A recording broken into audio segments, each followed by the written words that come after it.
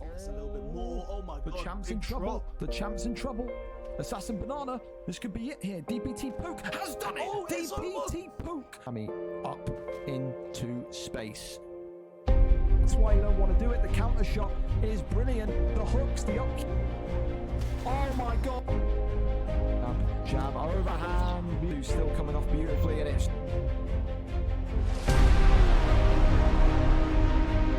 Is this going to be? Yes, it is. It's over.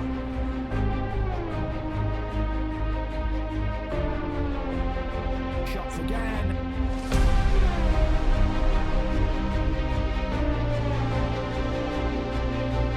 Oh my goodness me. And he's got him. Oh my god. Former lightweight champion of the world. The uppercut and the finish.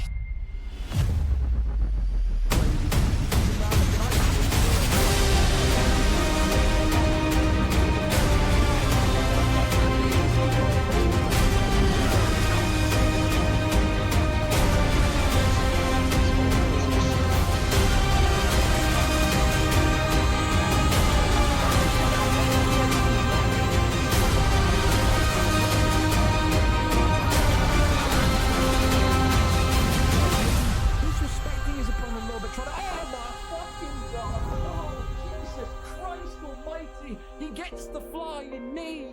Absolutely slapping. Oh my goodness me. He's slapping something and it ain't cheap. There's now 1-2's over. Tries to get the takedown and gets another big slam onto him.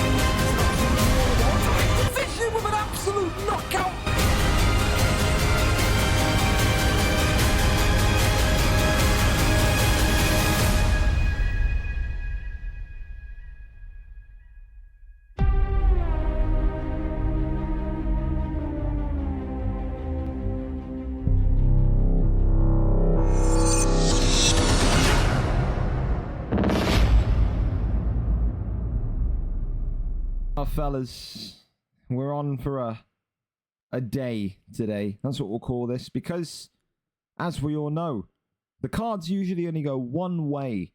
When number one, it's a warm day, and number two, it's an update day. Thankfully, it's gotten a little bit cooler, so hopefully the warmth argument will disappear. But you never know when the update day is here. I'm scared shitless. I don't know what kind of card we're gonna have today. It could be phenomenal. It could be an all-time worst. Only time will tell. The fact that we're flickering black already is not great, but we're okay. There we go. All right, fellas. Is this full screen? It feels like... Okay, you know what? It feels like maybe like I could extend it. Nah, you know what? We're fine. My OCD's kicking off again. 185 today. Kezza against ViperrkkoTTV. Yeah, a great fight, realistically. Kieran Crow knows he's up next for the winner of this fight. Prime Doc against Sniper is the co-main. TP Feng and Jo Salmon for the welterweight title of the world. Daichi against Lemon. And also Yam Yam against Harold for the middleweight championship of the world. Two boxers collide there. Should be a great fight. Smiley against Koros 2. Both of those two needing a win to get over the line for the next featherweight title shot. Kruger against Spooky Ghost 2 after Buttonaholic just kind of outed himself as being one of the weirdest guys I've ever seen. Sovis versus Stankerson. It's a grudge match there. Sovis wanted to take revenge on Stankerson for what he did to his teammate and training partner Daichi back in the lightweight division. Wayne Sky against Sammy. Sammy getting rewarded with the fine form that he's demonstrated in the PS division. Benji PP makes his return against Fish 14 in a rematch, and Lewis Bex takes on Samson in another rematch there this evening. Hopefully this time though we get to see Samson actually fight rather than fall asleep beyond his fight. The prelims just as nice against Showtime and Delafelder, the main event prelim there. Some great fights this evening. I've got to replace Sheppo on this because I've completely forgotten to do it. I know, for example, Mems is now taking on Asher. It's been a really weird one. Like I said, people pulling out effectively an hour before, 2 hours before. My car's broken. I don't want to fight. Just again, it's the weather. It's update day. It's update day combined with hot weather. It always results in people being stupid. So all I can tell you is that you haven't fought on the card this week. Be available. Keep available. It is a typical VFL disaster card tonight. We're probably going to need you at some point. So stay free and, yeah, help us out when we need you. Listen, we can go early, though, and get this one going. Allergy Zeno against Rupert here, kicking off the card tonight. Allergy, of course, coming in 6 wins, 5 losses, former champion, and a great opportunity for Rupert to fight upwards. Originally, his fight was supposed to be Q85C. Q85C pulled out due to football. How much truth is in that, only he knows. But today, Rupert has an opportunity to not only get a huge victory against the former champion, but also has the opportunity to kind of place himself in that bracket of next big contender. Is it too much too soon? Is it too big of an opponent too early for his third fight? Or is it coming at the right time? Comes off that win last week. Is this going to be the confident kind of base that Rupert is needing to beat Allergy Zeno? We know Allergy Zeno is a great boxer. When it goes to the ground, though, he starts to struggle. Will that be where Rupert tries to take control of this one tonight? No further ado, we can go in. Allergy Zeno, number 7 ranked heavyweight former champion against Rupert 97, who is number 16 in this heavyweight division. We go over and up to it, and as soon as these guys are ready to go, then we can go. We have Rupert streaming for us. We're here. Let me just adjust the volume and check my DMs. I got people messaging me.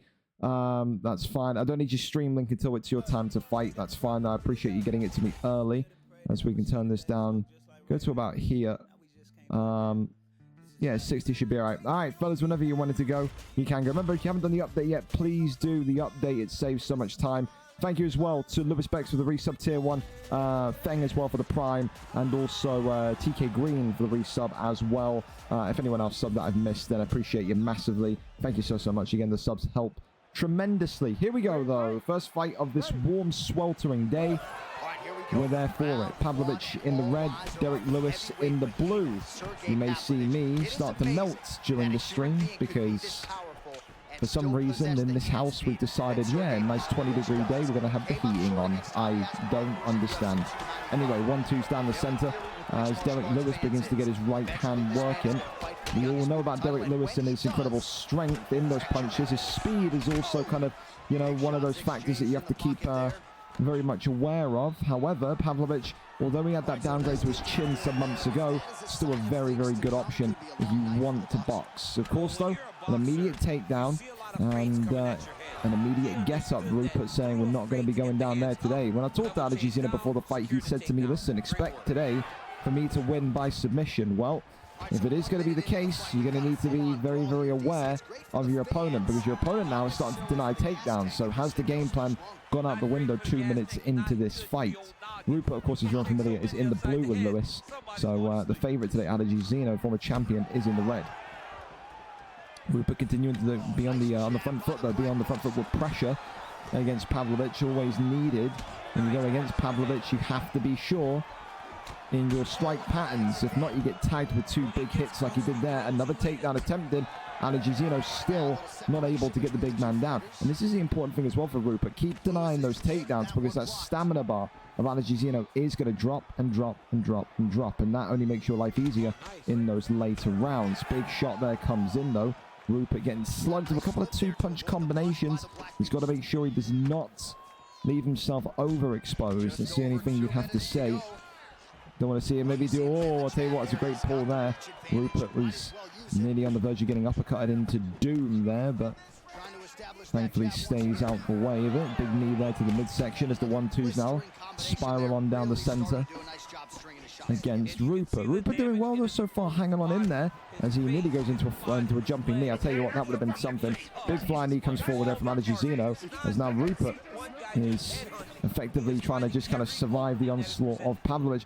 I tell you, listen, not going to be maybe one of those things that maybe the young heavyweights look at, but the stamina of Allergy Zeno with 1 round nearly done here is not great, and that all comes from those failed takedowns. And Now, realistically, every punch that Zeno throws has to connect. If he misses strikes, that's going to zap and zap and zap. If I'm Rupert's corner, I'm telling him, work the body shots. Just be aware of the uppercuts and the flying knees and just tenderize that midsection. Well, there you go. That's the difficulty, though. If you go too greedy with body shots, you can get flying knee, and then that happens. So Rupert's got to kind of mix it in. Couple of shots to the body. You can't go overboard on the body shots. As now he has him on the ground, but Zeno is the one that's currently stuck in a submission here. Not able to get that one in, though. And round one ends with Pavlovich on top, but realistically, a close round. I do like that round from Rupert. I do like that round from Zeno as well because of the stun. Realistically, the stun has won that round for him. But if you want to talk about longevity, who is looking better for a 3-round fight right now, it is Derek Lewis because of that increased and improved stamina. Has to make sure that he just calms himself down. Does Zeno? He needs to land the takedowns. He needs to make sure that every single punch that he throws is connecting at least onto the block. He cannot afford to whiff punches if he's in this situation. Absolutely not. More big 1-2 down the center there. There's his boxing coming out. The boxing that won him the heavyweight championship of the world being shown. But there's a right hand from Rupert. Now rocks the body. And look at this, it drops him with a body shot here. Knee on belly, and the former champion's in big, big trouble. And Rupert here, has he done it? Yes, he has. The former champion, Zeno, is out of there. And we said, was it going to be too much too soon for Rupert? The answer was not at all. He was riding that wave of confidence after the win last week, and he's now got one of the biggest, if not the biggest win of his career on his record. A former champion, he is knocked out in round number 2. And for Zeno, he was so sure, so confident of a submission today. When those takedowns started getting denied, maybe it showed him, I'm not there yet. It's a difficult one for Zeno. Some people called him a fake champ because he won the belt when his opponent's pad disconnected. He could have waited, he didn't. It's still on the record books as him winning the belt, but you can still see there are gaps in his game. It's a rare loss today for Zeno. He'll have to pick himself up and go again, but he's been shown here through the likes of Rupert and his Derek Lewis pick that this heavyweight division is improving, it's developing, and it's only getting better faster. If you are a heavyweight and you aren't sparring and you aren't getting training reps in and you aren't practicing, you are going to fall behind. Today, Rupert showed that, and Rupert walks away with a huge, huge victory. He is a name to watch. Brilliant boxing base today with Derek Lewis, and yeah, that's what you want to see. I said he kept himself calm. The takedown defense is exactly what you want to see. You see him effectively attacking with takedowns in the first round, and he says, I'm not remotely phased. He only got one right at the end because of the flying knee, and in the end he comes out with a victory because of that stamina drop, because of maybe that panic, that anxiety that was created from those takedown denies. That is a textbook perfect performance from Rupert today, and I'm sure he's going to be absolutely elated with that one. Again, next for him, one of the big boys has to be. If you beat a former champion, it's got to be a top 5 guy for your next. Congratulations to you. A top performance tonight. TK Green against Bizzle up next. Of course, TK Green coming in today, 5 wins, 8 losses, 2 wins in his last 5 on a 2-fight losing streak, though. Bizzle, on the other hand, one of the more exciting fighters in the light heavyweight division. The 205 division is stacked full of these kind of fighters, hybrid fighters, great kickboxing base, but now starting to maybe include some of that wrestling, that clinch game in. Today for Bizzle, I think maybe kind of creating that separation against TK Green will be key. I think if you give TK Green the pressure boxing base, you're going to lose that fight. He has to create separation. He has to maybe kind of break momentum up in this fight by using a clinch, using a takedown, and using all parts of his game. If Bizzle wins here today, 2-fight win streak, granted it's not the biggest in the division, but you will be beating a guy inside the top 10, as you are as well, and you would more than likely move up again to maybe face someone like the former champion Wilkie, maybe like someone like Lickleman. Again, these big fights start to unlock as you win more and more. Excited for him is TK Green against Bizzle. Let's go over and see exactly if we have a link for this one here tonight. Zeno saying, I've never bottled so hard in my life. Maybe wrestling isn't for me. It's a thing where you just got practice. You know, the wrestling doesn't just, appear there. It doesn't just, you can't just do it and then it just, I've decided today I'm going to shoot takedowns and then it happens without practice. You got to drill it. You have to practice it. And you've got to be patient with it. Wrestling, I think, is one of the more kind of difficult aspects of the game to kind of get used to and get familiar with. So, you know, one of those. Don't beat yourself up too bad. You'll be back. You've been a champion before. I'm convinced you'll be a champion again. Don't you worry. All right, we've got no volume in this one, it seems like, but we've got a whole bunch of these pointless... Again, fellas, I'll tell you this much. You haven't got an Elgato. There's no point putting sound alerts on. Right, there isn't. Maybe if you have got an Elgato, it's fine. But, like, blurb. There's no point having blurb on if you haven't even got, like, an Elgato, because like, no one can really redeem any of this stuff. But, hey, it's just great to see TK Green back on the card. I can't lie to you. We missed out on him for about 3 or 4 weeks because he was moving house, I think, something with his internet or whatnot. But great to see him back in on a consistent basis. And today it's going to be Jamal Hill against Nikita Krylov. Krylov, of course, in the yellow today for TK Green, whereas Bizzle comes in with the heavy-hitting Jamal Hill. The thing I like about these picks is you got power versus agility, you got power versus speed. Jamal Hill, a bit more kind of stocky, a bit more kind of flat-footed, if you want to call it that. You know that the only thing he's got is boxing. Whereas with Nikita Krylov, you can keep it distant. You can work the body kicks. You can even work the ground game. The reality is, if you go in swinging like that, you're going to be in trouble. As Bizzle here is knocked down immediately. TK Green saying, come on then.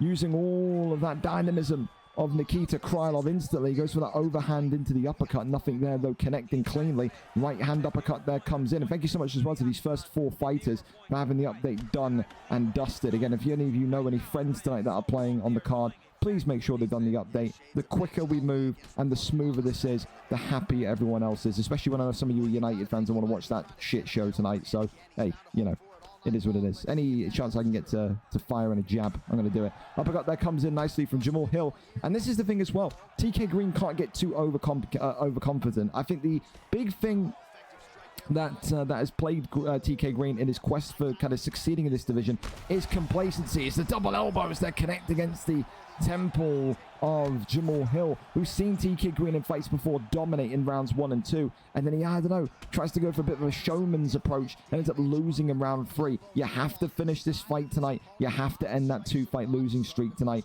If you don't, then, well, maybe questions about your status in the division start to come into call. So far, though, Bizzle just trying to find his, I think, just his rhythm right now. Just looks a little bit kind of janky in there with Jamal Hill, and that's the downside. You've got a lot of power with Jamal Hill, but you do not feel the quickest, the slickest, and the swiftest. You absolutely do not. You feel his heaviness in there, and right now I think that heaviness is causing Bizzle a little bit of maybe concern as to when he should throw a punch and when he should not throw a punch. You saw there for about 20 in-game seconds, he was just effectively rotating around like he was on a carousel as that right hook into the uppercut connects again, and now look at him staring down over Jamal Hill and Bizzle as that straight comes in. Uppercut there once more as the lefts and rights continue to fire on forward. Works off the jab, straights it, overhand comes in, and Bizzle's not doing anything. He's effectively stuck in the mud. He's just blocking and he's just eating hits. He is completely lost on what to do. And if I'm Krylov, if I'm TK Green's corner, I'm telling him, last 20 seconds, just march towards him. Just let the hands go and see if you can get that knockdown. It's a really good round. And there you go, another knockdown comes in as that right hook swings across the dome. There's the uppercut now. And look at this. It's an absolute demolition job right here. Bizzle is... I just don't think this pick's for him. I don't think... Bizzle is doing what Bizzle usually does, which is trying to exploit angles and trying to find an entry.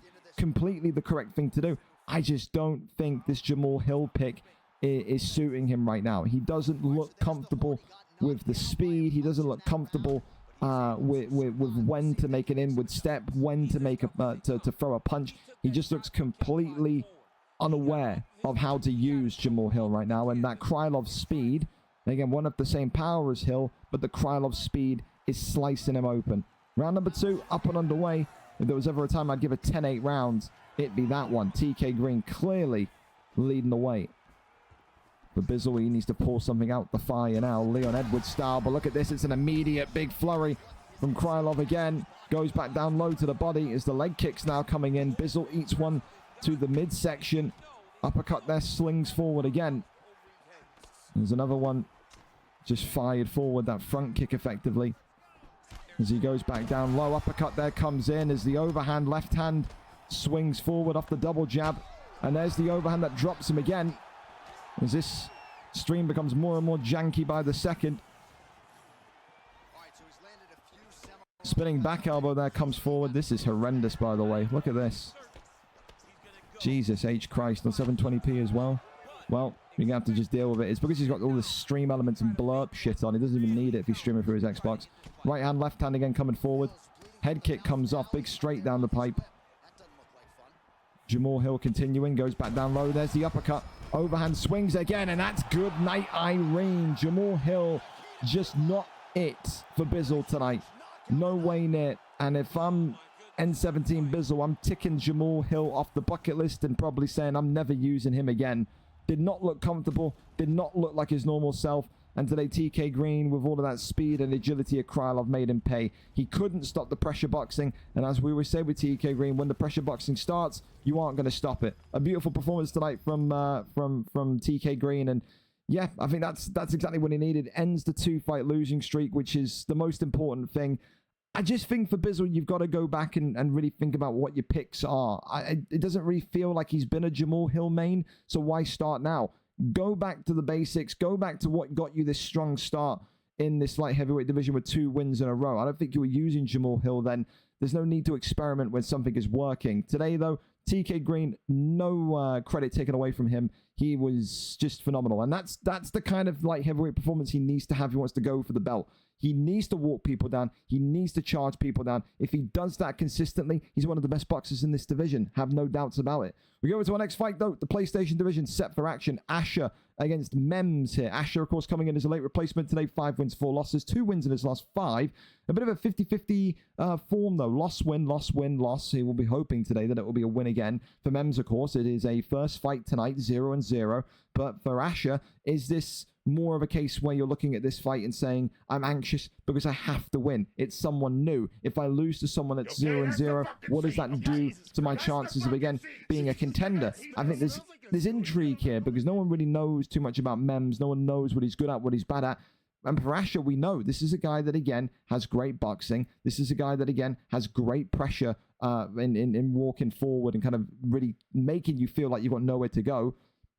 But realistically, we've also seen the same kind of stories of him. Complacency. He is winning rounds and then he lets the fight slip between his fingers. He needs to have a dominant performance today if he wants to continue to announce himself as one of the top PlayStation guys. So let's go over and up to it and see exactly what the fight picks are set to be. I've got DMs upon DMs. Why people, by the way, are DMing me about FIFA, I don't know. Davenport, if you're in here, I don't care. And I've got some guy called Ginge asking me, can I ask you a question? No, you can't. I'm busy at this minute in time. All right, well, we go over to it. Do we have a stream link for our next one? Asher and Mems and Asher. What do we have? Kezza as well. Thank you for the resub. And also, Call Me Cell. Thank you for the gifted sub. And also, Mikey for the tier 1 sub as well. Do we have a stream link for our next fight, boys? Talk to me. Leg kicks ain't going to save you. I mean, it was the truth. I feel like the fight could have been better. I think realistically you were fine. I just think Jamal Hill is just too... Jamal Hill is just too stocky, man. He's too stocky. And I think if you're not used to that kind of fighter, like, what can you do? You know, what can you actually do? I just think you need to practice. You got to practice with a main and stick to that main. Well, we've got someone in here, Pizza Man Mems, and that's Mems, and saying, he said he'll be streaming it. Well, I guess we'll sit and wait. If you want, we can rotate the fights and go to Shadows and AB. If Shadows and AB want to go, then we can. Again, the big thing for me today is just getting the fights moving and not really having any kind of stall or delay, fellas. So that's the important thing. As now someone's opened a ticket. Who's opened a ticket in complete French?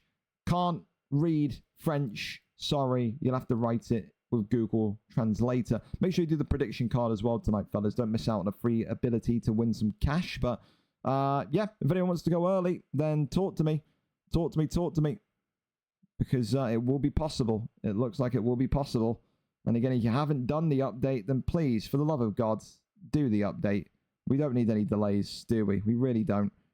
And again, I know I'd said it. Realistically, you have to kind of expect the delays to happen on like the early parts of the card, but like I'd rather kind of hold it to like an incredibly high standard throughout. I don't want anyone here delaying and, you know what I mean, effectively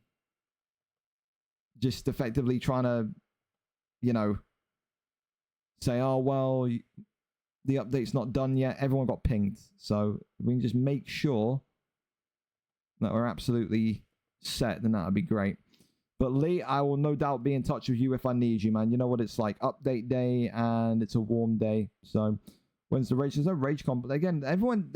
The thing is that you guys are just really, like, no offense to you, Mia, are simple. You equate this as... It's very easy to replace people. The thing that you... I get it, because everyone's a teenager. But it's like, you don't understand, for example, the difference between rage and frustration.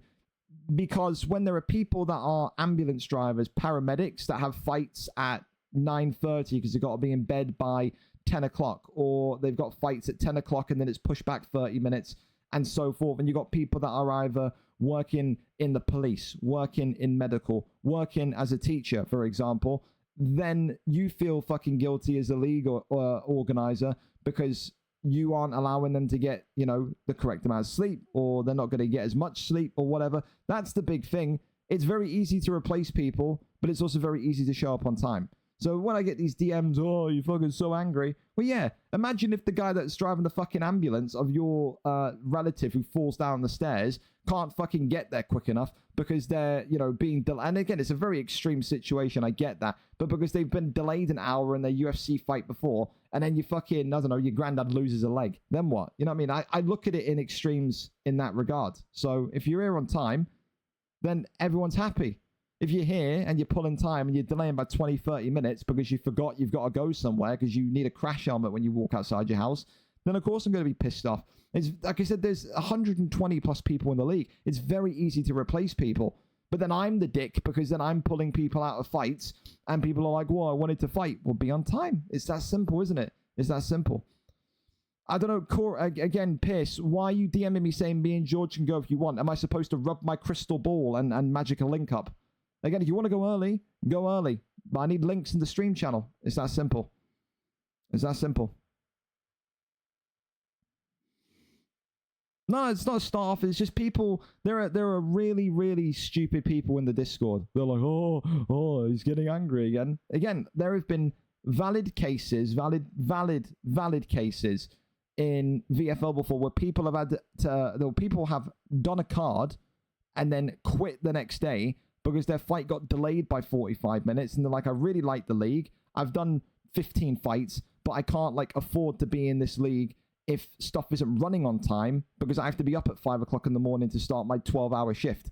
And then at that point, then I feel like a dick. It's just, that's the reality of it. So, yeah. I put my stream in the stream channel. Well, again, you haven't because the last one that's in there is TK Green. I'm not scrolling up. If you want to go early, spam the link in. I'm telling you, I'm being difficult. I'm making everyone conform to the same way. You want your fight to be there, and next, then whack it. It should be the first thing I see when I see the stream channel. That's all I'm saying. So spam it in there. It should be the first thing I see. I ain't scrolling up. There you. Okay. That's all I'll say back. We're going to see Pierce and George, then see Pierce and George next. We'll keep this one going. George, of course, 6 wins, 3 losses. Coming off of a loss last time out after a 4-fight win streak, former contender. C. Pierce believes that now, finally, he's found his groove. Feels like he's got in a rhythm of practice fights, of routine, and feels like today it will be a revenge fight. The last time these two fought, George brutalized C. Pierce in round number 1. George saying tonight it will be no different. Number 6 versus number 9. We go over and up to it. Let's see exactly what the picks are set to be. And again, Pierce dropped the attitudes in the DMs. Again, I guess. And you just gone in. Oh, Pavlovich v. Pavlovich. What are we doing? What are we doing? What are we doing? What is this? I'm not watching a mirror match. Why are you giving me this? Are we fighting or am I going to a different fight? You tell me to come to this fight and then it's just 2 people mirroring. This fight doesn't, this is what I mean, bro. Like, how are we so stupid? I'm not watching this. This isn't a fight. You're doing a mirror. This is what I'm saying. You're doing a mirror against someone I don't even know who this is. I don't know who Solo Quez is or whatever. Why are we doing Pavlovich v. Pavlovich? And like I said, again, this is the stuff that annoys me. We got clear instructions from people that have been on the card for fucking 2 months. No mirrors. So why am I watching Pavlovich v. Pavlovich? Guy picked Pav after I did. So why aren't you backing out? Why are you fighting him?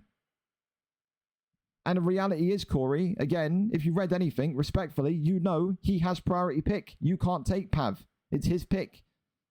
He's got the superior ranking to you.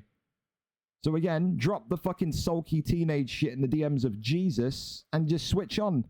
Because this is the shit I'm talking about. Switch on. Relobby up. Go again. Correct picks. Move with speed. You want to go early? Then let's go early. But we gotta be on it, on it, on it. To be fair, this is the first issue, Fish. It is. I changed my name like 30 minutes ago. Noted, George. In future, I'll just again rub my crystal ball and just know that that's happened. Awesome. Cheers, man. Sweet mother of molasses. All right. Take 2. George gets first pick. You do not. Derek Lewis. Now he's taking Derek Lewis. That's funny. He's the ultimate troll. Who is he going to go with? Pavlovich? Hallelujah. All right. Finally, back on the road we go. Sergey Pavlovich in the white for George Solo, whatever the fuck his name is. I don't know. I don't keep up with 65 different game tag changes. Corey or C. Pierce, whatever, in the blue trunks with Derek Lewis. Is this volume needs to be turned down just a smidge? Jesus, everyone's volume is so loud. I mean, my ears getting blown away. So, again, 2 very similar fighters in terms of strikers. Realistically, you've got to look at this and say, well, if you're talking about fighters that can pack a punch, these are the 2 to do it in the heavyweight division. Only real thing you could say is that Derek Lewis has got a little bit, well, I say a lot more power. And also, he's probably got a lot more speed than Sergey Pavlovich. The big thing for Pierce today is not to maybe win this fight because the opponent is very good alongside him. It's just about having a better performance compared to last time. Last time it was a round 1. It was a demolition job. It wasn't even remotely close. C. Pierce says, I've gone away, I've practiced, and today it will be different. Whether he means he just expects an improved performance or whether he means he expects a win is 2 different things, though. Works off the jab as now goes back down low to the body. Now you can see the lefts and rights going through again as Pavlovich throws that left hand in the mix. You just see here the straight coming down the line as the 1-2s again peppering Derek Lewis here. And that's the big thing, is the 1-2s to Sergey Pavlovich, so simplistic but so powerful. The lefts and rights again creaming on forward, but goes back down low to the body. C. Pierce doing a good job of kind of, you know, level changing here. So it's the big thing that he wanted to show, that he's now more than just a one-trick pony, a headshot fighter. However, though, he has been busted open already. As George here just continues to try and back away and find those entry points. Really stick to what I said about George before when we saw him fight for the belt. One of the best decision makers in the heavyweight division.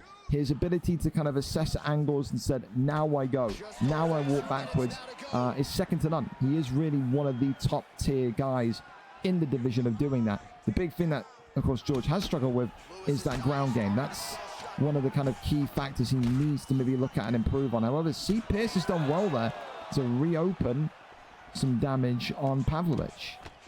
So far, definitely a much closer fight than what we saw back about 9 weeks ago when C. Pierce lost. However, it could be the same result. A big uppercut there clips him as C. Pierce here is being marched back towards the cage. Big straights, the lefts and rights again. Uppercut left hand continues to maraud on forward. Body shot there comes off. Uppercut there again from George. Keeps on backwards. Works the left hand. The uppercut double drops him. C. Pierce here though in real difficult straights here. The lefts and rights again, and C. Pierce is stuck in the mud now. He's not even throwing punches. He's trying to defend himself. The doctor could come in at any point here. It's bright red health. And with that, you know it means that the head health is on the verge of disintegrating. Left hand pops him and drops him again. And George here looking for the finish. Big strikes coming in. Corey, though, able to protect himself. And this means the fight will go into round 2. So an improvement already from last fight to this fight. It goes an extra round, and of course, an improvement to this fight is that C. Pierce has got some credible damage off on him. Again, it's not really an expected win here today for C. Pierce, purely because we know George has been angling and pushing for a move up to that light heavyweight division. It was all about just seeing the slight margins of improvement. We're seeing that. C. Pierce's practice and his kind of commitment to training has very much, again, 2 fights in a row now, been seen. However, can he survive this? Can he find a way to get a victory here tonight? The uppercut drops him, knee on belly, and this could be it here. Raining down the strikes, and George, has he got it done? No, he hasn't. He refuses to throw one to the side. Just tries to rain down onto the block. The nose is broken. The cut is open. It is absolute pandemonium in terms of damage here as the drop again goes forward against the cage here. Big shots coming in. C. Pierce dropped again. Once more against the cage. Top mount now gained. Rains down the strikes here. And this is all she wrote. C. Pierce not able to survive it, but does go an extra round compared to last time. A big, big victory here tonight for none other than George. And again, you know, one of those where you're looking at and you're saying, well, listen, we didn't expect C. Pierce to win, granted. However, we did see an improvement. We did see an improvement. It sucks to hear that when you lose. I get that. But the big important thing is just to continuously see those slight margins of improvement.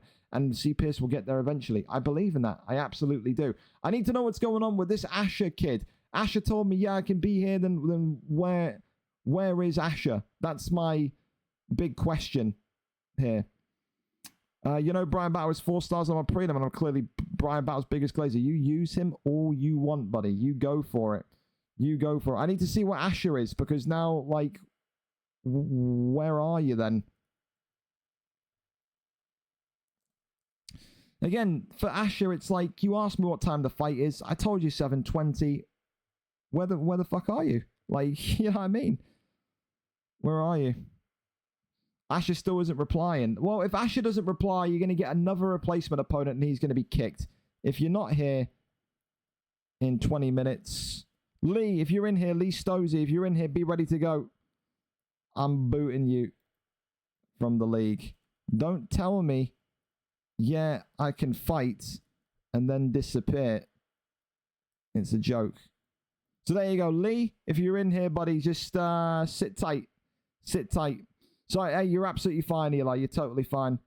Yeah, my opponent, good to go now if you want to do that. I think we've got fights that are lined up, ready to go anyway. So we're going to go to Shadows and AB next. Thank you, Alessio, as well, for the follow. It's Xbox and PlayStation, my friends, so don't worry. Thank you as well to Rapids for the resub as well, if I forgot to mention that. We do cards every Thursday, Alessio, so you're, yeah, you go on PlayStation, Xbox, you can come through, man. Let's go to Shadows then. Let's do build up to this fight. Shadows and AB coming up next. Shadows, of course, 1 win, 1 loss. Coming off of a win since his move from the heavyweight division. Shadows looks like he's in form. However, AB is one of the hot prospects of this division. Was incredibly a phenomenal watch in terms of his development in the heavyweight division. Never claimed the heavyweight belt, but the reality is, you know, he wasn't present in the weeks when we needed him to be present. And when you're not present in those weeks, then stuff changes. Title shots get given to other opponents. And then from there, you find yourself in limbo. He is at this point too good for me, in my opinion, to be in the heavyweight division. He has his debut here at 205 tonight against a very dangerous kickboxer in Yo Shadows. So Yo Shadows against AB. AB against Yo Shadows. It is the kickboxing of Yo Shadows against the ground game and the Brazilian Jiu-Jitsu of AB. Let's go and see exactly what the picks are set to be here tonight. Nikita Krylov and Vitor Petrino looking to be the case. So, fellas, whenever you're ready, you can go in. Just make sure volume's good again. Don't mind me. Actually, you know what? We'll go with it. I'll adjust volume afterwards. I don't want to miss any of the fight. All right. Here we go. Here we go. Here we go. Petrino and Krylov. Krylov and Petrino. Ready to fight? Ready. Again, 2 light heavyweight favorites here. Again, we've seen Krylov once tonight. The length, the kind of ability of reach that he has. But Vitor Petrino has been one of the kickboxing greats of this 205 division. You think of someone with knockout power, but also the speed that you need in light heavyweight. Look no further than here. However, immediate takedown tonight from Yo Shadows, who's been drilling with some of the guys like Littleman and even Daichi to improve his all-around game. And that's important, you know, when you come into light heavyweight, it's when you need to start maybe introducing that kind of alternative universe to your playstyle. You can get away and be heavyweight champion while purely just being a boxer. But when you go into light heavyweight, you need to start adding little speckles. Don't need to have like a complete understanding of both worlds, but you need to have a little bit of an understanding of the ground game if you're a boxer. You've got to have at least a little bit of boxing basics in your arsenal if you are a groundsman. That's important. There's Nikita Krylov here. Pulls on down, goes and denies that attempted armbar as he tries to go up for a guillotine choke. That one there is denied as well. Tries to maybe crossover into top mount and does. Nice. These two with the mount will continue to try and grapple their way forward. Tries to kip himself up. Absolutely nothing though. And now you can see Shadows completely keeping himself in a position where he can dominate on the ground. And listen, for AB, who again has that kind of spell in the heavyweight division of being a grappler, will need to use all of his understanding here to just make sure that he can get this one over the line. Tries to go up, pulls him into an armbar, and that's how you do it. Brilliant armbar attempt here, as now AB could be in a little bit of trouble. That one there was instantly denied. Petrino not getting the deny off. And there is that maybe that greenness, that rawness of ground game understanding that AB doesn't really have just yet. You'd think anyone worth their salt would deny an armbar transition. Leg kick there comes forward again as the 1-2's down the center. Right hand there creeps in. Uppercut into the right hand again. Tries to just look for that straight. Body shot there comes in. And now another one flies forward. And look at this. Petrino taken down by Krylov. You've got to think here, if we're talking about the ability of these two, you've got to think tonight, a part of it is going to be bouncing back up, getting back up to your feet. That one there is denied. Tries to really crawl over to the left-hand side, absolutely nothing there though. And now you can see Krylov, the one leading the dance down here, in regards to the ground game. And just think here, if you're being honest with yourself, it's going to be one of those tonight where, more often than not, these spells on the ground, these controlling minutes on the ground, could influence the scorecard. At this minute in time, difficult fight to call, but I think AB has maybe realized the difficulty jump from the heavyweight to the light heavyweight division. So with that, we'll see what he can do in round number 2. 10 significant strikes for one, 7 significant strikes for the other. So very, very, very kind of even fight in terms of the damage on the feet. But again, ground game is going to be important. Fellas, let's not watch replays as well. Come on, let's not watch the high octane action replays. Eh? We're fighting. That's what we're here for. Glove touch and we're away. Uppercut there, immediately clocks him. Shadows with a really nice hit here. And now marauding towards AB. As that front kick comes off, knee to the body, left hand, right hand comes forward. Spin kick to the midsection. Front kick comes off, goes back down low. Right hand connects with Petrino, left and right again. Pulls on back, and now there comes the uppercut, left and right again. Jesus Christ, we are zipping and zooming through this one. There's another clinch, comes up, goes for a attempted takedown. Uppercuts still being looked for, no ground game in sight here as AB continues to try and find a way. We get back to a position of maybe dominance. That's underneath. Oh, the uppercut clips him as we see it in slow motion. Sweet heavens, boys. Jesus Christ. Can barely see anything. I'm going to take it off a 1080. I can't even take it off a 1080p. There's nothing streaming on 1080p, fellas, if your internet can't handle it, by the way. Or your encoding isn't done. Because I know it's not me, because I've been fine some fights and then completely getting speed up like this in other fights. So, AB, though, having his arm taken. And a big deny there comes off, and no deny right back. So both of these two trying to go for submissions, but neither of these two able to completely secure that transition in a consistent manner. Crucifix now locks him in, and this is not a good position to be in. The damage they're going to be coming in. As more and more come forward. Sweet heavens, man. What is this? Brother, I can't watch the fights if it's just going to be like this. Like, what do you want from me here? Oh, my word.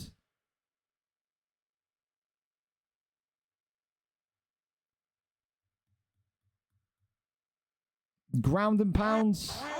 Raining in strikes. Big ones coming in. Nothing. Elbow there. Claps him. We'll see if we can see the end. Jesus, another big shot comes in. Big hits, I guess. Tries to get up. Absolutely denies. Goes for the armbar. The armbar. Can't speak. Why are we going for arm bars when we can't even get a deny off, lads? You had the finish there and top mount. Maybe trying to prove a point. I don't know. Postures up. Rains down the strikes again. And that one there in the end. And we're going to go over to the left-hand side. Gets that flipping rotation over into half guard. Another ground and pound strike gets home. Difficult watch, granted, but we do our best. Rains down the strikes here again, and that's going to be the end of round number 2. Yes, it is. Fight continues, but there you go. Let me move this out the way as well. There we go. Oh, God. Resting on a fucking wire. Jesus. There we go. Smash him. That's just about my camera didn't disconnect there. Bloody hell, though. People's Xboxes are turning into fucking molten cases of lava, it seems, tonight. I mean, I can't watch the fights if it's like this, Shadows. I mean, he looks bad. Sweet heavens, man. And so I know it's not me as well, because, again, nothing else is lagging. So, like, what do you want from me here? I gotta keep fucking pausing and unpausing it. We already missed 30 seconds of the fight because your fucking box is turning into a smoldering brick of shit. I mean, big shots raining in. And game over, I guess. Didn't get to see it, but AB out of there in round 3. But I mean, sweet heavens, boys. Like, I don't know if you got your Xbox in like the fucking back room cupboard off the back of a lorry, but like, I need a little bit of like stream cleanliness here, all right? Sweet Jesus Christ. It's barely watchable. If I'm not going to be able to see the fights because you're fucking lagging so much, then what do you want me to do? I'm trying to watch this fight at a dodgy site, I know. Tell me about it. Tell me about it. And again, like, I get it. Like, some people maybe have not got their fucking box in like the most, what's the words? My fucking train of thought's gone. Like, the most, like, kind of, like, ventilated place. But, like, fellas, you gotta have, like, you know what I mean? You gotta have, like, your shit, you know, working. I don't know what other way to say it. Because, again, the first fight was fine. Then we got into fight 2. Well, fight 2 was okay. Fight 3, that one was the worst one so far, just in terms of being able to watch shit. So, yeah, just, you know, please, make sure your shit's actually, like, correct. Asher messaged me and then deleted his message. So, again, like, what are we doing here, Asher? Are you doing the fight or are you not doing the fight?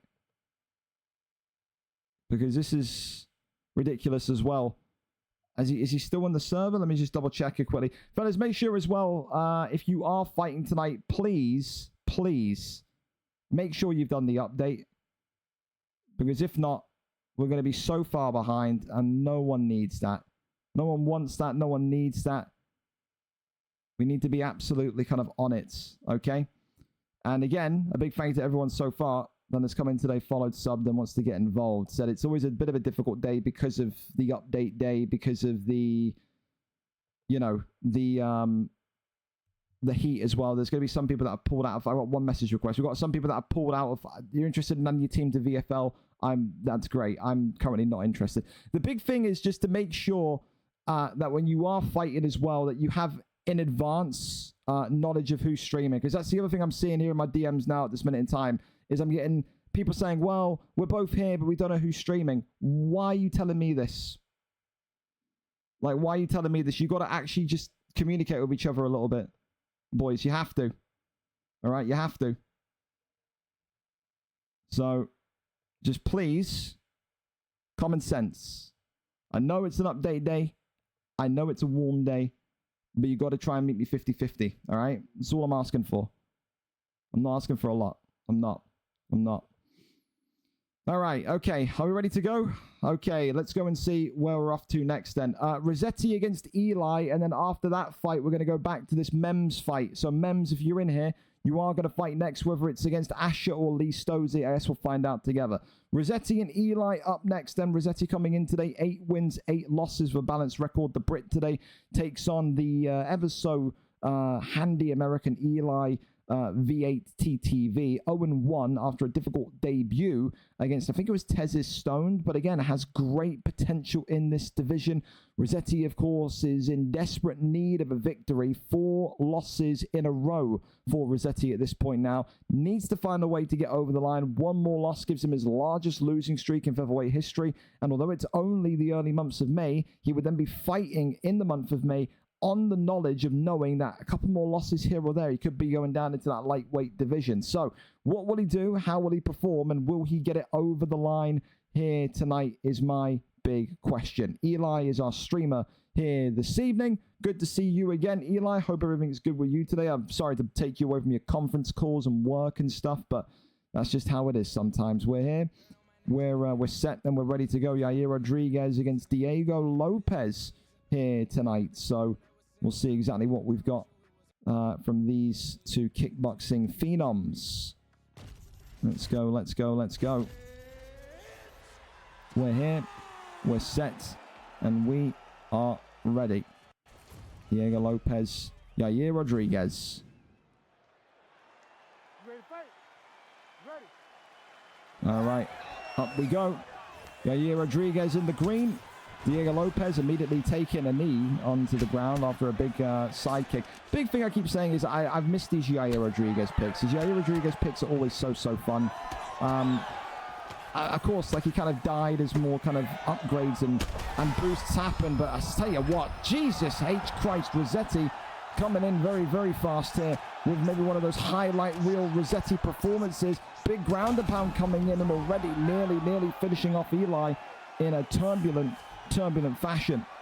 Pulls him in, tries to go for maybe that armbar triangle choke there coming in. Armbar again denied. Rossetti taking us back to his bantamweight flyweight days here. The posture up is there, gets back up to his feet as these two continue to try and find a solution. Maybe, well, not so much these two, but more so that Eli finds a solution to this here. Big body shots coming in as the 1-2s continue forward. Big shot again, uppercut there, swings forward, and that's game over. Wow, well, just like that, and Rossetti finds a way to end the losing streak in, I would say, dramatic circumstance as we continue to lag on through the card. But I mean, Jesus H. Christ, fair enough. Rossetti, round 1 TKO knockout of the night. I think so, from what we saw of it. Absolutely. Gets that one done in 1. And for Eli, well, maybe a move to that lightweight division could be on the cards already. But yeah, a difficult one. But Rossetti came in with a game plan tonight. It looked like he was absolutely on it from the off. So there you go. There you go. Slow motion, but quick finish. I need to see exactly, by the way. Didn't realize you were live. You can ignore the DM I just sent you after. Yeah, I'm not going to be reading any DMs about FIFA. I don't care. I need to double check, by the way, like if this is me or not, because this lag thing now is getting more and more annoying. Like, it really is. Opponent isn't responding. I don't care. Why are you telling me when it's not even your fight? Where's the admin meetup thing? You've had 2 weeks. Don't know why you're asking me now. Asher. I've invited my opponent. Yeah, well, you're 22 minutes late, Asher, so you can wait a minute. Are the streams working fine for you? Feels like I'm on Stream Mix. They're working fine, but it's just like a lag to it. And I don't know if it's me or not. So I'm trying to see if it is me or not. Your actual stream is fine. Camera looks good. Not new. Same camera. But that fight was like a PowerPoint. I don't know if it's Twitch or not, because realistically, if it was my computer, then, you know, the stream would, well, I'd be dropping frames and I'd be lagging too. So I know it's not me. It's just, I don't know if it's Twitch or not. Let me try. Let me try something here. Let me try this here. So we got time anyway, so yeah. I have no idea why it's you may lose picture, but I'm trying to figure this out, man. Because I'm just loading up my task manager. I'm on 28% CPU, 65% memory. Okay, that's so like my CPU and memory isn't spiking. Not at all. So big up Amazon Prime. I don't know. It's weird. Give me just a minute. Let me end that. I don't want to end the stream by accident because then I'm going to really feel dopey. You may have lost picture, but you're 20 minutes late. You can wait for 5 more. Again, don't tell me I'll be there at 7:20, then you show up 20 minutes late and then you're pushing me. All right? Thank you so much as well, Corey, for the resub, and also Rossetti for the resub, and also Aaron Colborn for the follow. So let me also try resetting Discord. I don't know if Discord's maybe bugging out or not. My laptop is warm, but I mean, it's always warm. So it's like, I don't know.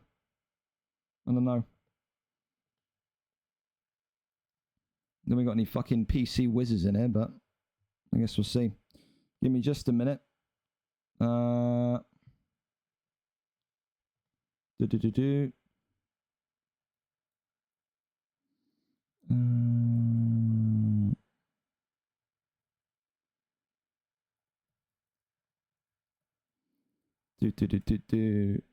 the fans are working. There's nothing really. Internet's good. Like I said, it's not my internet. And I'm pretty sure it's not my computer, because again, if it was my computer, surely we'd be feeling it on like this side when I'm actually streaming, because the stream's been smooth, right? My side, the stream's been completely smooth, no? Or have I been dropping frames as well? I can only really base it off what you lot tell me. So yeah, I don't know. It's weird. It is weird. Okay, that's the fucking seed. Okay? Thank you so much again for the sub. No, I could try Google Chrome in thingy mode. Stream's fine. Yeah. Pleasure to be back on the main Wayne, card. appreciate you, man. Appreciate you.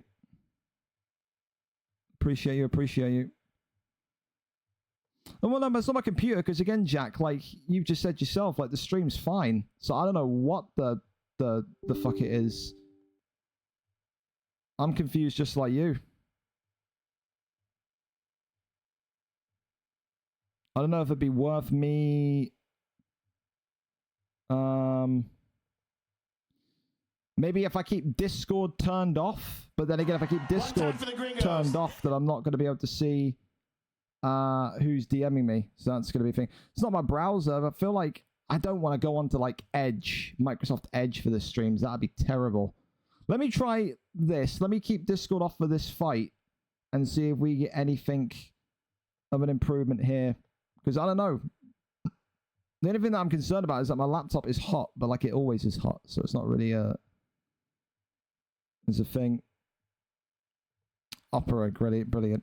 Your extensions could be one of the messing stuff up. It could be, but there's nothing different to last week. Maybe it's just the warmth of the room. Like I said, there's no real like fan or air. This is why we need houses like America where we get aircon, bro, by the way, because Jesus, it is sweltering in here. Asher, I'm going to come to you. I'm going to test it like this with kind of limited build up. But yeah. Well, the thing is like people saying, I'll watch your stream and thingy and see if it's your... It's the reality is, I can tell you now, it's not if it was my computer, we'd be feeling it. This stream would be my stream, the one that you're watching of me, hello, would be buffering, and it would be like fucked. So it's making me think more that it's a Twitch issue, if anything, to be honest. But send me your link in here, Asher, because I don't have it, because you have about 16 different Twitch accounts. Because look, I mean, like, Twitch is taking a fucking age to load, bro. So I don't know. I don't know what to say here whatsoever.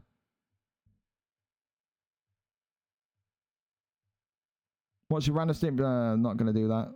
The stream you're watching, not yours. Oh, fair. All right, we're going to here. Said, like, Google feels a little bit laggy, but I don't know what to say, man. I don't know what to say. So this is loading a bit, like, longer than usual. Well, We'll give it a go. But I don't know what to say here, fellas. I know if Twitch is just having a... I mean, look at this. This is just laggy as shit, dude. We got any computer whizzes on how I can maybe fucking boost my fucking Twitch or Google to not be ass? And that'd be great. I don't know if maybe... but again, I can't even say maybe OBS is taking a lot of resources. Because like I said, like my memory and my disk and shit is only at like 60%. So I know for a fact it's not like OBS sucking resources up. I don't know what this is. Nothing's downloading in the back. What would I be downloading in the background, Alessio? Come on. The stream sound on my end. I don't know what to say to you then, man. Chrome fucks my PC up. I have to switch to Brave. What the fuck is Brave? Well, don't go in yet. Let me try switching a different fucking browser. Okay, you've gone in. Well, you're gonna have to wait. Because again, I'm on my desktop. My desktop is fine. Everything feels fine. I don't know, man. I don't know. Like, thank you as well to Fly Sanaya Twink. Thanks, Twink. Appreciate it. I don't know what to do here, lads, because I don't want to kind of do the entire card if it's gonna fuck up like this, but I don't want to cancel either. But like, again, I'm so confused because it's not. If it was the PC, we right now would be lagging, so it can't be the PC. Surely it can't be the PC. So like at that point, what is the issue? You know. I'm trying on Edge. If I need to go on Edge for the entire day, then I guess I will, but... I mean, again, I'd rather not. So even this is laggy, dude. I don't know. Start watching. Come on. No, it's a bit better. Edge could be the answer. I can't lie, it's a bit better. Maybe we're on Edge for the remainder of the day.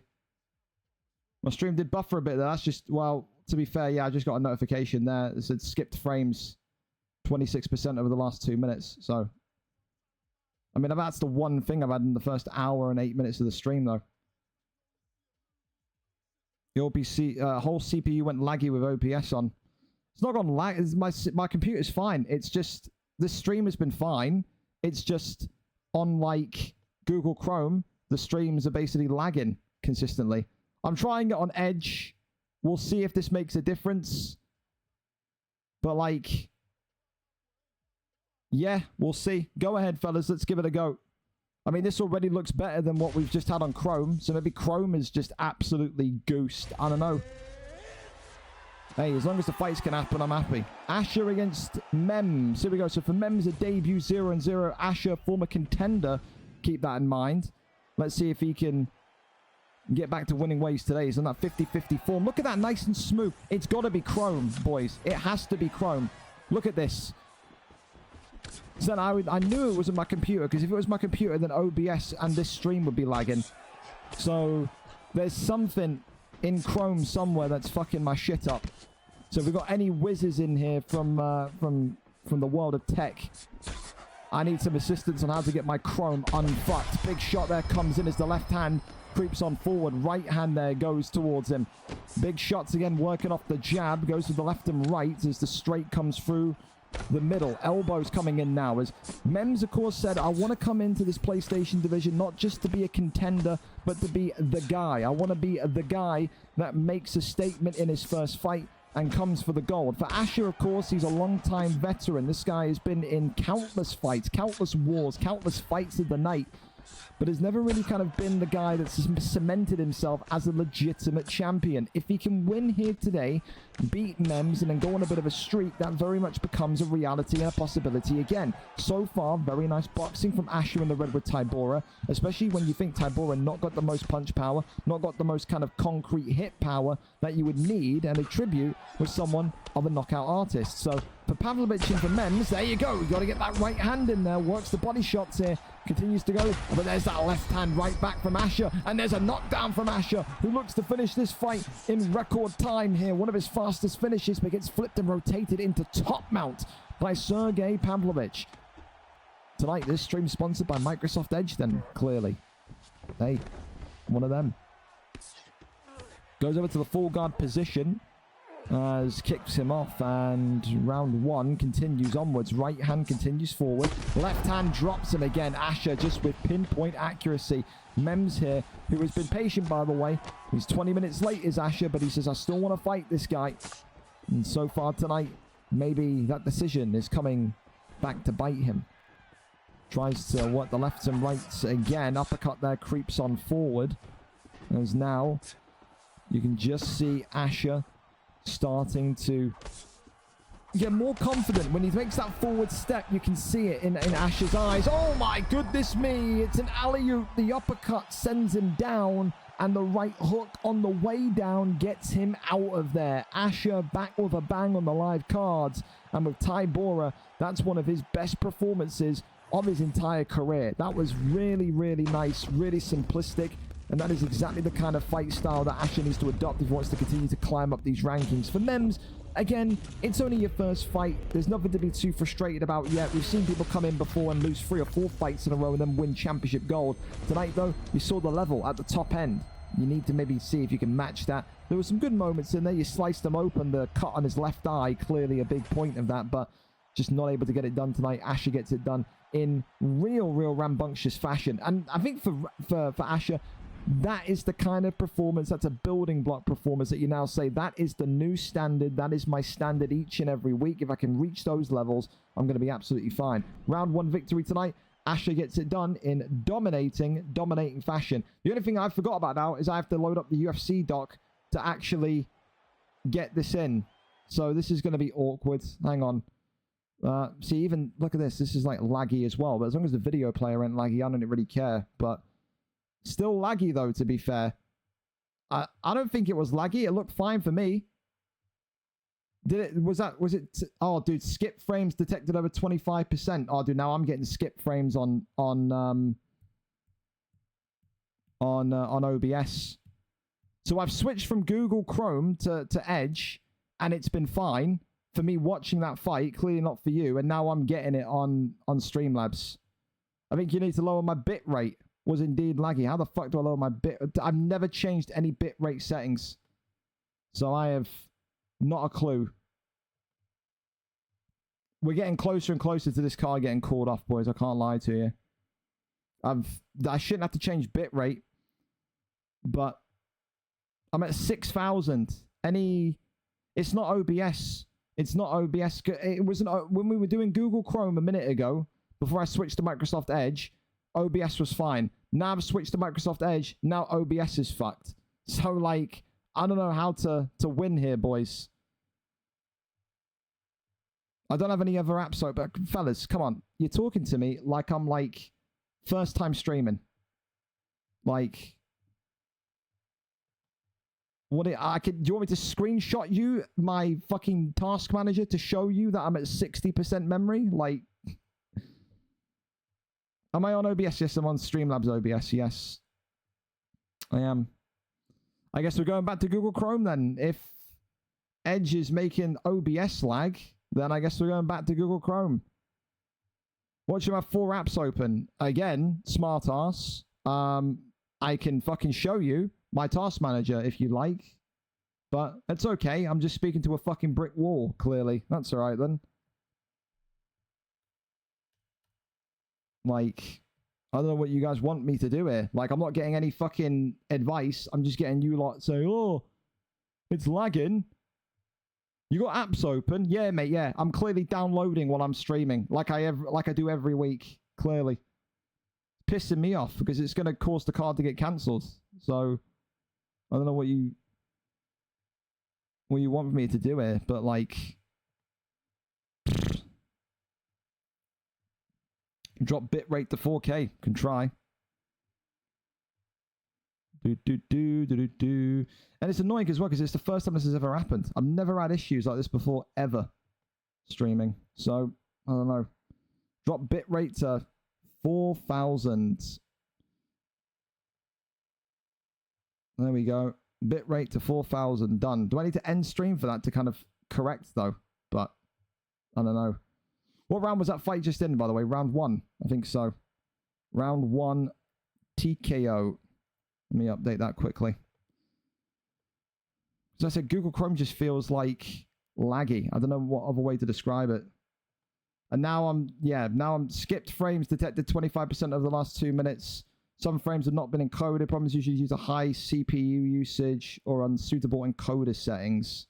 Well, nothing's changed. This is what I don't understand though, man. This is what I don't understand. High CPU usage, I can literally go to Task Manager and my CPU usage right now, when it loads, if it loads,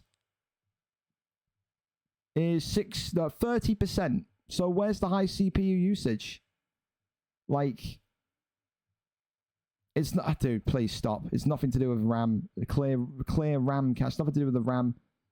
My CPU is at 25%, of which 9% of that is my Task Manager. So, like, I don't understand. I don't get it. You know what? Let me try this. Let me try this. Why is this telling me to log in for? Get out of my fucking... Am I on the wrong thing? Get that out of the way. So I wouldn't think my computer needs well, not like an update, but I mean, I've had this computer for 2 years. I'll be very, very pissed off and concerned if I would need to get a new computer after 2 years. I have to spend like $2 grand on this one, but I don't rule it out. Well, I've put the fucking I put the balanced settings on because I have my fucking like stuff on like high, like fan speed high and all that. I don't know if that's going to make the computer worse or better. I guess only time will tell. But yeah, there's no point. The task manager. This is the thing. There's nothing indicating. It's not an internet issue. I can show my internet. Trust me. My internet is at 600 meg. It's nothing to do with my internet. And besides, the skip frames only started happening like 20 minutes ago. My PC is a bomb. It could be. It could be. Well, we'll go to the next fight and see, but I ain't promising much. I ain't promising much.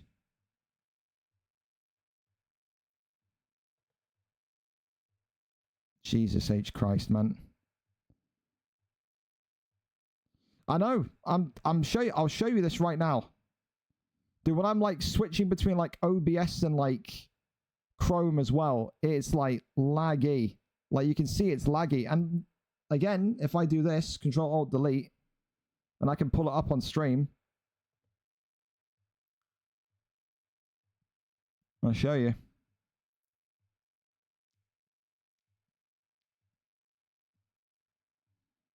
Hang on. Unless I can't show you. Oh yeah, dude, I could do it. My fucking shit is absolutely fucked now. Yeah, I gotta turn that fucking setting back on. Balanced is not the one. Balanced is making my shit really laggy. Yeah, we gotta go back to fucking high performance or something, man, because this is making my shit completely fried it. Dear God.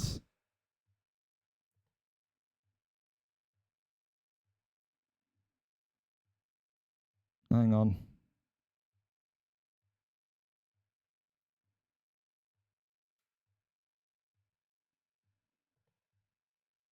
Custom.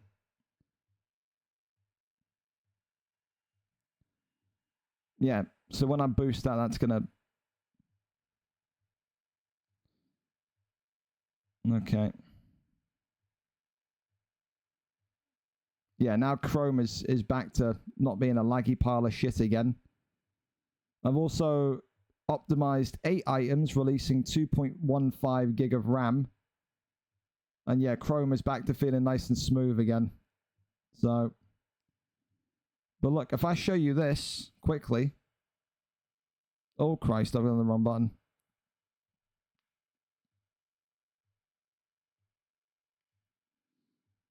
Task Manager, come on, come on, come on.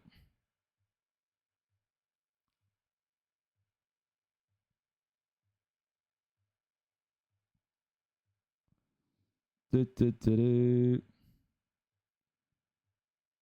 when I'm opening Task Manager, it's laggy, but like, look, let me see if I can switch source. Oh, now I'm flipping, but holy fuck, man. Caminola overlays fine. Dude, OBS has never been the problem. I've repeated this multiple times. It's not been OBS once today. It hasn't. It's like I'm dropping frame, but look at this. Look, I can't even show my Task Manager won't even appear. I'm gonna have to take a screenshot of it. Hang on. I'm gonna take a screenshot of it.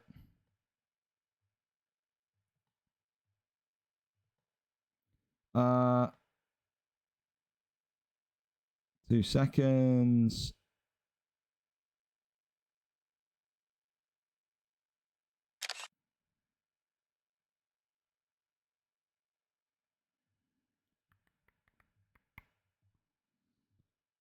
There we go. See? It's not like my fucking, like, shit is exploding. That's where I'm at right now. So I don't understand what the fuck is going on. Like, I don't understand what the fuck is going on.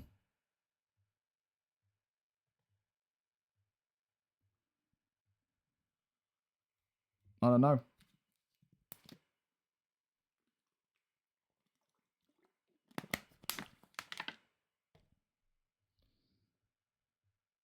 Exactly. That's why I'm fucking concerned.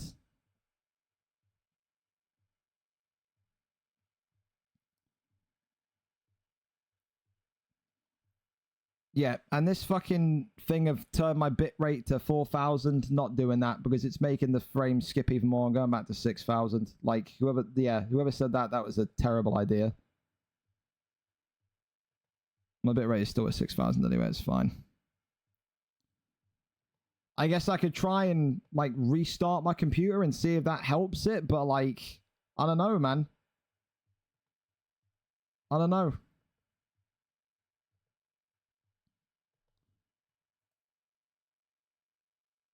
Computer is laggy, but CPU is fine. And skipping frames on OBS. IBS, great, OBS. Related to your GPU network or OBS settings. GPU overload, check GPU usage. How the fuck do I do that? If you're using a 264, try switching to NVENC. If you have an NVIDIA graphics card, NVENC is GPU based and can upload some. How the fuck do I change my encoder?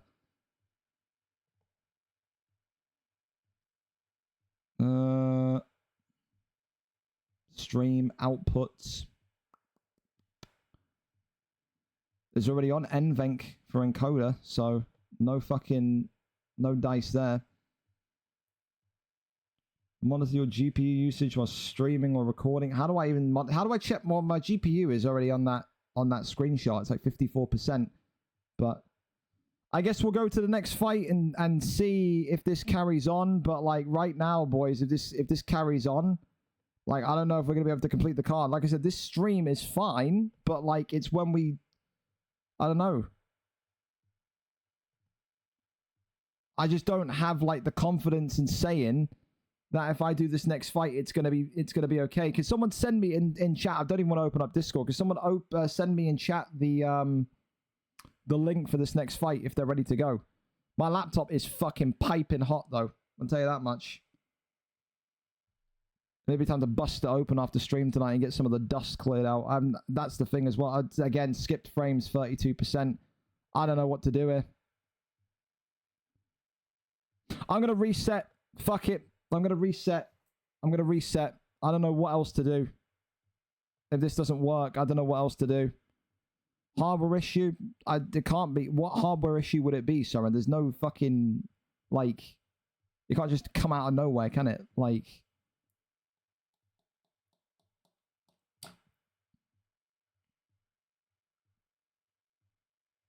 annoying. So annoying.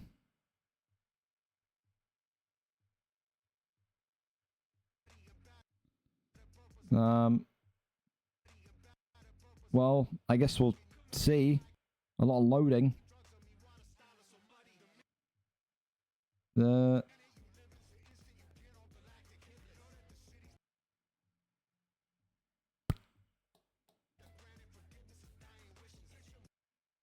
Yeah, I don't think this is gonna... I'm gonna reset, boys. This is just impossible right now.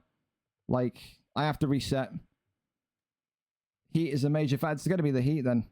You can check your GPO. How do I check it? I don't know how to check that. How do I check it? I know how to check percentage, but... Yeah, not a clue. Because I got like a setting that I can control the push on like stuff. So give me PC a bag of frozen Pete. Great, thank you, Daichi. Awesome.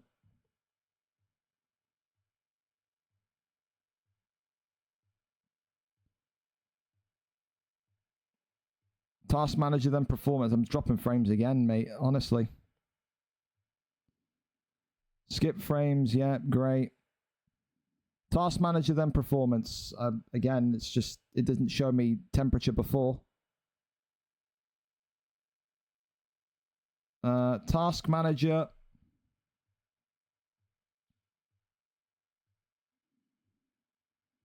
So where am I going? You can click the second box on the left. Performance, that one. Am I looking for GPU? What am I looking for? Should say GPU at the bottom.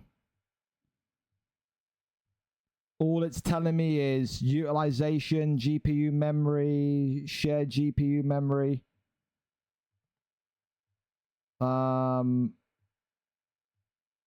Temperature 94 degrees. So yeah, it's a bit hot.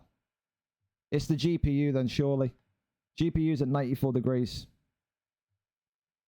That's bad, yep. Right, well the question is then how the fuck do you fix that? How in the living shit do you fix that? Right, next question for Google. Rice and eggs, thank you lads so much.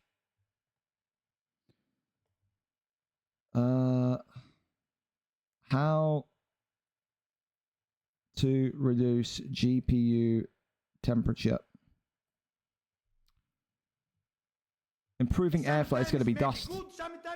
I have not, that's the thing. I'm now more convinced it's going to be dust because I've not undone this laptop and de-dusted it once. And I got it back 2 years ago.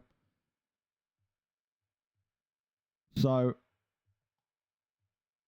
let me try as well elevating it. Hang on. I did this earlier on in the cards. Let me elevate this a little bit. Let me see if that'll do it. Put that underneath it. We're going up. We're going up.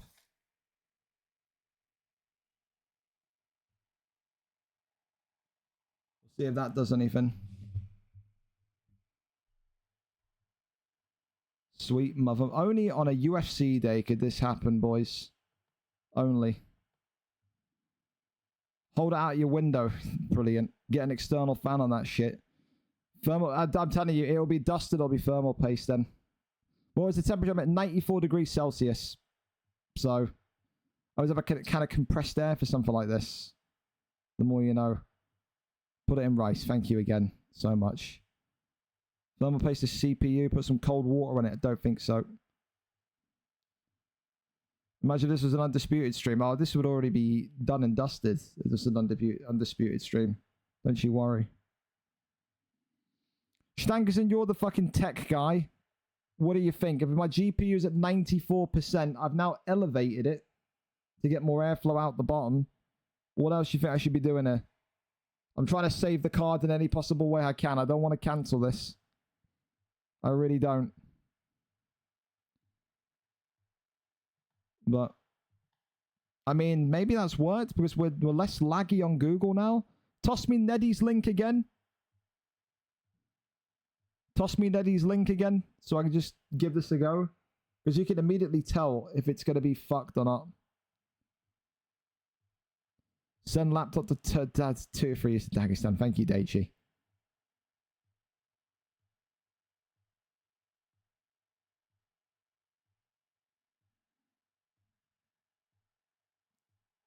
I mean, that looks better already. I put like a little fucking box underneath my laptop so it's like elevated so air's coming out the bottom of it. Let's try it. Let's hope and pray. And if that's the case, then I guess if this works for the rest of the stream, then I'll I guess I have to get like some sort of like elevated cooling pad or such. I mean, this looks smoother already. Call me crazy. Maybe I've been placebo affected here. But this looks better. I had it just purely on my wooden desk without any like elevation. So maybe that's fucking done it. Maybe that's done it. But reduce stream quality if possible too. I honestly, I want to test it for this one and then I'll look into that. But for right now, I guess we're a go.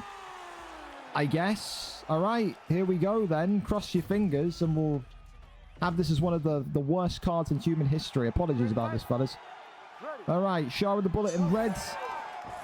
Curtis Blades in black. This immediately has fixed it. I'm telling you right now, this is immediate. This is the best it's been. So there you go. Putting it on a fucking little box underneath. I'm gonna have to get a cooling pad. I'm gonna have to get one of those fucking snazzy cooling pads, I think. And I'm gonna need to crack this bitch open and clean the dust out. I think that's exactly what it is. Well, little 1-2 combinations there coming forward already for Neddy and for Neddy and Ash as well. I appreciate you kind of being patient with me here. Right hand there slinks in as Shah with the bullet here and Curtis, Action Man Chris. I said Curtis Blades. Action Man Chris Curtis continuing to get their hands dirty here. Works off that left-right combination. As now the 1-2s continue on forward. There's that attempted body strike, but look at these two just swinging for the fences here. Chris Curtis, of course, will have a more of a heavier punch, whereas the faster punch may well belong to Shah with the bullet here as the uppercut there slinks forward again.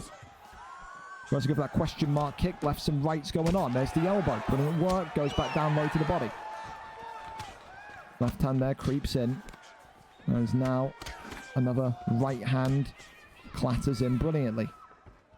Got to think here as well, if you are Chris Curtis, you just have to be a little bit careful and wary of that flying knee. We know Shah with the bullet has a wonderful flying knee at times. And that has caused the end of many. The question mark kick, though, is working a treat as well. Spin kick right down to the ribs. Left hand, right hand continuing onwards here. So far, although Neddy feels like he's in the lead in this fight, it just feels like Ash is maybe one head kick away, one question mark kick away from things being in his favor. Look at this, though. The right hand comes off. Spin kick to the midsection. Lefts and rights again coming forward. Neddy eats one to the ribs. Left hand there comes off. Works off the jab. Question mark kick. He loves that question mark kick. It is working a treat. It is really fluid. And it's causing concern.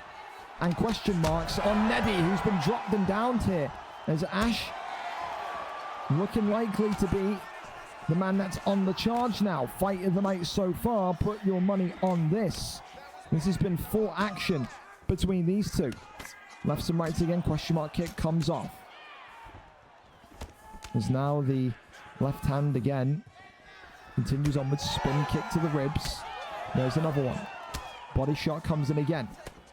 Works off the jab. Look at this now. Curtis. Oh, he eats an elbow. That was heavy. Left hand there comes off again. As the lefts and rights here. Ash continuing onwards. Look at this. Big shots here. Comes in. Works back down low to the midsection. Looking for the uppercut. Gets him right back. Head kick. Could have been the end of the fight right there. Wow. Wow. Wow. So as, well, for me at least, I don't know if my fucking frames are still dropping, but this is a great fight for me. The big winner here is me. I've got no lag and we're back. But fucking hell of a fight so far. The fight of the night without a doubt so far. Works off the 1-2s immediately. Here comes Shah with the bullet once again though. Neddy looking to add that pressure. That straightforward walk you down pressure that we saw just a moment ago. Uppercuts there swinging on through. As now again Shah with the bullet just waiting for his time to strike. Will that question mark kick spell disaster and devastation here for Neddy tonight. Works off the jab. There's that head kick. Comes off again. Works off that jab. And still continues to create problems. Look at this though. Shah with the bullet eating damage to the only working eye he has left. Overhand there comes on. Oh, the uppercut there was dangerous. A little bit of danger there in the soul of both of these two. 3.5 minutes and ticking. Neither of these two wanting to be the man that goes to sleep here. You can see now Shah with the bullet working the body. Now going right back to the head. Making Neddy think. Making him guess about what to defend and when. Still here, works the elbow, goes underneath, overhand there, swings on by. Spin kick right back to the midsection, now goes back down low again. And just see here that for Ash, it's a case of can you keep your wits about you? Left hand, right hand there, flies on in. Question mark kick comes off again, lefts and rights once more. Body shot goes straight down the middle. Big knee to the body. Overhand comes on in. Spin kick right back down low again. And just see here that with Ash, he's being pressured and that's not the position he wants to be in. That's something that he will absolutely want to try and avoid. Big question mark kick could maybe seal a swing of momentum again. Good little head movement there though from Ash. He throws that left and right down the center again. Very, oh, there it was, but pulls out of it. Shoots the takedown, and Neddy, for the first time, on very, very limited stamina, says we're going up for a ride here. So 1 minute and 20 left here in round number 2. And the first takedown of this round has landed. And now maybe he could set the pace in terms, or set the tone in terms of who maybe leads this fight on the points. Big shots coming in. This could be it though. Big elbow comes in. 1 or 2 strikes away there as the posture up's there again. Rains down more big shots. Elbow comes in. Brilliant work. Gets the deny. Gets the mount. No, he doesn't.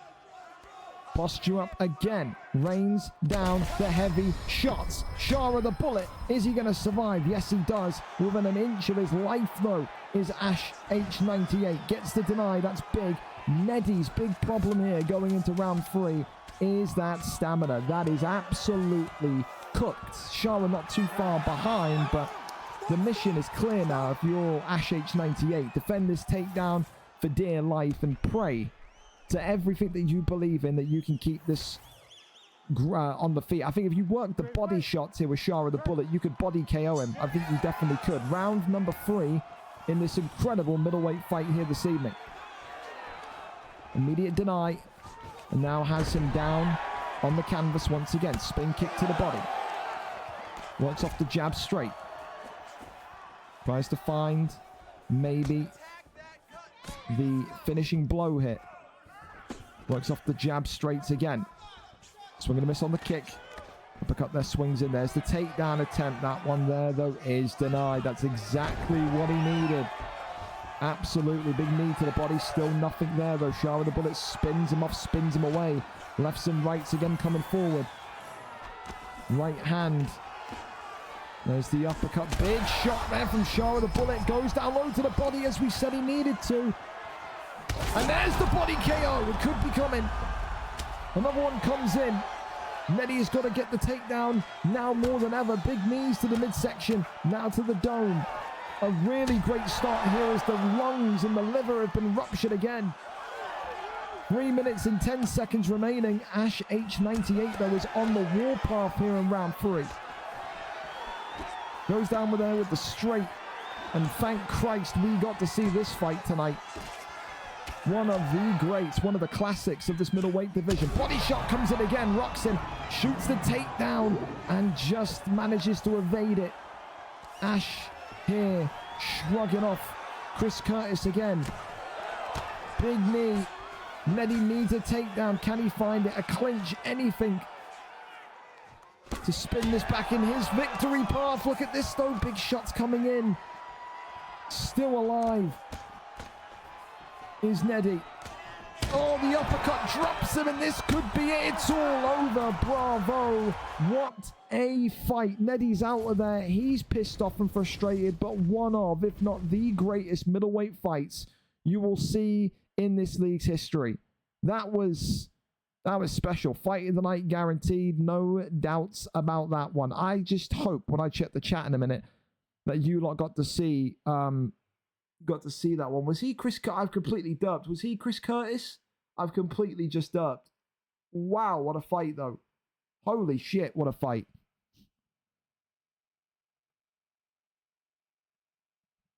He was mad. Thank you very much, Shara. Thank you. Did that fight have any drop frames, boys? Was that better? Was that smoother for you? Tell me, because that again for me there was no lag whatsoever on Twitch's side that time. Have we fixed it? Have we? It was. Listen, I've got a lot going on here, Tyler. All right. There was goods. Fight and no lag looks perfect. So there was no. Did we drop any frames on the stream? Did we drop any frames on the stream, or were we all good? No issue. Absolutely smashing then, boys. So there you go. I elevated it. I put a little box underneath the laptop to get the air from out underneath it. So clearly, when I had it purely on the desk, it was causing the issue. Kiko, thank you so much for the sub as well. Fellas, thank you so much for your subs. Your subs here tonight, I'm going to be spending it on getting like a cooling pad. So any subs you want to toss in, then yeah, I'll check. That's a great question. We'll check the temperature of it now. I'm just trying to knock it off the little box it's on. Give me a minute. Task manager. I think I remember where I'm going. So it was at 96%, or 96 degrees, sorry. It's now at 92 degrees. So it's still warm, but it's not fucking anything, clearly. I don't think, you know what it is? I don't think it's the temperature. It's still, the temperature is hot, granted. It's the fact that I think that I haven't opened up this laptop since I got it 2 years ago. So I think like the vents are completely blocked with dust. So it's making it way worse. Where it's only 92 degrees, it'll be like 920 degrees because I think the vents are just packed full of dust. So I've not cracked open this laptop once. So it's completely that. It's completely that. My fan speed is at the max as well. Yeah, I do. The thing is that there's a really great place where I know the owner, JC PCs in my area. I'll take it down in the morning and he'll crack it open and he'll get it done for me in like an hour. He won't charge me that much for it either. I ain't got no compressed air, and I'm the kind of person, if I crack open the back of this laptop and I like take it apart, I feel like I'm going to be the fucking moron that loses like one of the smallest screws and I'm fucked. And I don't want to like unplug the wrong thing and then I break something, all right? Because then I will really be horrendously upset. So, yeah. So this will be fixed by tomorrow. But the good thing is now we're on point. Less than 3. We're okay for now. Let's go. I'm going to need you guys tonight though to be my. I don't want to risk this getting laggy again. You're my Discord people tonight. You got to give me the links, all right? You get me the links, and then I'll turn on Discord if we have any delays and stuff like that or any issues. But you're my link people tonight. And then, yeah, well, I said it's going to be it's going to 100% be dust. I know it is. And the fact that the laptop's really warm, maybe the thermal paste, someone said maybe the thermal paste, since it's 2 years old, needs to be reapplied. But, I mean, I don't know enough about computers to speak confidently, but those two things are pretty minor things, so I can get those taken care of. Let's go to the next one then. Forever Only against Spawn Pekin. Apologies to these two as well about the delay. I appreciate everyone in there tonight helping me out as well with the issues that I've had. Forever Only coming in tonight with his debut in this 170 division. 0-0. Spawn Pekin 0-1. Forever Only, a great and exciting fighter. Never really banged for him though in that lightweight division. We go over and up to it tonight. Let's go and see exactly who gets the victory tonight. Who gets their O in terms of their win column eradicated. A fun fight and one of the most explosive fighters in this division now in Forever Only. This guy is a talent when it comes to his kickboxing. It is Stephen Wonderboy Thompson against Carlos Prates, the man that effectively had the most stupid moment in UFC history by letting Ian Gary stand up. I think it was. I think that was what it was anyway. I was in a party and I heard someone yelling about how stupid Prates was. Here we go, though. Up and underway. Stephen Wonderboy Thompson in the red. Carlos Prates in the yellow. Wonderboy Thompson in the red for Forever Only. The American Spawn Peaking in the yellow for the Brits. He's using Carlos Prates tonight. Big thing about Forever Only is that although he was winless in lightweight, he was that guy that was getting this close every time to winning. He was never really dominated in the lightweight division. So when you're taking that into account, you'd expect him to have a strong start at 170 here. You'd expect him to have a really, really great career. But however, listen, assumptions and presumptions are often burst in the octagon as Spawn Peaking gets the first knockdown of this fight. And Stephen Wonderboy Thompson, although he is a niche pick, you've got to use him in such a correct way. We saw Tormentor win the belt with him, but he doesn't have the power. You have to use him on an outside base. You have to use him working those kicks from the outside. You've got to use him maybe with you know, those side kicks, those leg kicks. You can't go in there and brawl against someone like Carlos Prates and Spawn Peaking. Big body shot there comes in, works back down low to the midsection. There's now the left hand and right hand coming forward again.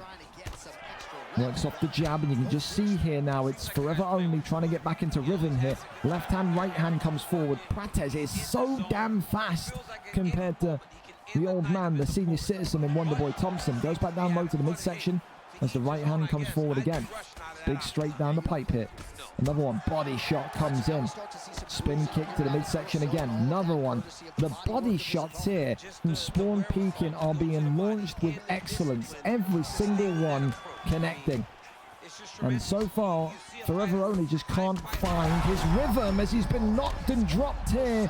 And Spawn Peaking may well take this one. Avoids the knockout though, and now goes over into the half guard position. This is where Spawn Peaking was so dangerous in those heavier weights, but now you can see Forever Only right back into a dominant position, and we'll need to try and see if he can avoid everything that's coming his way from Carlos Prates.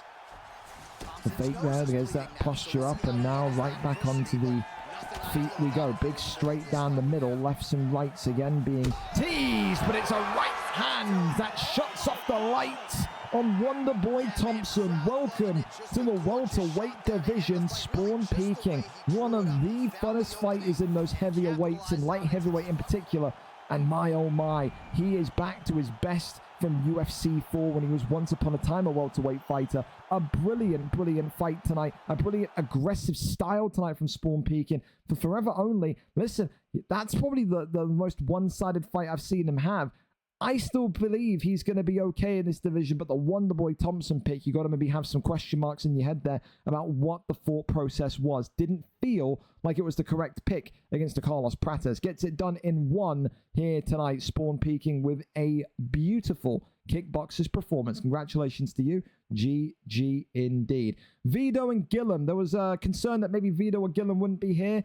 Do we have a Vito and Gillum? Yes, we do. Vito, absolutely phenomenal coming in here. So Vito and Gillum up next. Vito 5-7, 2 wins in 5. Gillum 2 wins, 3 losses, a 2-fight losing streak for the once upon a time contender. Should be a fantastic fight tonight. It's always great to see Vito on the card, enthusiastic. He is a character in this PlayStation division, and that's what you need. You want to see fighters that bring their personality to the octagon. Tonight, are we going to see that from Vito, or is Gillum going to be back to winning ways after that 2-fight losing streak? We're here. We're ready for it. Thank you to these two as well for being patient today.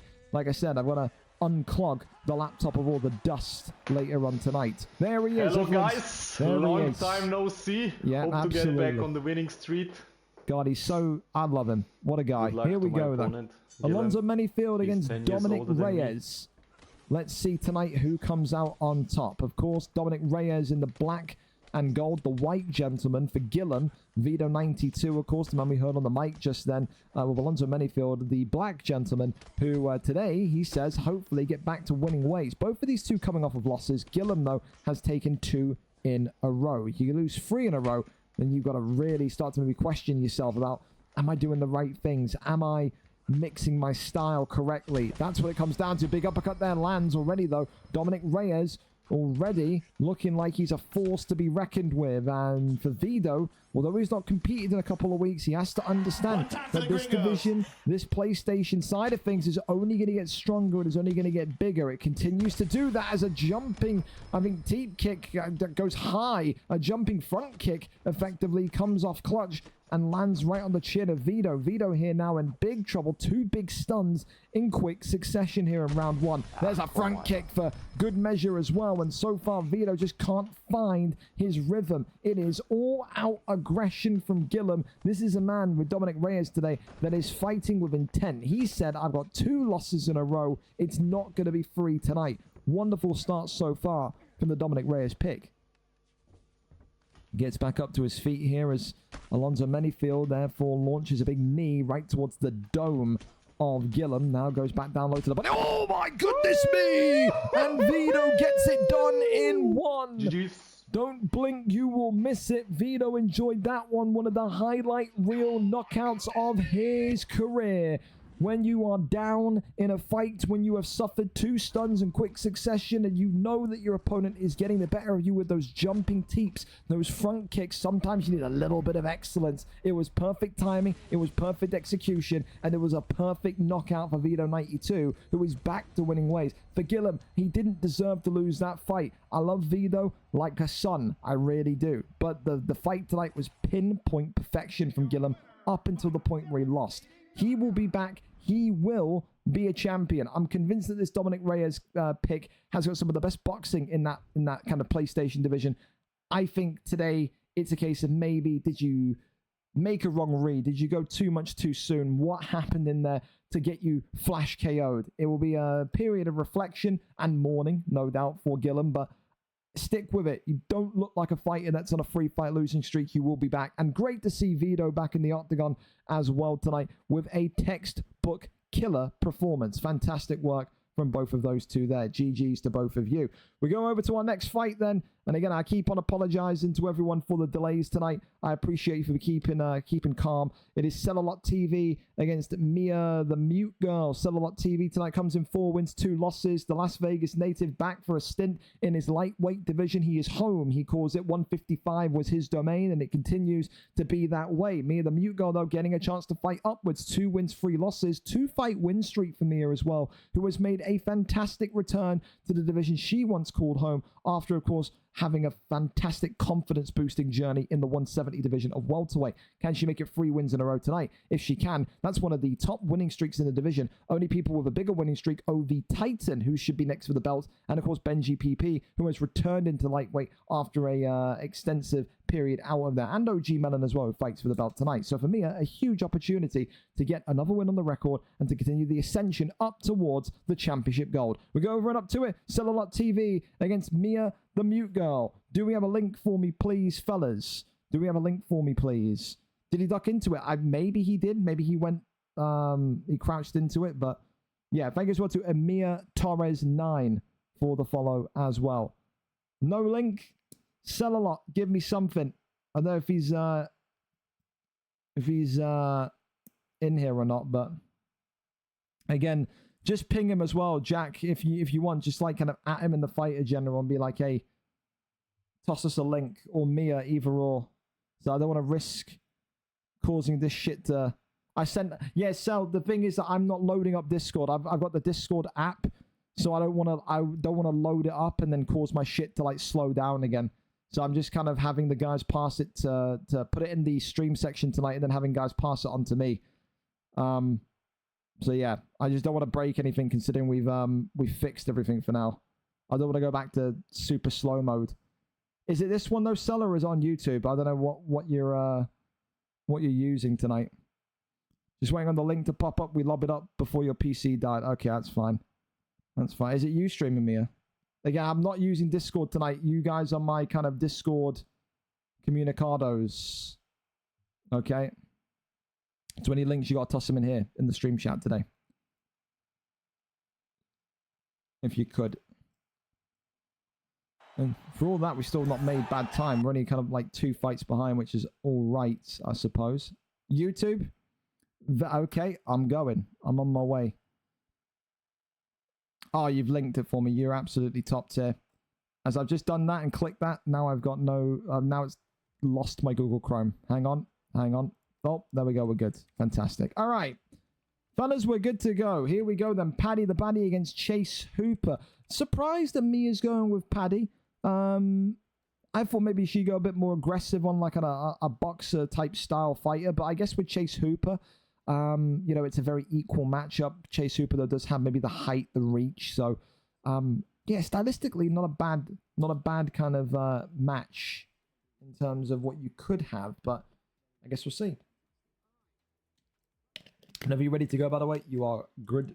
Yeah, good to go. Unless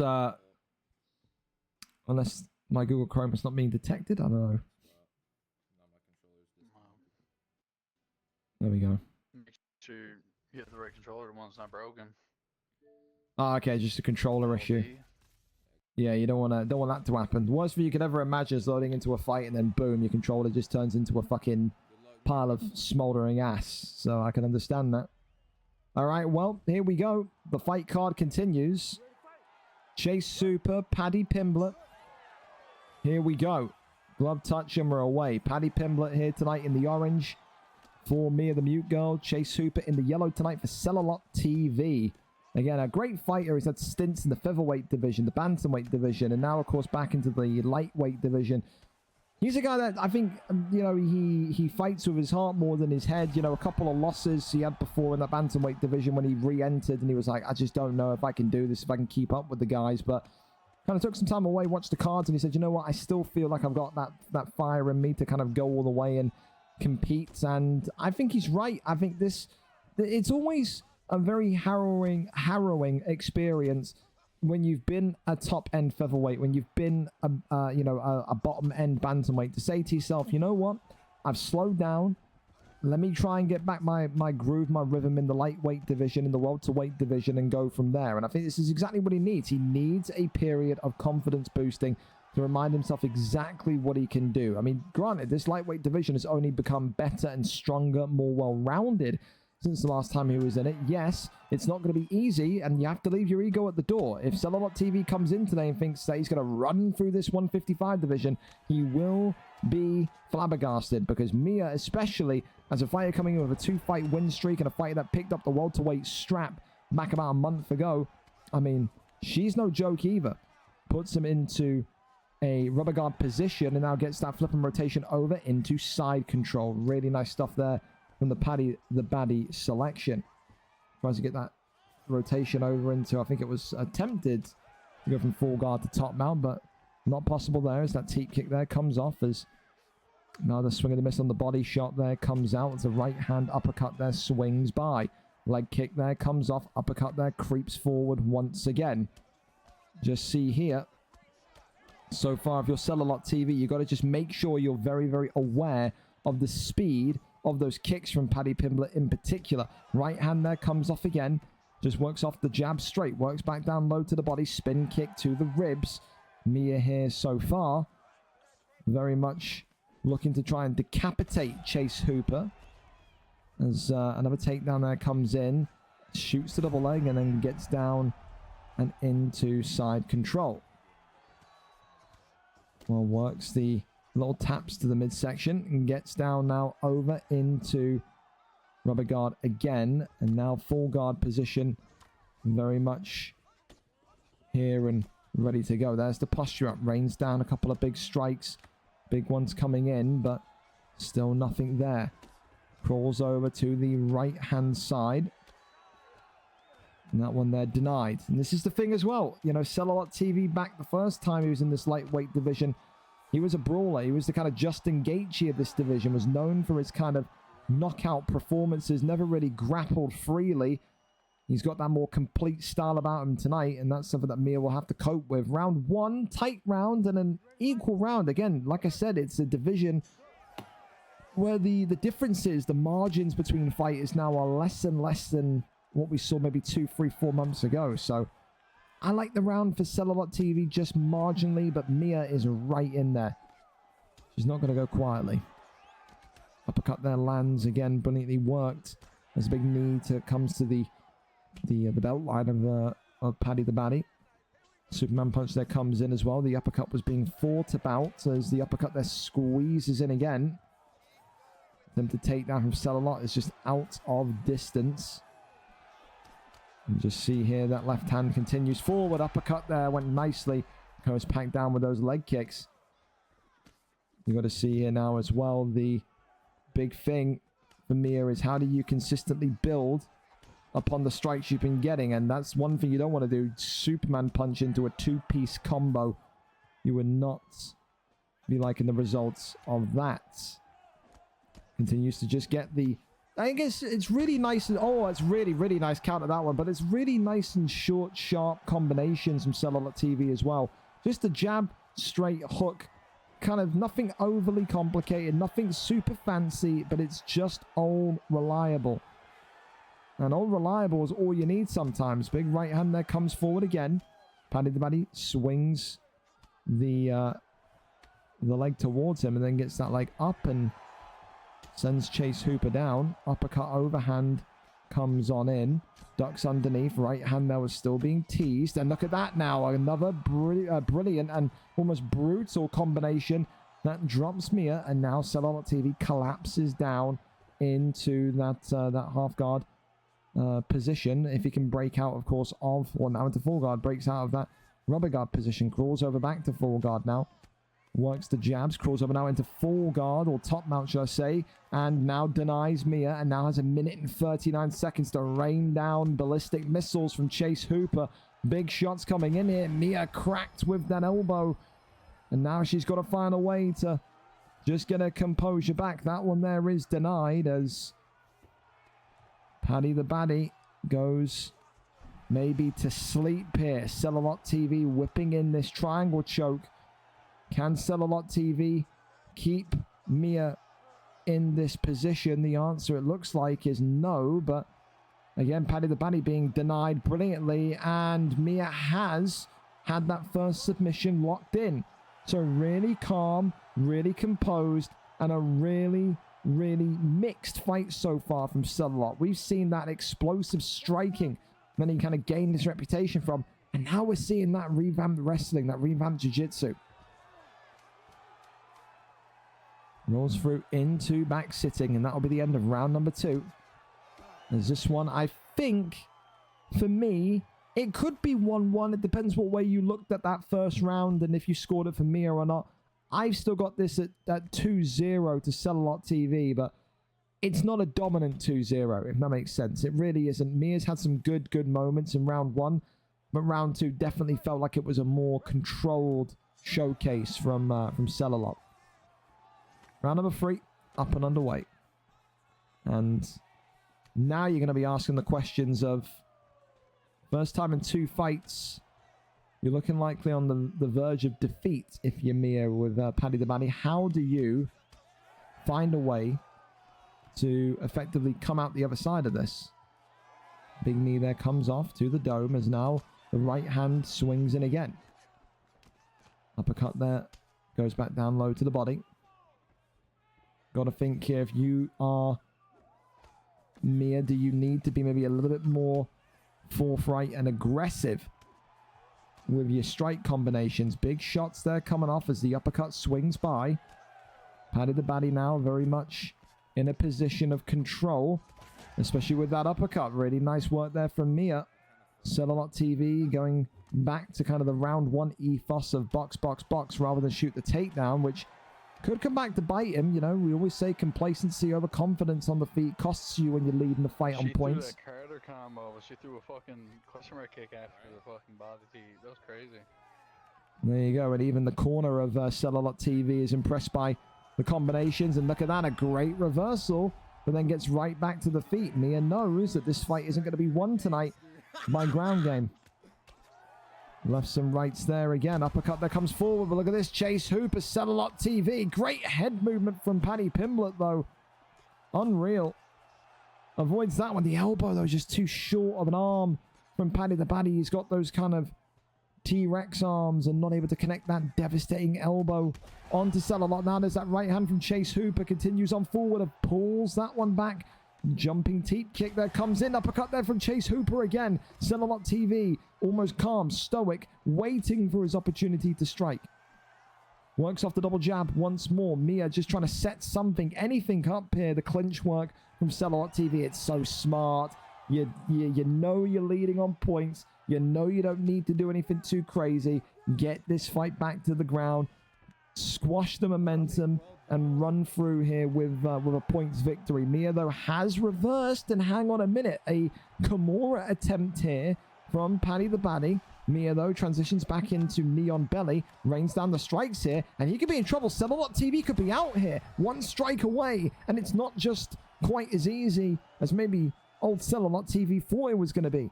40 seconds remaining. Mia, now more than ever, needs one more Neon Belly, and she could be fine. 30 seconds left. It all depends on how you scored that round one. If Mia won round one for you, then she's won this fight 1 and 3. If KezzaLaa won this fight for you, then you've got KezzaLaa winning 1 and 2. It all comes down to round 1. Round 2 was definitely a KezzaLaa. Round 3 was definitely a Mia the Mute Girl. It all depends on round 1. The judges' scorecards are in, and the judges tonight rule this fight to be a victory in favor of KezzaLaa. Round 1 and 2 belt is mine. Round 1 and 2 goes to KezzaLaa. Round 3, it was a phenomenal flurry of strikes from Mia, but it just wasn't enough, and that slow start in round 1 causes Mia to lose tonight. A great fight nevertheless, though. And again, I think for KezzaLaa, he calls for the strap at 155, but he's got to be aware, you know, and I think he'll say to himself internally, that division, that's way stronger than it was before when he was in there the last time. A great fight tonight from both fighters. KezzaLaa and Mia the Mute Girl always going to put on fireworks, and tonight KezzaLaa makes it a triumphant return to his long-time abode of 155. Congratulations to him. Great to see him back and feeling good again. Absolutely. Up to our next fight, then we're going to go to It's Rapids and Aiden. Here we go then. Rapids, of course, coming into this one after a request to move back to middleweight. He is 6 and 13, 4 losses in his last 5 fights, a 3-fight losing streak, but he hopes today it will be a comeback to remember. Aiden, of course, 2 wins, 3 losses, coming off of a win last time out, is hoping to make it 2 wins in a row. He says, I feel good. I feel back to my UFC 4 best. The aim for me is to get back to lightweight. Let's see if he can double up that victory and make it 2 wins in a row and start to climb up those middleweight rankings here tonight. Rapids number 7. Aiden, of course, coming in at number 14. Let's go over and see exactly what the picks are set to be. Kezza, thank you so much for the link as well. And again, fellas, appreciate you kind of being my eyes and ears tonight from the Discord as well. Uriah Hall against Brendan Allen. Here we go. Here we go. No delays about it. We're there, we're set, we're ready to go. Of course, Uriah Hall in the green tonight will be all about his kickboxing. Brendan Allen in the blue tonight will be all about his wrestling. And it's no shock. When we saw Aiden come back into the octagon last week, you think of Aiden and you think of his UFC 4 days, of how dominant he was with his grappling. And you have to say to yourself, well, you think about that, but then you think about his UFC 5 days as well. He was in light heavyweight at one point in UFC 5, and he looked lost at points in there. Wasn't getting victories, wasn't even having remote close fights. He was getting completely destroyed. He dropped out. He sat out for 2 months. He said, I want to come back. I'm ready to put the time in. I'm ready to get back to the kind of level that people knew me at in UFC 4. Tonight, of course, it's a similar kind of fight style that he sees in himself. We know Rapids, back in this middleweight division in his day, was a dominant grappler. He today will have to make sure that he can out-joust Aiden in these grapple exchanges and make sure that he doesn't put himself into compromising positions like this, because Brendan Allen, when he locks in a submission like this arm triangle, can squeeze the life out of you. Aiden immediately saying, nah, you ain't going anywhere. And Brendan Allen looks like he wants a quick fire victory tonight. He said, I'm back to my very best from UFC 4, and Rapids is going to feel it. Rapids is feeling it so far. 80 to 90% of that submission bar gone, and right now Rapids is in a real diabolical situation. It's a legal submission as he's got him locked in this Darce choke here, and he's got him in 1. Aiden is the real deal. Aiden is the truth in this middleweight division. Does anybody at 185 have better grappling than that man right there? He was a lightweight / featherweight in UFC 4. He hasn't been phenomenal in UFC 5. It's been purely light heavyweight and bust, but he is true to his word. He is back focused and looking sharper than ever. Aiden gets it done with a round 1 Darce choke. Submission of the night is absolutely in his control so far. Brilliant submission from him. And again, Aiden continues to live true to his word. He said, I'm back. I'm at my absolute best. Nobody in this 155 division is going to stop me. Congratulations to him tonight. A top tier performance. Up next, we're going to go to D1 Smumlenger and Jack 9. D1 Smumlenger comes in 4 wins, 7 losses, 3 wins in his last 5, a 2-fight losing streak. Jack 9, a long-term featherweight connoisseur, a long-term lightweight phenomenon. But now the losing streak has happened and he's in this welterweight division, which only adds more credence to the quality of this 170 division. Jack 9 will probably, in my opinion, have the best boxing, but will he be able to cope with D1 Smumlenger's wrestling? 2-fight losing streak for Smumlenger, 4-7 record for Smumlenger. For Jack 9, is it a winning start to life today at 170, or does the old phenomenon of wrestling come back to bite him once again and start him off with a negative record? We go over and up to it. Jack 9 against D1 Smumlenger. We are there, we are set, and we are ready to go. Let's see who gets this one done tonight in a thrilling entry, a thrilling debut in the division for Jack 9. Gilbert Burns here for Smumlenger against Carlos Prates for Jack 9. Should be a fun fight nevertheless. Again, Carlos Prates, I can't think of a more Carlos Prates-y fighter than Jack 9. Here we are, here we go, and off we go. And I can't believe it, but we're actually somewhat on time considering all that messing around we had earlier on. So again, top tier. Fake glove touches are what he's going to need to expect. Jack 9 will have to know. D1 Smumlenger is one of the dirtiest players in the game. Any inch, any advantage he's going to take, you best believe it, he's going to take it. Immediate takedown attempt and immediate deny there from Jack 9. And this is the thing that Smumlenger is going to need to be aware of. You know, of course, cousin of Tomaselli is Jack 9, and he fights with that same style. It's going to be non-stop forward, front foot forward pressure from the Carlos Prates pick. And this, although maybe it will be booed, and although maybe people will call it boring, that is the exact way that you stop Jack 9. You shoot the takedowns, you ground him, you level him, and you make sure that he can't get any damage on you.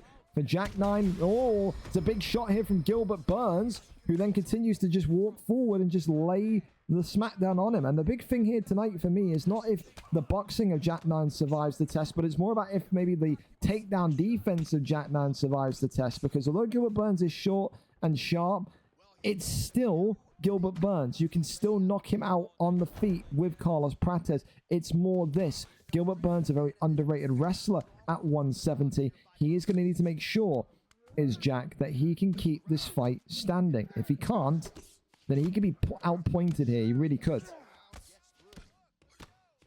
Works the strikes here as, again, these two now hand fighting in this grounded position. That deny there works brilliantly. As now crawls over, maybe towards top mount. Still nothing. Smumlenger again. Well, Herb Dean standing us up. So that's good news for Jack 9. He'll say, okay, good. Back to where we should be. Works the jab spin kick round to the body. Right hand uppercut there comes in, but there's the body shot once more. Still looking for the right hand uppercut combination. It's very nice spin kick right back down to the body. Lefts and rights again. And now a big knee to the midsection as that one is attempted to be taken down, but nothing really there. Spin kick right back down to the ribs. Right hand comes off. You got to see here as well. Well, a little bit of lag there from these two, but I'll be hoping it won't be anything too serious. Clinch there as he gets the takedown and in the end gets right back to his feet. Got to think, if you are Prates, that's what you need to keep doing. That's that sharpness of Jack 9. 3-piece combination, boom, boom, boom, and then like that, Smumlenger is cut open, busted open. So it's that kind of reminder maybe to Smumlenger that, okay, yeah, you've done well in this first round, but you can't continue to sit and play in traffic. You play in traffic for too long, you're going to get hit by a car. And that's exactly what Jack 9 is in this boxing world, a car. Maybe some would argue a double-decker bus, but to each their own. Knee there comes in, but oh my goodness me, a knockdown right at the end. Jack 9 ending his first round as a welterweight with a statement wheel kick upstairs. And I'll tell you this much right now, If Smumlanger needed any reminder about the quality on the feet from his opponent tonight, he saw it there in that final strike in round 1. He started off the fight so well, did Smumlanger. The takedown was good. And it looked like he was going to maybe go for a kind of bit of a point fight victory. And then he kind of maybe got dragged into this kind of brawler style that Jack wants you to have against him. And that's where Jack's taking control of the fight. Round 1 clear as day is a Jack 9 Carlos Prates round. 100,000%. Uppercut there is attempted. Boy, the pulls. Look at this. Wow. Oh, wow. It's a pool party here in the month of May. Those two would have enjoyed that one. Great start from both of them. Works the lefts, rights. There's that big straight. Goes back down low to the body again of Carlos Prates. Spin kick there to the ribs. Works off the jab. Another one to the midsection. As he continues here now. The work to the body. Goes back down low. Lefts and rights uppercut. Wee! The body shot there was being maybe looked into. Oh, and there's that wheel kick upstairs again. Still goes forward though. Right arm across the dome. Spinning a miss hit. Right hand comes forward. There's the takedown. There is the land. Brilliant work. Maybe tries to fake with the arm triangle. Smumlanger's stamina though is busted. I will tell you that much. And that's all because of the level change work he's done to Smumlanger from Jack 9. But this is where Smum needs to keep this fight now. But Herb Dean again going to stand us up. So not enough, you would say, movement. Not enough maybe punishment coming from Gilbert Burns to warrant Herb Dean saying, yep, keep us down here. Oh, that little front kick there. Just the big toe coming right on the chin of Gilbert Burns. Goes back down low with the body uppercut. Look at this, though. The lefts and the right still flowing on forward. But Smumlanger, though, is now being pushed against the cage. And this is where Jack 9 really starts to paint pictures like Picasso. Hits you against the cage, and you end up a bloody mess as he's dropped him again. And this could be a picture-perfect finish for Jack 9 if he can just keep that momentum going. The pulls there coming in again as Gilbert Burns eats another couple of big strikes to the body. Big knees to the midsection. Still on pursuit here. Smumlanger. Oh, yeah, my goodness me. That's another maybe a potential kind of level up there with that head kick, but big knee to the midsection again. Lefts and rights. Head kick comes off, but only onto the block. Jack 9 running out of stamina now too, and these two are going to be having a gas off in this third and final round. But for Jack 9, again, a really, really just almost you could call it architectural. You know, it's just you're building the blocks in round 1, you're building the foundations, you're building now the structure in round 2. Come round 3, you'll have a fully fledged house formed in terms of his kind of damage done to Gilbert Burns. Like I said, head is finished in terms of durability. Body health is getting there. Stamina is pretty much non-existent. The only thing here that will lose Jack 9 in this fight is if he tries to get too cocky with the finish. And at that point, Smumlanger may clip him, catch him, and then you'll never forgive yourself. It's all about keeping your eye on the prize here and getting your arm raised. He does not want to do anything too stupid. Smumlanger will be relying on a stupid mistake in order to maybe kind of steal this one out from the grips of Jack 9. Big knee to the body. Left hand there comes in as the right hand there continues to connect. Right hand cracks on forward. There's that sweet chin music from Gilbert Burns. Flying knee comes out though. Jack 9 looking for a potential christening of his welterweight record. Oh, but he's maybe been going to be clipped here. Big shots coming forward. Smumlanger looking for it all. But Jack 9 drops the elbow like he's Dwayne "The Rock" Johnson in round number 3. Smumlanger saw the stun, and I can't blame him. You have to go at that point with the situation you're in with stamina and damage. He had to go for it. He risked it. And in the end, it is a perfectly timed elbow that cracks the nose of Gilbert Burns and gives Jack 9 the perfect start to welterweight that he deserves. Congratulations to him. A great fight. For Smumlinger, did he deviate from the plan at the start of the round? Maybe you could argue he did. Like I said, I thought he was going to point fight him and try and kind of get it done in the long way. But in the end, not possible. And Jack 9, who will be a favorite to win the strap, collects his first victory in that division. Congratulations to him. A huge victory tonight and nothing to be ashamed of for Smumlinger there. Held in with a former lightweight champion, a former featherweight champion.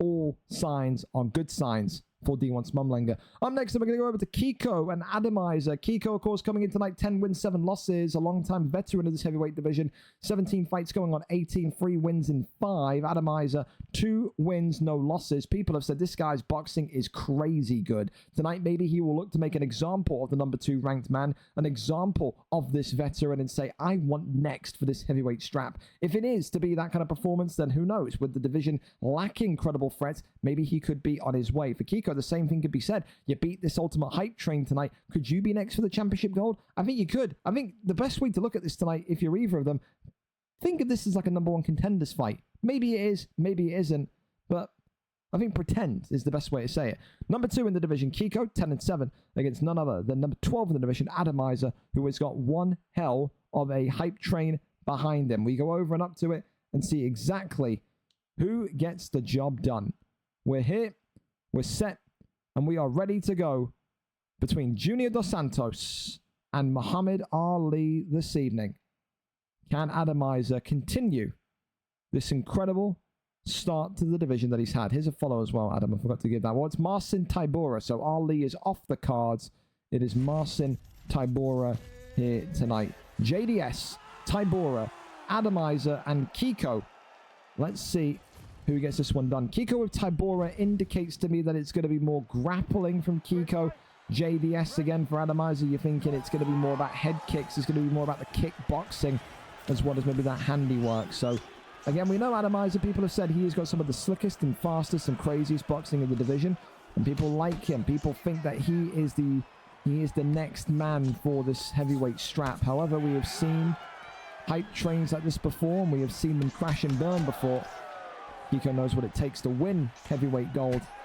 Can he maybe get back there tonight with a big, big victory against this man in JDS black and gold? Bit of a hesitant start here from both of these two. Of course, with heavyweights, you can't be so gung-ho and so super aggressive, can you? You've got to maybe bide your time a little bit as a big knee there comes off against the dome of Kiko. And now look at this, takes the back and looks to wrestle him down. Kiko denying that takedown and shakes and shimmies him off. Really nice defense there from Kiko. There's that right hand coming in. Continues to just walk backwards though, and you can just see here that the big question for me is, if you Kiko, yes, you've got Tybura, but if you don't plan to initiate the grappling with Tybura, if you plan to box with Tybura, how much success are you really going to have in this fight, considering he's not got a lot of power, considering he's got no real redeeming quality on the feet? Whips him into tie clinch here, does Kiko, and then works a couple of knees onto the block, but right hand there comes up trumps and gives Kiko a little bit of a reminder that JDS does have that power in his gloves. Off the 1-2, there's that left hook there coming off, and now another clinch coming in from Kiko. Works the body, and now look at this, double hooks from Adamizer. Shoots the takedown. Kiko there trying to make the land, but great defense there from Adamizer. Back over now into side control we go, as he gets over into half guards. Crawls over now into full guard, tries to fake here. Kiko going to be looking for a backside or back sitting transition. Really nice from Kiko there. As now we transition back into backside again. Posture up is there. Rains down the strikes, works down the heavy shots, but rolls through. Does Adam and gains superior position, and now even more so. Full mount, a great deny there, and now into mount we go. Rains down the strikes. Kiko eating some big shots, doesn't manage to get a stun though. Does Adam, but gets a deny. Brilliant work from Atomizer, who works more and more dangerous strikes here towards Kiko. Drops the elbow once more. Now Kiko's got to make sure that he can just protect himself for 25 more seconds. He's stuck in a real difficult place here in his top mount. Left-hand side denies him again and now goes for the armbar. Kiko looking like he's going to be in trouble here. With just seconds remaining, extends the arm, but survives it. Again, really good guesswork there from Atomizer as well. Went left, got the deny. After that, Kiko goes to himself in his head mentally. I've got to go right when I transition. He's telegraphed that. Goes right. There's the deny. Left, right, left. He's read it like a charm in top mount, and that's where this fight differentiates so far. I think before that top mount gain from Atomizer, it was a very equal fight. I'll be honest with you. But so far, maybe he's got the best top mount control in this division for Adam. Round number 2 though, up and underway. So far, this is the furthest, the longest that anybody has taken Atomizer in a VFL octagon. So for Kiko, now it's time to dust yourself down. You know you've lost that first round, and you know that his top mount is something special. Clinch work is there. Gets that knee off once again. Wants to go for that right-hand side. Still nothing. Head kick there. Comes off brilliantly. Works off the jab. There's the right hand. Left hand, right hand again. Continues forward. Uppercut there. Comes in. Spin kick right down to the body. Do like the way that Atomizer is just kind of leaning to the left-hand side. It's almost creating that pocket of space for Kiko to try and strike in. And he's creating maybe that I don't know, that overconfidence in Kiko. Kiko is falling for the traps and therefore is leaving that chin wide open on the right-hand side. Left hand comes in again. Junior Dos Santos throws one to the midsection, but Tybora shoots a takedown. That one there, though, is denied. Right hand once again now. Atomizer. Oh, 1-2 head kick combination. Kiko on wobbly legs hit. Junior Dos Santos, Atomizer gearing up for another potential big statement victory. There's that left and right hand coming forward once again. Swinging a miss with the right hand from Adam. And there's that right hand this time. Kiko could be in a bit of trouble here. He's walking on backwards. He's stuck in the mud now. He's dropped as he sways into the uppercut. Spin kick upstairs comes off. Works off the double jab, and now you can see that 3-punch combination. Spin kick to the body and then to the head. Right hand comes in off the jab. He's the shimmy around as Kiko just looking maybe for survival at this point. Shoots the takedown and stops the takedown. Brilliant work there from Adam. Kiko there just shimmies him off though. Gets him right back to a standing base, and then Adam shoots that turning takedown. And now it's Kiko who gets the deny off, and that causes Atomizer to get right back up to his feet. Adam thinking maybe that the victory here could lie in the stand-up game here tonight. 45 seconds and counting left in this round number 2. So far, all signs point towards Adam. Kiko has frozen here as this round has gone on. Clinches up here. Big knee to the dome. Another big one to the body. There's the right hand that drops Kiko though. Now into stack guards, and this maybe could be the penultimate moment. And it looks like Kiko's going to survive it. Atomizer goes into round 3 for the first time in his career. He does look sharp though. His boxing has looked good. Kiko has become more nervy in this second round. That damage though very much apparent. A bow of respect there. Great respect from both of these two. As we now get to see this third and final round in this top end heavyweight clash. Shoots the takedown, that one there though, just not in distant. Right hand, left hand, then being looked for. There's the uppercut again. Kiko being dropped again. Shoots the takedown. Could have went into an uppercut in a really dangerous way there if he didn't get that one correct. He needs to try and pull the shorts of JDS down, and in the end does get him down. If at first you don't succeed, shoot another 4 takedowns. That's the exact way Kiko's targeted that one, but Atomizer ends up getting right back to his feet. Overhand there, swings in, clinch work is there. Uppercut there, pops on forward. Shoots the takedown again, and this time the turning takedown is denied by Adam. Knee there coming in from inside that clinch position. Left hand there once more. Works off the jab. There's that jab straight. Oh my goodness me. And it's just more and more damage coming towards the dome of Kiko. And it's a headshot execution on Tybura, the big Russian, defeated by the big Brazilian.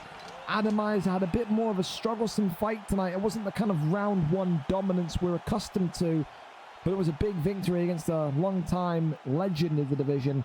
And for Adamizer, he'll be saying now, there's no one better, there's no one more well qualified for a title shot than me, and I think he could be very much in the right there. It's a big round 3 victory tonight for Adamizer. He continues to silence people that says that maybe he's not really had enough fights to be there yet, but I think he's very much near in that position. Congratulations to him, a round 3 victory today.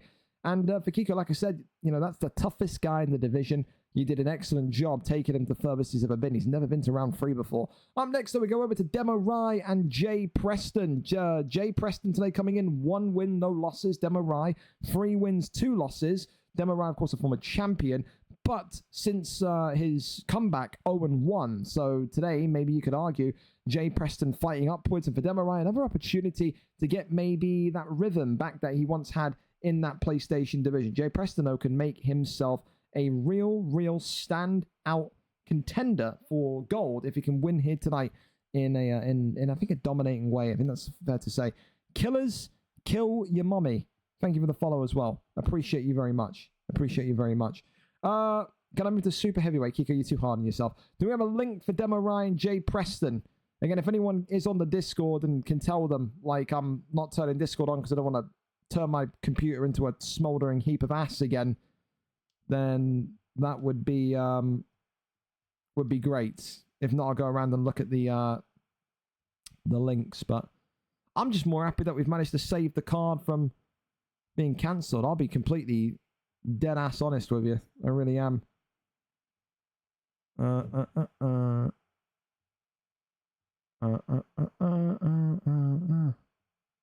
Yeah, I'm gonna need a link from someone because I ain't got shit.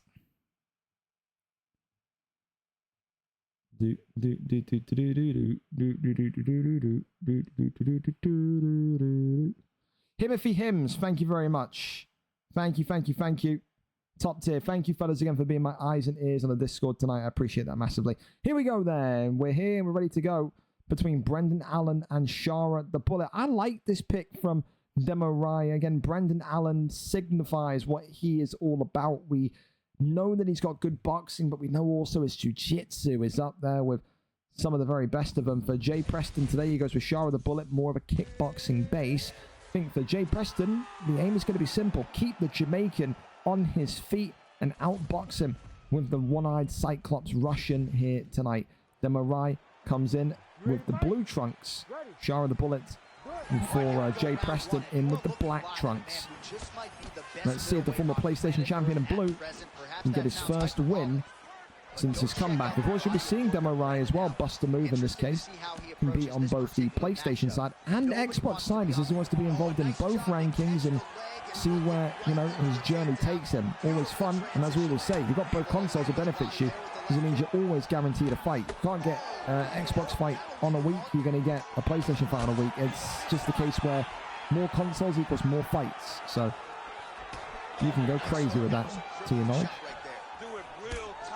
Big knee to the body here, and Shara the Bullet continues to try and spot any kind of distancing issues that Demo Rai has. Great takedown defense there though from Jay Preston. Immediately telling Demo Rai, not today. There's no ground game in this octagon. Fella, not happening. Works off that jab. As you can see here now, Brendan Allen continuing to just try and find something to give him a little bit of an edge in that teep kick that causes not really a knockdown but a slip on Jay Preston. Allows him to close down the gap of distance again. Jay Preston continues to work these kickboxing combinations brilliantly. For Demo Rai, you know, he's got to be looking at this and saying, well, this division from what it was maybe back 6-7 months ago when he was last in here is not the same. very, very much a fighter that has the ability to just be every style of competitor you need. Nice job by the fighter here to continue to block the Left hand there comes in, but goes back down low to the body. Uppercut there comes in. He's kind of watching and Head kick. Oh, that's wonderful there. As Demarai, for the first time, gets a stun. Jay Preston's got to be careful. That's the first maybe sign of a resurgence here tonight. Works the leg kick, comes in. Right hand there again. Brilliantly timed, brilliantly worked. And now you can just see he left some rights continuing forward. But I think if you are shy with the bullet, you've started off the round so well, you do not need to eat a knockdown here to then undo all of that good work. Overhand comes in, works off the jab and the hook here, works the body shot. And now the elbows are starting to maybe come out here in a bit more of a dangerous way. Just feels like maybe bust the move. Demarai happy to kind of go into round 2 here. Preston, I thought would maybe be the guy that's saying that after he got that stun, but he's very much wanted to get at Demarai. It's almost fascinating. You've not really seen someone have such confidence against the former PlayStation champ, even in his prime, but Jay Preston's got it today. Good rounds, phenomenal rounds, and I think despite the stun, I'm still going to give the round to Shah with the bullet, aka Jay Preston. I like that round from him a lot. His coaches are telling him he lost the round. I liked it. I thought it was a good fight. It was a good fight and a good round. If he did lose it, it's not by much.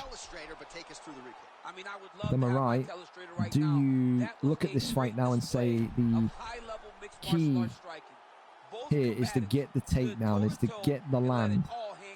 Because if it is, you've got some work to do, because his takedown defense tonight, Jay Preston, is not too shabby whatsoever. Love touch and we're off round number 2. Well, Brendan Allen already has a submission on this card here tonight through someone else. And Demarai add to that submission tally, the Brendan Allen submission count. Are we going to see that rise tonight? So in the middleweight division on Xbox, Brendan Allen has got one of, I think, the highest submission to fight ratios since he's been added into the game. People love him for a 4-star pick, and that's a beautiful spin move into the uppercut, by the way. Fantastic. Telling it to prime Michael Jackson here tonight is Demarai, putting out the dance moves and tee-heeing into uppercuts. Little pause there, but whether that was disrespect or a finger slip, only he knows. Swing and a miss on the head kick, nothing there though. Go back down to the bottom, but the uppercuts and the straights that come forward. There's that right hand, the Shah on the bullet now. And this is where again you just seeing the wheels, the cogs in Jay Preston's head turn. He's starting to up the tempo ever so slightly. Shoots the ankle pick, and again, the takedown there is denied. And again, it's just such a great thing to see in terms of Jay Preston coming in. Said last week he had a good performance. This week he's having a phenomenal performance. Performance of the night so far. And people say, well, how can you give performance of the night to someone that just lost round 1? It was super tight. It was super tight. If he wins this fight here tonight, with how he's fighting, the IQ's there, the damage is there, the understanding is there. Really impressing me. Right hand there comes in again as swinging a miss on that wild head kick. Not able to get too much success. Brendan Allen continuing to walk backwards, shimmying on backwards. There's the uppercut once again. There's that front kick just teeping forward. Oh, and there's that right hand from Shah with the bullet. Jay Preston here, big knee to the body. Overhand was being teased, but the head kick as well was being teased. Swing and a miss on that head kick. Front kick there comes off. Continues on. Jay Preston just needs to find a way to crack for that block one more time, because that head health isn't too far away from the doctor coming in and stopping this either. Under a minute now to go round 2. Brings into the body. Was thinking about jumping switch kick there was Jay Preston. He's been very clean with his hooks on the feet here Jab tonight, continues forward. Left some rights again. Knee to the body. Nothing there. There's that front kick once more. Off the jab. Front kick comes off brilliantly. Brendan Allen is in big trouble here. Demo right. Final 15 seconds of round number 2. And Jay Preston is very much here. He ain't going anywhere. Really good fight. Demo right is in there with a killer tonight. Shara, though, busted open. You can see that on the left-hand side of his eye and cheek. But I tell you this much, man. He's bringing a lot of force, a lot of pressure towards Demo Rai. We have not seen someone fight in such a confident manner since I think we saw him and Kruger fight back in the end of UFC 4. It's incredible. The confidence from Jay Preston, Shara the Bullet, is unfathomable. It really is. Third and final round in this PlayStation matchup. Can Demo Rai rescue victory from the jaws of defeat with his Brendan Allen pick in blue? Or does Jay Preston pull out probably the biggest win of his career early days so far? Nice defense. Have some rights there as the leg kick comes in. There's that front kick coming forward. Body shot comes right back. There's that front kick again. Shoots the single or the ankle pick, but again, just really good defense.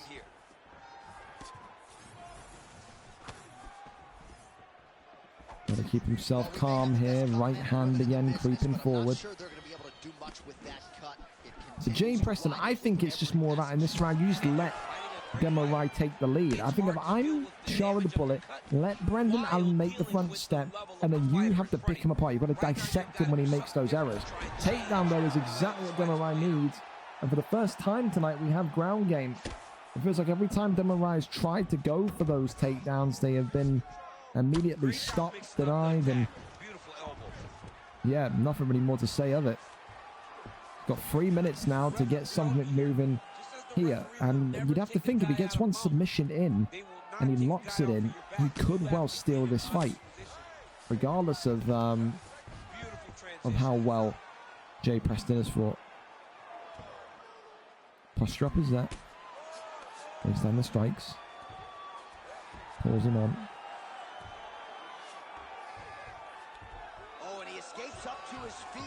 Back to his feet. Takes the back hit. Now has the rear naked choke, and that's what we didn't want to see. And now, regardless of how good Jay Preston's done, now I'm worried for him, because this is where Brendan Allen comes in, especially with that round 1. This is not looking good. And how one mistake can change the direction of a fight. It could be about to happen here. The arm triangle's in, and it could well be that Brendan Allen is getting another submission here tonight. Demo Rai says experience is key. He gets it done in round number 3. Do not sleep on the Jamaican ex-champion here tonight. He was battered, he was bruised in the first couple of rounds, and in the end it is the submission style of Brendan Allen that gets it done. And I feel for Jay Preston. I think Jay Preston had a phenomenal fight, but the reality is it just wasn't there in the final round, and dude, I'm gutted for him. That was, again, and I like Demo Rai. Demo Rai's a nice enough guy, but when you see someone fight so well like Jay Preston, you almost feel a little bit disappointed when you see someone like him lose. But for Demo Rai tonight, performance of the night for me so far. I think to come back from a fight in which you, in my opinion, maybe people will argue round 1 he was winning, but he wasn't exactly cleanly winning the fight in round 1. Round 2, it was a Jay Preston round. I think to come back from that, get the submission in a clutch way in round 3, yeah, performance of the night sits right with me. So we've got a performance, we've got a submission, we've got a fight, and we've got a knockout of the night so far. So all the performance bonuses are locked up nicely. Up next, though, we go over to our next one. It's going to be AJ McCrandog against Killer with a Heart. And I'm worried about AJ McCrandog because he's new. I don't need anyone new not no-showing tonight after the issues we've had at the start. So AJ tonight, excited to see him if he is here 0-0 against Killer with a Heart 0-1. Another fantastic fighter is Killer. Always exciting to see what he pulls out of the bag. Only had one fight, but the one fight he had was a contender for for fight of the night. That's how high tempo and high octane it was. Is that going to be the levels that he reaches tonight? Someone's O has to go. Who gets their first win in this PlayStation division? No reply from Ollie yet, says Falcon. That's fine. He said he may need the fight being moved ever so slightly because of football by like 10 minutes. If I need to go on Discord, I will, but I'd rather not. AJ followed 8 minutes ago, so hopefully we should be good for this fight. You were tied 19-19. That's fair. That's fair. It wasn't your greatest performance whatsoever, Demo, but listen, it's not about how good it is. It's about getting it over the line. You very much did. So congratulations tonight. My stream is on this account. Thank you very much, Killer. I appreciate you, brother. Okay, here we go then. Killer and AJ and Killer. A PlayStation bout for the ages between Arnold Allen and Max Blessed Holloway. Extremely happy to welcome you to the league, AJ, if you're still in here. Let's see what you got tonight, man. We're there and we're set to go in the silence of the Emirates Stadium here, right? Killer with a heart with the green trunks of Max Holloway, whereas Arnold Allen in the white trunks with AJ I'm just going to call you AJ. I'm not going to call you AJ McCrandog because it's just too much of a mouthful. AJ and Killer, here we go. 0-0 against 0-1. Holloway, of course, tonight, the man that is 0-1. And I think, again, with Arnold Allen, when was the last time we saw an Arnold Allen pick, fellas? I think this is like another one of those really niche out there picks. But again, I like the Arnold Allen pick. I like Arnold Allen in real life. I think this is a guy in the featherweight division that maybe in real life the division has left him behind. I think he's never really going to be able to compete with some of the kind of killers in there. But, I mean, again, in terms of UFC, are there better picks? Maybe you could argue yes. But is he a fun pick? Absolutely he is. You maybe say the same thing about Yair Rodriguez at points, don't you? But he's got the wrestling, and people say he's got that underrated striking. People don't look at Arnold Allen and go, well, I'm worried about his boxing, but you kind of have to at points. You know, he's not someone that is going to be easy to just outbox. But Max Holloway here is finding out that the hard way. Head kick that comes off, combination work comes in brilliantly. As now AJ and Max Holloway continuing to just strike against one another. And this is the thing as well. If you Killer tonight with the Blessed Express, you gotta use that height, use that reach, create that separation. You see the best Max Holloways in UFC 5 work from those body kicks, work even from those leg kicks. We've seen people turn Max Holloway into almost Alex Pereira of how he uses leg kicks before. But then we've also seen people like Smiley at UFC and even Taylor back in his day use him as a close proximity pocket boxer. So you can use Max in so many different ways. It just depends on what kind of opponent you're facing. As a big knockdown there from the uppercut happens, rains down the strikes here, and it's, oh my goodness me, AJ is out of there. The block disappears, and Killer with a heart gets his first win in this PlayStation division. And maybe, just maybe, that is why Arnold Allen is not seen on a regular basis. Was the block compromised too early? Could he defend himself? I don't know. I didn't really keep an eye on what the block bar was saying, but it just felt like the block disappeared way too quickly. And for Max Holloway, who comes in with a great kind of brawleristic style, who comes in with all of that aggression inside the pocket, yeah, I like that. Especially as well, considering Killer with a Heart suffered the first kind of knockdown in the fight. Don't think that AJ is going to be an easy fight for anyone in this division. I just think tonight maybe the pick was a little bit incorrect, especially with the size difference of Holloway and Arnold Allen as well. So again, a knockdown each, a good fight, a good scrap, and again, I don't think AJ is going anywhere anytime soon. Not the debut he wanted tonight, but for Killer with a Heart, we finally get to see one of the kind of fan favorites of that PlayStation division collect a victory. Congratulations to him. He is now 1-1. AJ goes to, of course, 0-1. But listen, how many times have we seen people start their careers with a loss and then they go on to win the belt in some sort of dramatic Cinderella story fashion? So nothing to really be too upset about there. Congratulations to him tonight, though. Killer gets it done. Up next, though, Showtime, Delafelder, Jack, Hannah, Lankasaurus, or Falcon, Ollie. Whoever wants to go, let's go. You know, whatever you want to do. I can wait a bit, but not long. Got to be up at 4:30. I will do my best for you. I will do my best for you. I'll do a date. I'm amazed that we've actually managed to recover it. I can't lie. You go Diego. I would agree. I mean, Diego Lopez is a great pick, but not the one, clearly. Do we have any of these three ready to go, by the way? Any of these three at all? If I need to load up Discord and check, I will. But realistically, we know Showtime's not going to be home for about maybe 5 minutes or so. We can go. Jack, let's do it then. If you and Lankasaurus are in contact, then I will go and do the build-up for you next. So Jack Hanna tonight comes in as the Northern Irish Internet Connection Master he is. 9 wins, 11 losses. His 21st fight tonight. Coming in with 2 wins in his last 5, but on a 2-fight losing streak. Lankasaurus, of course, is the new boy on the block. 0-0. A Brazilian Jiu-Jitsu talent today wants to make his mark in this stacked bantamweight division. Will Jack Hanna be able to get out the other side against this dominant groundsman, or will he maybe tonight falter to Lankasaurus and those chokes and those joint submissions that he brings in with such ferocity? We go over and up to it. Let's see exactly what it is to do. I'll give it 2 fights. You'll give it until I tell you, Falcon. Like, relax, dude. Like, I'm sorry. Like, I'll get on Discord and I'll look into it when it's ready. You can chill the fuck out a little bit, please, mate. Like, you don't call the shots here, brother. You can wait like 5-10 minutes. Jesus Christ. Remember where you're at, man. This ain't your call, it's mine. The guy's 7 minutes late. I don't give a fuck. Like, I'm not fucking moving everything now because you've got to... You could have asked me when you signed up for like an earlier fight. So just relax yourself a little bit, yeah? I'm doing my best here. Yeah, I'm all right, so here we go. I'm so uninterested in this. This is Aviz as bad as what I've heard. A big welcome to Lankasaurus to the league as well. Again, Corey Sandhagen. Again, another one that we kind of saw often at the beginning of UFC 5 and then just kind of disappeared. So great to see Jack Hanna bringing him back today, the Umar Nurmagomedov for the debutant in Lankasaurus, who will be looking to bring every asset and every attribute of the Russian to the cage. So you got to think here, groundsman, jiu-jitsu artist, he will be someone that will want to kind of work those grapple exchanges as quick as possible, especially against the height and the reach of someone like Sandhagen.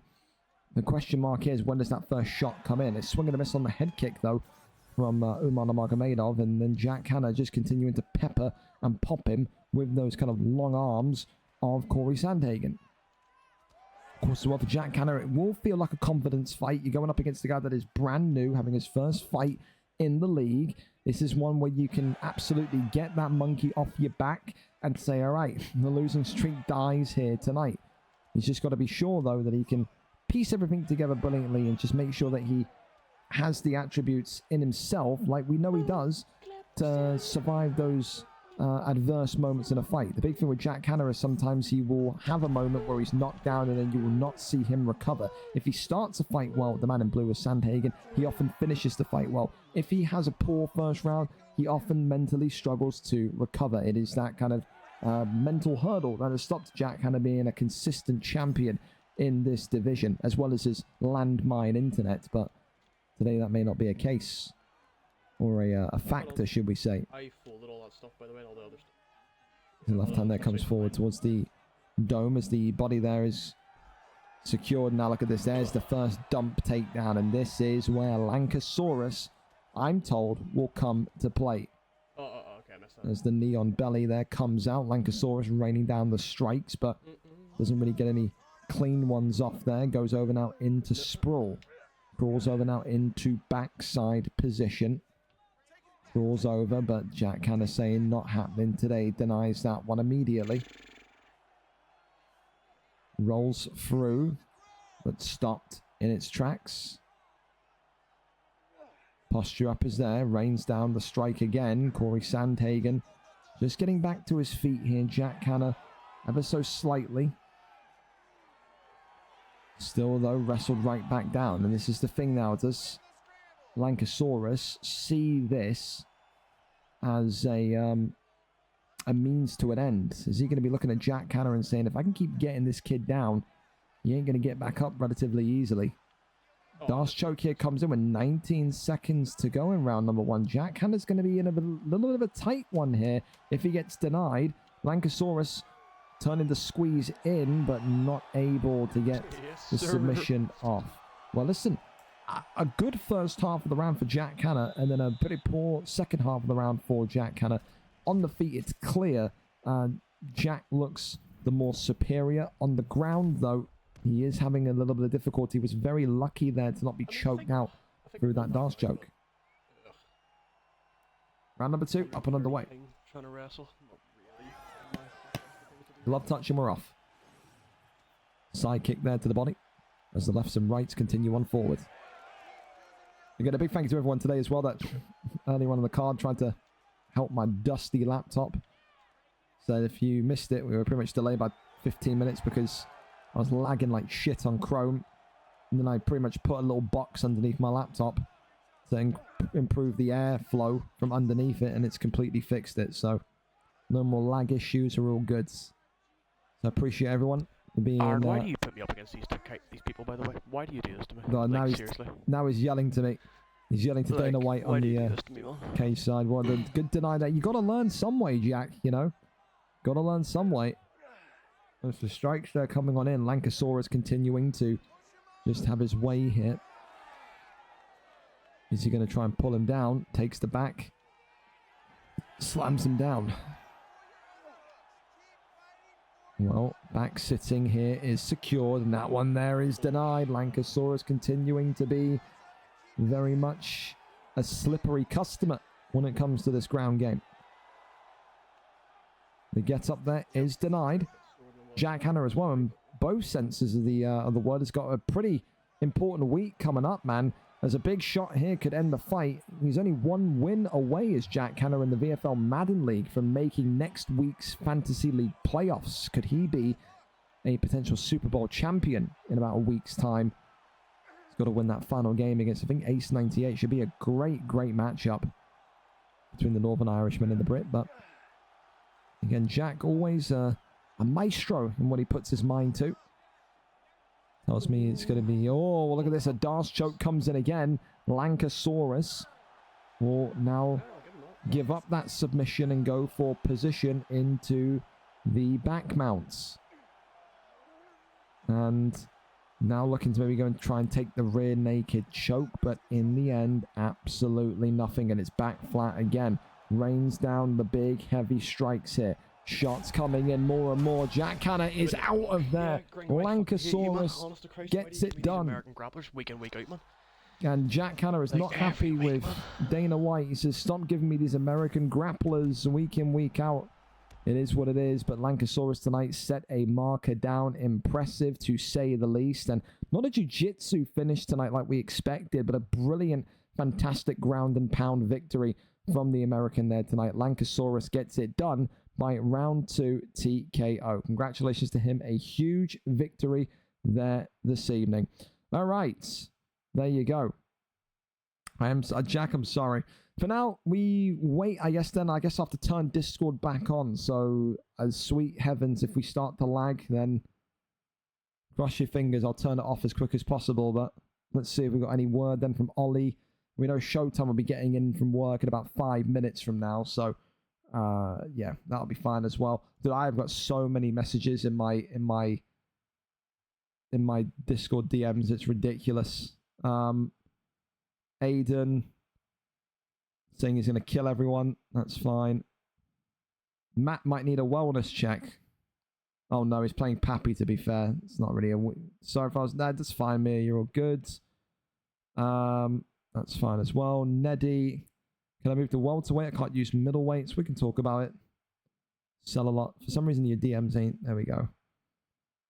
Killer Biscuit. Sorry for that response. Can't let me know when the next step is. Much appreciated. We'll talk later tonight. Gazito. You use OBS for streamers. There you go. That's from earlier on. Ash, apologies for walking from my door. You're fine. Jack 9. That's fine. Rossetti. No lag version of the KO. Already got it. Ali. That's fine. ViperrkoTTV. I love Xbox. The update. That's fine. That's fine. Poindexter.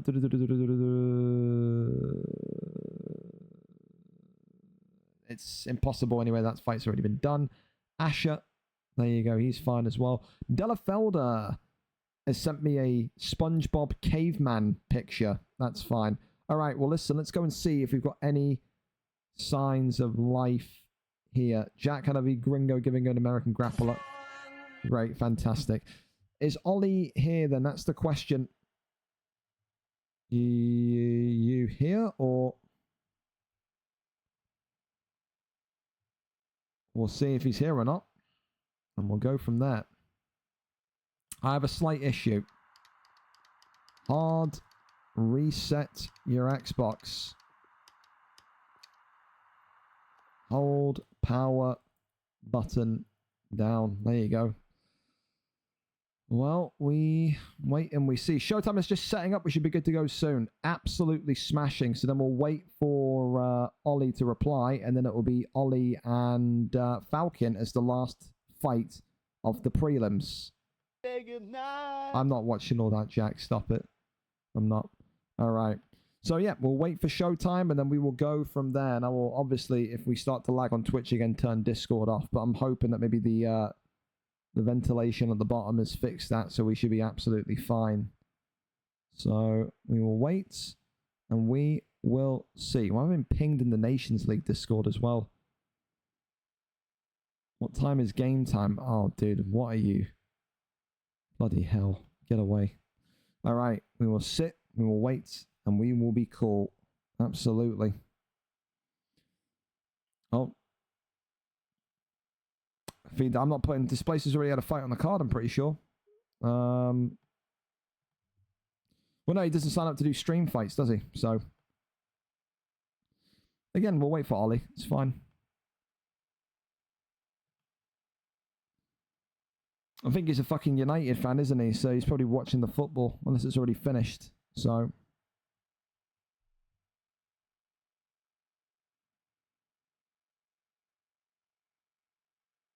Betis are beating Fiorentina. Nice. So it's pretty much going to be United Tottenham final. We are all Man United, lads. We really are. We really are. When we wait for this one, then we do 3-0 in the 85th. The thing is as well, I know Ollie's probably watching United. The fact that Ollie said to me at 1:55 today, I've got some things to do that won't require all night. What's the latest you can go? Just say you're watching the football, dude. Like, just say it. Why would you, like... Why would you go about that way? Felder, are you in contact with Showtime, yeah? Is he 100% here, or... I know he's getting home from work just about, so I'm not pushing him. It's more the fact that I can start to work on a replacement for Ollie, since he's obviously not going to be here. He's loading UFC? Absolutely fantastic. Please stop spamming me, Jack. Please. You gotta calm your ADHD down, man. Stop it. Stop it, stop it, stop it. If Displaced wants to fight Falcon, he can. It makes sense as well. 2-fight losing streak, 3-fight losing streak. We can do that if he wants it. If Ollie doesn't reply by the time this next fight ends. I'm up for it. So, yeah. For now, though, we just wait on Showtime to appear. The fights have been good. The only real issue, Cabbage, has been that, like, my laptop hasn't ever been open in the 2 years that I've had it. So, like, there's dust, and, like, my laptop was overheating to fuck earlier on. Oh, there's Showtime. He's live. Here we go, then. We can go right into this one. I don't want to keep Della Felder here for too long. Showtime comes in tonight. 2 wins, 1 loss. And, of course, Della Felder comes in, the former middleweight champion of the world in UFC 4. 2 wins, 6 losses. Both of them are two wins in the division. Della Felder, there were 2 wins in his last 5. Both of them winning on the last outing. Della Felder winning on his return to the 185 division. Showtime saying, this is my division. It's time to get right back to where we were in the lightweight days, in the welterweight days, competing for gold straps. Tonight, though, will he be able to do it against an Irishman that he's faced before? The last time these two faced, it was over 110 cards ago. Della Felder had the last laugh on him. It was a submission then. Will it be different here today, or will Showtime crumble under the groundsmanship, if we're going to call it that, of Della Felder? There we go. Showtime is all good and set. We appreciate you, Showtime, as well. Again, always a pleasure to have him on the card, and let's get ready to go. All right, my bad, Gringo. No worries. You're all good, man. Appreciate you, brother. I'm gonna turn the sound commands off until Showtime KO'd you, did he? I thought you won by submission. Fair enough. Well, Haz, it's your call. If Displaced wants to fight tonight, the fight against Falcons there. If not, then we'll find someone else. But he needs to let me know, or you need to let me know by the end of this fight. If not, we'll get a different replacement in. Robbie Lawler for none other than Showtime. But against who, Jeff? But against who? Kelvin Gastelum, of course. It's his 4-star pick. The wrestling is going to be out in force here tonight. Showtime in the blue trunks with Ruthless Robbie Lawler. Delafelder in the green trunks with Kelvin Gastelum. Delafelder loves this Gastelum pick. He loved him back in UFC 4. Here we go. Delafelder, can he get revenge from the last time these two fought? As Showtime moves his mic over. And now he begins to get himself going. Big thing with Delafelder today is if you're gonna test yourself on the feet, you're gonna need to try and out-joust and out-time Showtime. That's the big thing with Showtime, is that it's his pressure, but also his timing. This is someone that loves to spot the gaps in your offense. This is someone that very much as well has the ability to notice patterns. Showtime will look at your left hand when it moves. What kind of pattern will it go in? Are you throwing a left, right, left? If he does, and he sees that, he will absolutely shut that out with head movement, but also a counter. Big thing today for Delafelder is just making sure that you keep yourself composed and not melt under this pressure. As the big lefts and rights continue to fly forward here, Robbie Lawler is busted open early days. Overhand there, comes in, works back down low to the midsection. Delafelder continuing though, just to sit in front of the train that is Showtime and play chicken with it.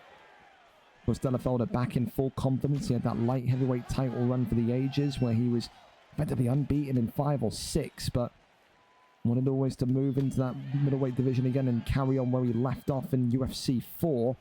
He's probably one of the great VFL UFC 4 middleweight champions, and again wants to maybe kind of go for one more strap in that 185 division before the turn of UFC 6. Big shots there coming up onto the dome though of Gastelum. Goes back down low. As you can just see tonight, Delafelder saying, I'm not even remotely interested in wrestling, which is really intriguing to me, because you would think Delafelder would come into this fight and just immediately shoot the takedown. But look at that, the left hand working Robbie Lawler brilliantly. And look at this as well. Now the head health is so low on Showtime. You could be talking about doctor's stoppage if the American is not careful. Pulls that one back, and there's that left hand that drops him. Big shots here again as Delafelder just maneuvers towards him. Tries to go back down low. Nothing really there though as he fires off the shot to the right. Overhand clips him though, and Delafelder, just like that, could be in deep, deep trouble. Uppercut there, maybe not powerful enough as now a body shot comes out. Flying knee comes in. As that one there, the clinch, very much providing some difficulty. And now Delafelder gets the takedown that he requires. But look at this head of Robbie Lawler. It is completely busted open. And you've got to think here, if you're Kelvin Gastelum, all you've got to do in this fight is jab, teep kick, and you'll win by a doctor stoppage here tonight. For Showtime, it's the most damage I've seen him take on in this 185 division so far. He is busted open. He is leaking. He is legendary VFL. not going to be able to survive too much more damage. Can he find a way back? The charismatic American, 10-9 down after 1. Round number 2. Delafelder very much on the cusp of getting the victory back from 110 cards ago. However, Showtime with that overhand, that inward stepping overhand, continuing to trouble him. Ducks the head kick, left hand there, and now Showtime swinging for the fences with that limited stamina he's got. Delafelder gonna need to be very, very careful here. Right hand goes back up and low, works the body. Big one again is another left hand. Creeps on forward. Superman punch comes in from Delafelder. Uppercut comes forward again. Avoids that one. Elbow. Delafelder risking too much here. Straight there comes off again. Clinches him.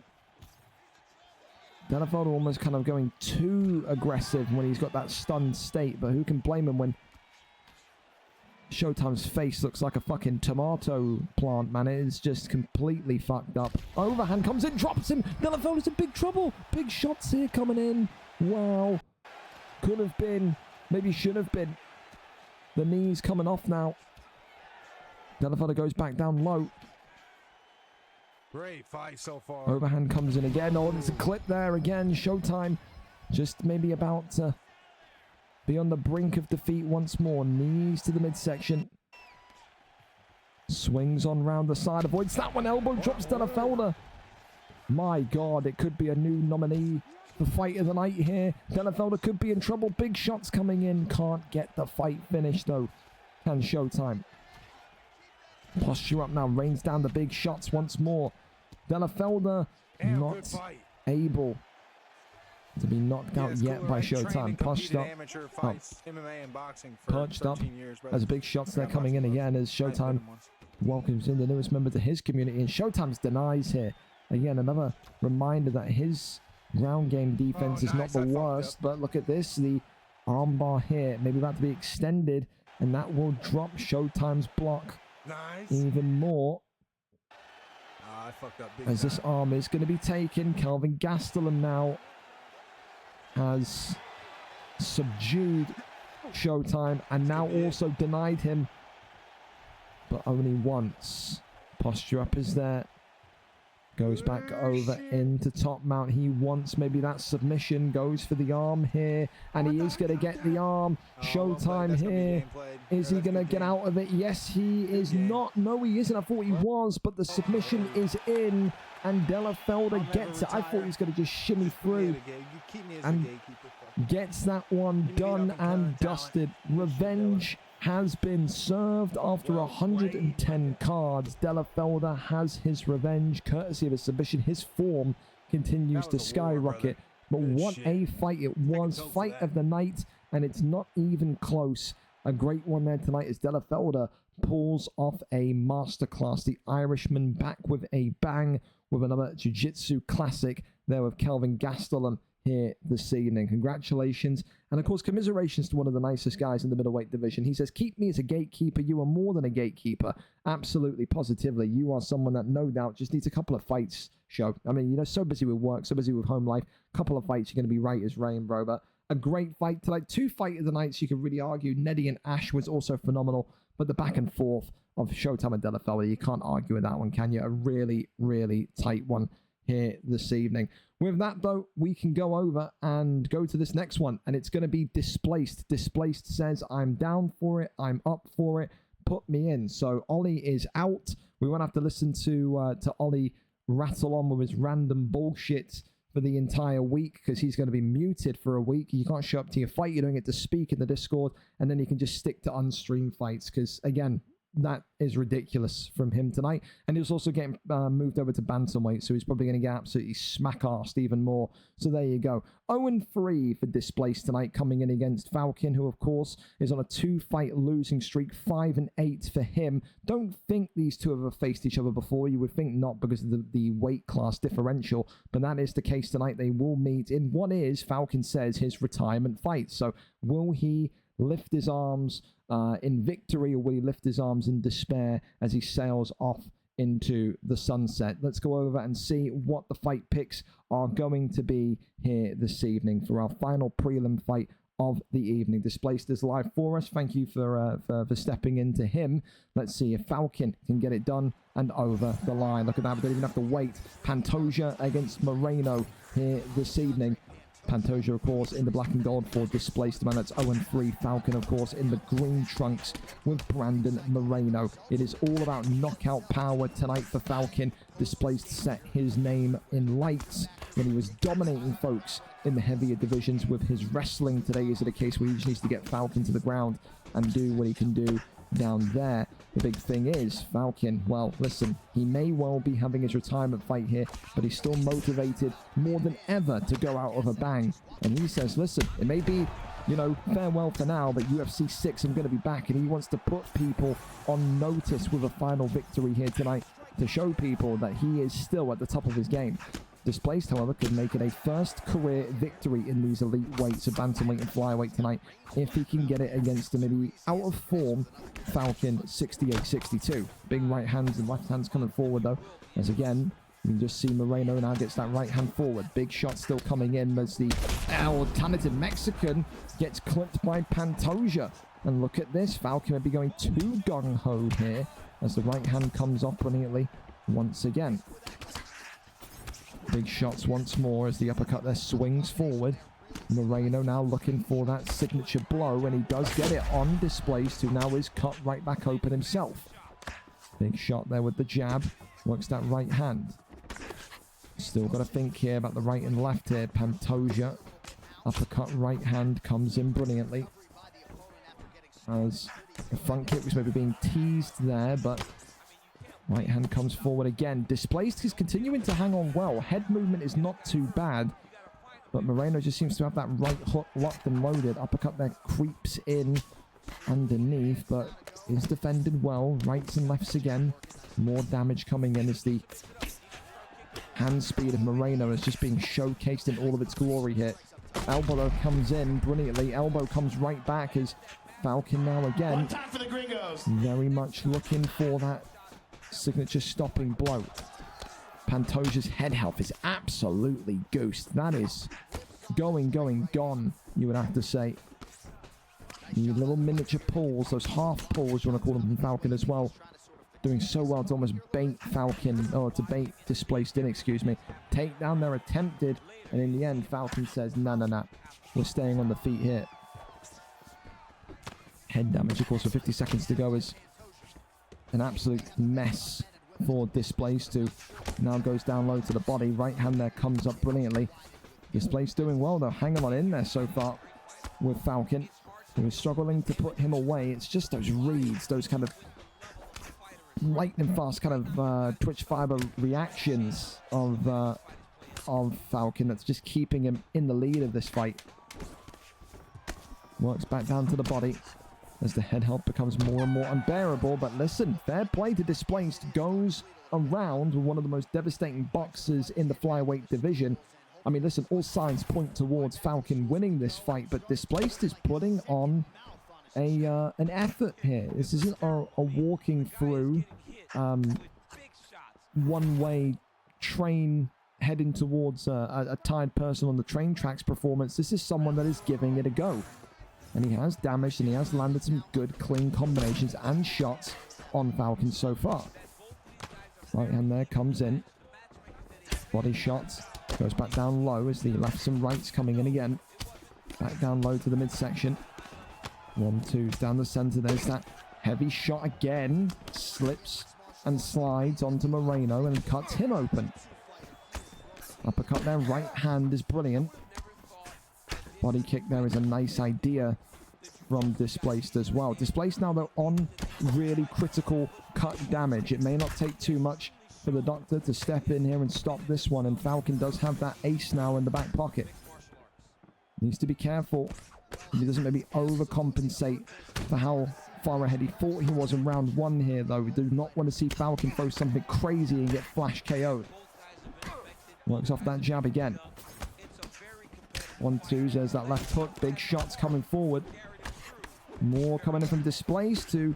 Oh, eats an overhand, drops him and ends him in a quick blink of the eye movement for Falcon. That is the most Falcon way to retire from the octagon that you could imagine. For Displaced, I have to give props to him. I do think he's a massive cock in terms of how he's acted in the heavyweight division, but he hung in there tonight with Falcon at points, showed his boxing, showed his tenacity, and showed that maybe he does belong in this bantamweight, flyweight divisional setup. So not the result he wanted, but he put on a good performance. And you know, when you're talking about a guy on a 2-fight losing streak, a guy on a 3-fight losing streak, you're going to have fireworks, and we saw fireworks in that fight tonight. I think Displaced was very close at points as well to getting a knockdown, to maybe giving Falcon some panic. So it wasn't a clean sailing easy fight that maybe Falcon thought it was going to be. Regardless though, Falcon gets it done tonight in round number 2, and yeah, he gets the storyline fairy tale finish he wanted, at least now until UFC 6. Maybe he'll come back sooner for VFL 200. Maybe he won't. Only he knows. But he gets it done tonight.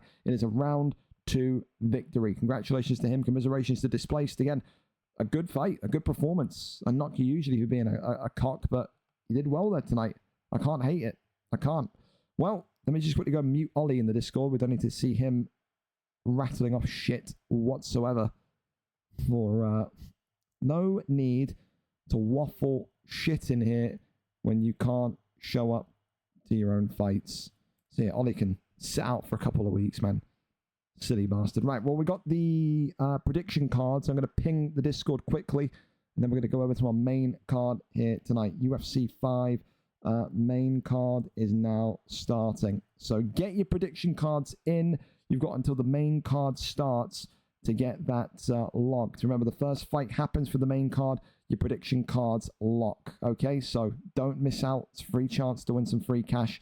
Easy as that. Don't go anywhere. Grab a beverage or a snack. Will be 2 minutes. We're going to play the trailer and then go to our main card tonight. Thank you for the Tomb double or 0006 for the follow as well. Don't go anywhere. Back in a jiff.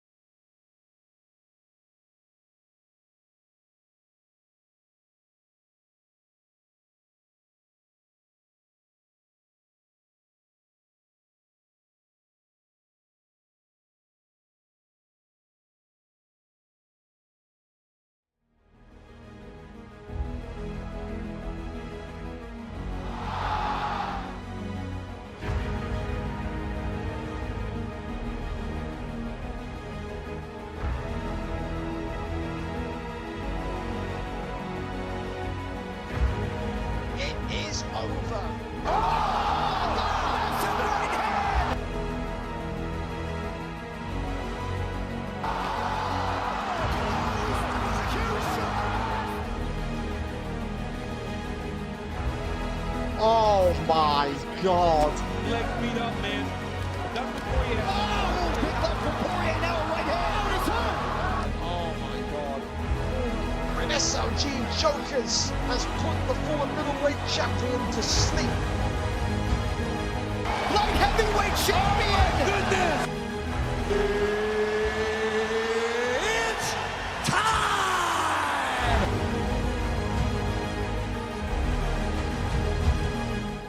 All right, we're back and ready for it. Thank you, RGN, as well, for the follow. RJN for the follow as well. Appreciate you. Lucky, good evening to you as well, fellas. A great prelim card. Although we had difficulties, we're still somewhat on time, and it's a great main card tonight. Main event, Kezza against ViperrkoTTV, close to around about midnight, 7 p.m. US Eastern for our friends across the pond.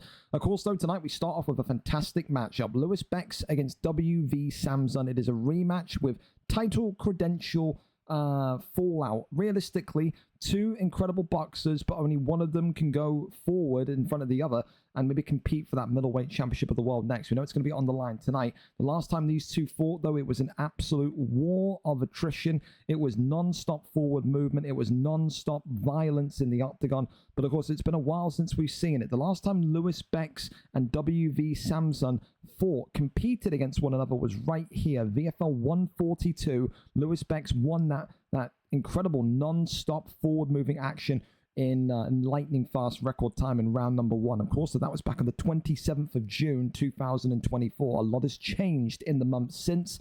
Tonight, though, it's all about who can make that correct step forward again and be the next contender in this incredibly competitive division. Bex tonight comes in 11 wins, 8 losses. He, of course, is on a 2-fight losing streak, so form and maybe belief, morale will be down. However, though, when you look at the other side of things, WV Samson 5 and 6, 3 wins in his last 5, and on a 2-fight win streak. Both of these two will box. Samson's takedown defense is fantastic. tonight. And again, it's all about who's got that superior boxer within them. We go over and up to it. Let's go and see for the first time tonight on our main card who gets the job done. Do we have a link for this one is my question. Lewis or Samson? What do we got?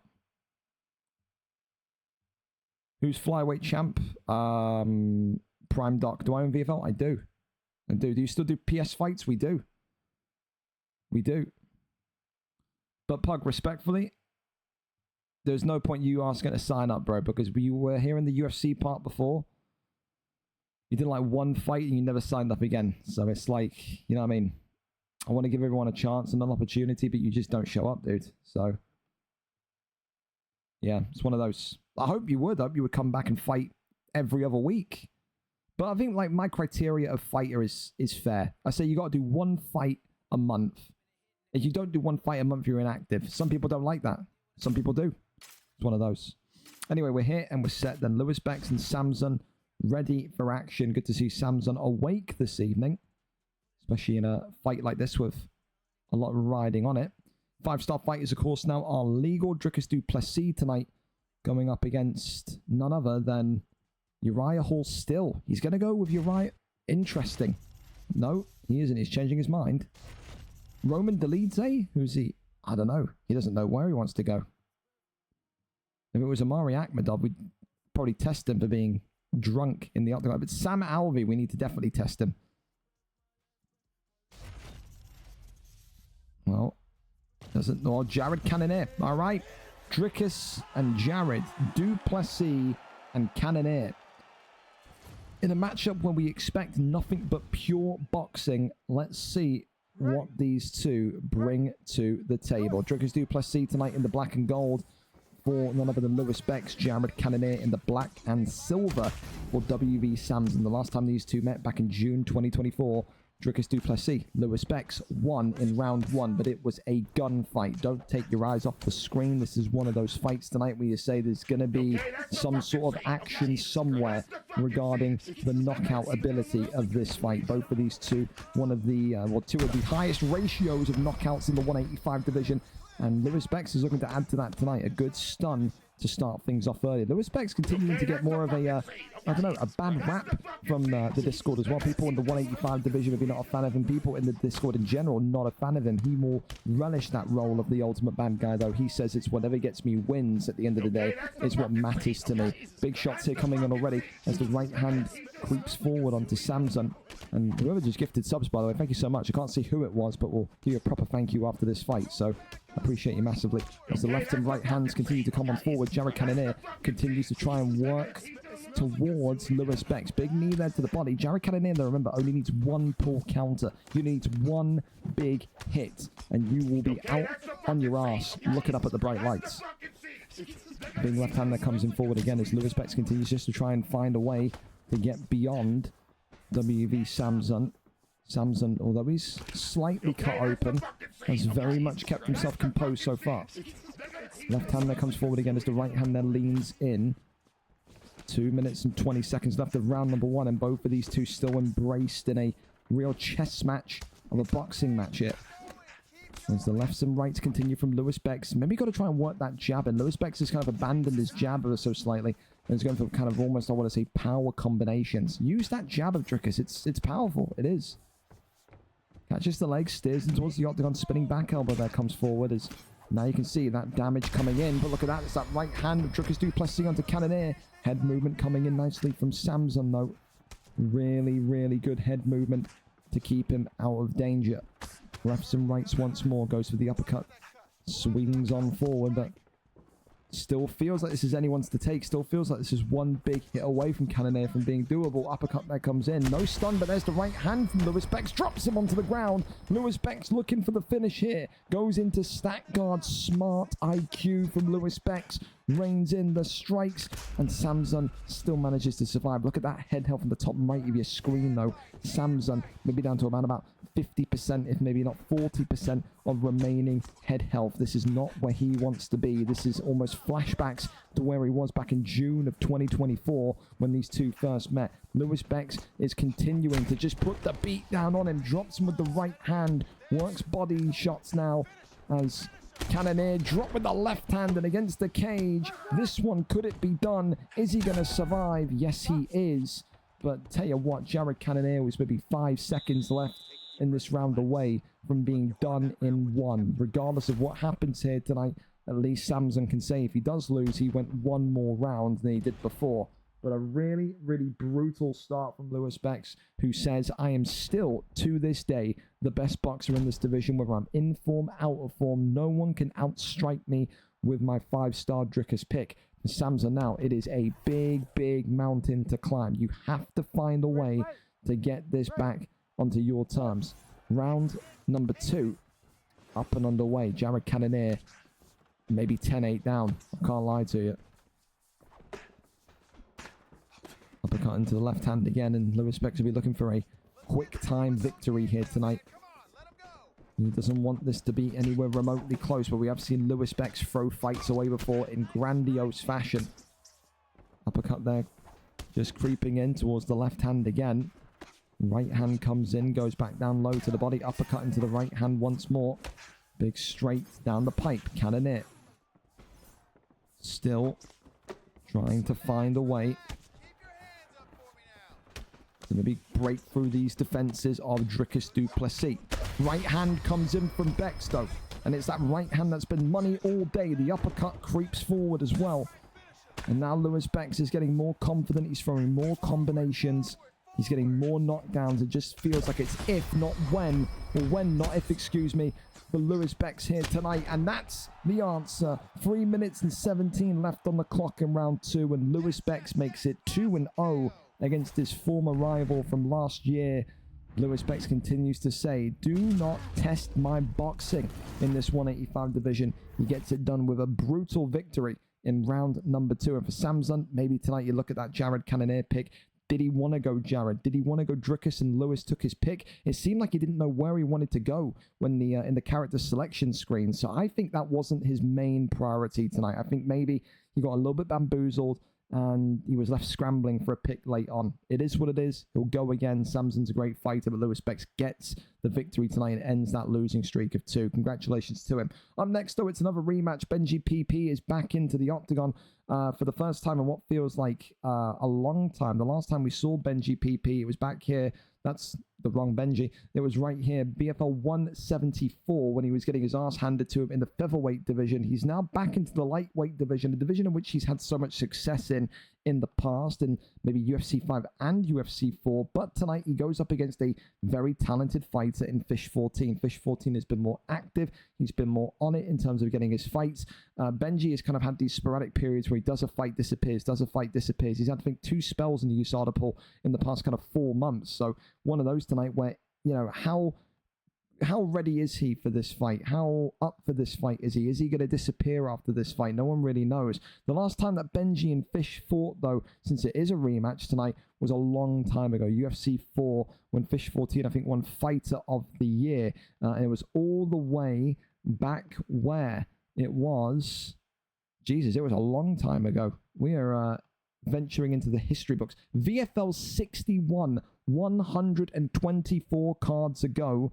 Fish 14 won by a round 2 submission, the 20th of April 2023. So more than 2 years ago, these two fought. And now they meet once again to see who can get this one over the line. Of course, the tail of the tape looks like this. Benji, 9 wins, 7 losses, with a phenomenal win streak in this lightweight division in UFC 5. Fish 14, of course, 5 wins, 3 losses, coming off of 2 losses. So you're thinking, why is he fighting upwards? It's the rivalry of this fight, and it's, of course, Benji PP's return fight. You can't expect him to get a #1 contendership opportunity when he's having his first fight back in, what, about 11 weeks? So it's one of those tonight. The rivalry will continue. Does Fish 14 make it 2-0, or does Benji PP come back into his old stomping ground in phenomenal fashion? We go over and up to it. Let's go and see exactly what the picks are set to be. We're here, we're ready, and we are set this evening for Fight 2. Paddy the Baddy Pimblett against Charles Oliveira. So for Fish 14 to come in with Paddy Pimblett, 4.5 star and lightweight, you kind of have to respect that. Did Paddy Pimblett go up to 4.5 star? They must have given him a boost in the update today. That's incredibly. Didn't we see Paddy the Baddy be used in lightweight earlier on? And he was 4-star. Maybe there's 2 versions. I don't know. I'm lost. Anyway, here we go then. Charles Oliveira against Paddy the Baddy. Paddy here, of course, in the red. Whereas Benji PP, well, Fish, of course, with Paddy the Baddy in red. Fish will be looking for takedowns pretty much instantaneously. Benji, though, will be welcoming that. When you are Benji and you come in the yellow trunks with Charles Oliveira, with all of that submission ability, all of that jiu-jitsu, you would be sitting there thinking tonight maybe he will be welcoming the task of the wrestling. Benji made his name in the featherweight division and even got to the bantamweight flyweight division through his incredible ability to grapple. These two equally have both struggled when their fights remain standing. Their boxing in unison is not the greatest, but tonight maybe that's going to be where the difference maker lies in the hand-to-hand combat of these two. For Benji, he said he was always excited to get back into this lightweight division. He feels like this is the perfect time to get into a division and maybe rebuild himself. But right now, he has been stunned early on. Paddy there being, though, thrown into a flying triangle, but just breaks out of that one. As now the lefts and rights continue to power on four. Oh, and there's that spear takedown that lands in. Goes over into the half guard position. Charles Oliveira here now, going to be taking his time. This is exactly what I think Benji needs. A little bit of calmness, a little bit of kind of, you know, momentum busting on a fighter in Fish 14 who's had a phenomenal start so far. Works these shots to the dome hit. Fish 14 just continuing to lie on his back and allow Ollie to do what he needs to do. Ollie, of course, was at one point in UFC 5's early days described as being one of the most boring fighters to watch, and he reveled in that. Him and Ollie reveled in that. They said, listen, it's not about how entertaining the fight is, it's about what gets the wins. And you can kind of respect that to a degree, but you then can't complain when people give you abuse. It's just the way I look at it. But I mean, Benji was one of those guys, he never strayed from that. He always wanted to kind of be in a position of winning and maximizing his chances as a competitor. And I mean, fair credit to him. Got to bantamweight and flyweight doing that, so he must have been doing something right. No, I didn't deny that. Yo. As the punches there kind of rain on down. Gets that flip and rotation, and now into half guard. Fish goes, and then a reversal right back. These two, in terms of their wrestling and their ground game, are two of the very best in this 155 division. I will not be told otherwise. I wonder what maybe the former champion Stankerson will be making of his sons in the octagon tonight. He's not in this division anymore. We'll be seeing Stankerson make his 145 debut tonight at featherweight. But he's excited for that one. A rivalry grudge match that one's going to be. But right now, Stand up for the last 10 seconds. Benji PP tries to get a flying knee off. Doesn't connect though. And that's going to be round 1 in the books. So listen, a great first half of the round for Fish 14. A pretty, calculated, methodical, planned second half of the round there for Benji. Took him down and just, tried to maybe kind of break that momentum up. And that's the thing you got to do when you're getting stunned and you're getting knocked. Well, he didn't get knocked, but you know what I mean? You're getting stunned and you're eating those significant strikes like tea cakes. You got to try and completely annoy your opponent. What's the best way to annoy your opponent? Stall the fight, get it to the ground. Even if you're lying on top of him, just keep him still. And that's, I think, what maybe Benji was thinking about in that kind of second half of the first round. Big knee to the midsection there as Charles Oliveira now gets a good bit of head movement off and starts to tenderize the body of Paddy the Baddy. Body shot there, but he's met by a slip straight brilliantly. Continues to now look for the uppercut, goes to the lefts and rights. Still there, the elbow being poised up. Left hand, right hand again. Uppercut continues on forward. Body shot comes in. Knee to the body. Left hand, right hand. As Paddy continues to get his hands moving. Gonna take him down, locking us up now. Shoots I thought he was going to shoot, but fair enough. Clinches and gets the takedown. Really nice there from Benji. I think Fish was even thinking he's going to shoot. We didn't expect that that clinch work there. Gets him over into full guard, and in the end, Benji having to concede and stands back up to his feet. Beautiful boxing. I tell you what, Paddy's they've boosted Paddy's boxing, haven't they? I mean, holy hell, he's getting some damage on Charles here. Looks off the hook there, but clinch is in, but nothing there. Uppercut goes forward. Right hand comes in. Elbow slides across. Paddy Pimblett here, maybe in a little bit of trouble, as now he's starting to eat big shots. That left hand of Charles wakes up the Scouser, or as Cody Garbrandt calls him, the Sorcerer. He's going to need some magic here, Fish, to get out of this tricky situation. Overhand into the uppercut comes in. Lefts and rights again. There's that right hand. Oliveira continuing to just try and work that hook to crack open the defenses of Paddy Pimblett. And he does again. Benji PP now. Very much having a more enjoyable second round compared to his first. Oh, and there's that slip. I thought he was going to be slip straight him again. That slip straight's worked so brilliantly for Benji all night tonight. The one time he needed to throw it there, he decides against it. Left hand goes back down to the body shot. Lefts and rights goes back to the rib shot. It's really smart from Benji. It's 1-2 to the head and then body. And that's definitely catching Fish off guard. You can see that in the stamina difference right now. The huge difference. Well, round 2 in the books. I gave round 1 to Fish. I'm giving round 2 to Benji. And longevity-wise, in terms of this fight, you'd have to think Fish is in trouble because of how many body shots he has conceded here. Now we go for the sub. This is the round. Third and final round. Why is he fighting in southpaw? He's not happy with the southpaw stance. Not one bit. Body shot there comes in. Is now the lefts and rights again coming and forward. Tries to get the leg trip there, but in the end, can only get him into stack guard. I think he's thinking about stack guard. No, side control. Interesting. You'd think maybe he would want that stack guard position, but opts for side controlling again. Maybe he feels like he's confident enough to keep him locked in to his side control. There's now shots to the midsection are coming in thick and fast. Tries to maybe transition over. Messed up now. Back into full guard we go. Posture up and gets out. Clinch work is there.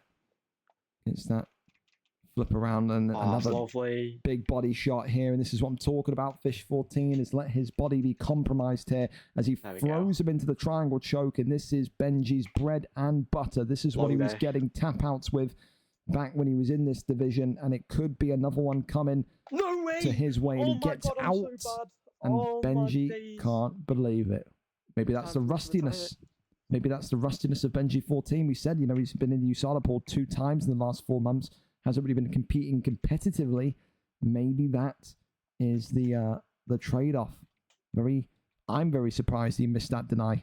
I can't lie to you. He's got to keep his head though. 2 minutes and 20 seconds. He's still in a great position here, is Benji.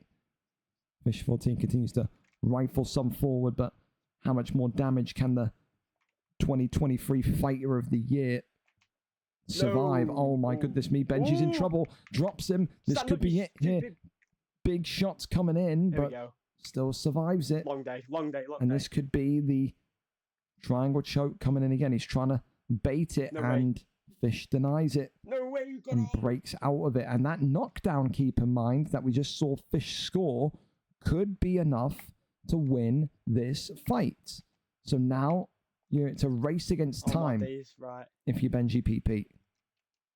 About 60 seconds and counting to get this one. Oh, the body here stunned. No way, I've sold. Oh, my knees. And Benji now has convinced himself that he's lost this fight. No one knows yet. Wait, do you reckon I could... Who's going to take this? A doctor's stoppage. Oh my goodness me. And the doctor's stoppage has come in. Benji PP saying, wow, maybe tonight fortune, lady luck was on my side. The right eye is swollen shut, and Fish 14 with 40 seconds to go, who would have maybe felt like he was winning that fight, winning round number 3, has been robbed of his glory. Benji PP, some called him the most boring and flukiest fighter of the early days of UFC 5. Well, listen, he may have to carry that motto again, because he's just won by a doctor's stoppage tonight in a round 3 that I am convinced he was losing. He gets it done on his return tonight. Fish 14 is going to feel robbed. He's going to feel aggrieved, and you can't blame him. He gets it done tonight, a round 3 doctor's stoppage. Absolutely disgusting is what Fish 14 will be saying, but it is what it is. That's Paddy Pimblett for you in a nutshell, man. He's not got that durability on the head, does he? And comes back to bite you. So annoying. So annoying. There you go. Well, listen, we go over to our next one, and it's a great fight. Wayne Villasky against the up-and-coming PlayStation new boy, Sammy. So today, Wayne Villasky comes in 9 wins, 8 losses, 3 wins in his last 5 for the former champion. Sammy, of course, though, 2 fights in a row, no losses. Today, Wayne Villasky says, I take another 0, I get another win, and I move closer and closer again to another potential title shot to reclaim the belt that I lost a couple of weeks ago. Does Sammy have things to say in this fight? If he wins here tonight, you beat the number 1 ranked man, you could be next. That's how important this is for Sammy here this evening. We go over and up to it. Wayne Villasky is our cameraman tonight, but can Sammy do the impossible? Can he win against a veteran in this division? Like I said, you can't say he isn't a veteran. 17 fights going on to 18 fights today. This is a huge one for Wayne, but whenever Wayne's involved in a fight nowadays, they all feel equally important because of the status that he holds in the division. It's going to be Carlos Prates for Wayne Villasky against Kamaru Usman, it feels like. 15 wins to 0. You can't see it. 15 wins in the bottom left for Wayne Villasky, 0 wins for Sammy. Is the first win against these two finally going to happen on the biggest stage possible? We're here and we're ready to go.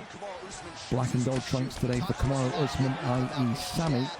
Wayne Villasky coming in with the yellow trunks for Carlos Prates. And this is the thing as well, you've got to think, Wayne Villasky, is he going to be coming in today a little bit cocky, a little bit overconfident? Again, you know, he's beaten 15 times outside of league competition, but we've seen Wayne Villasky be cocky and confident before and then lose fights.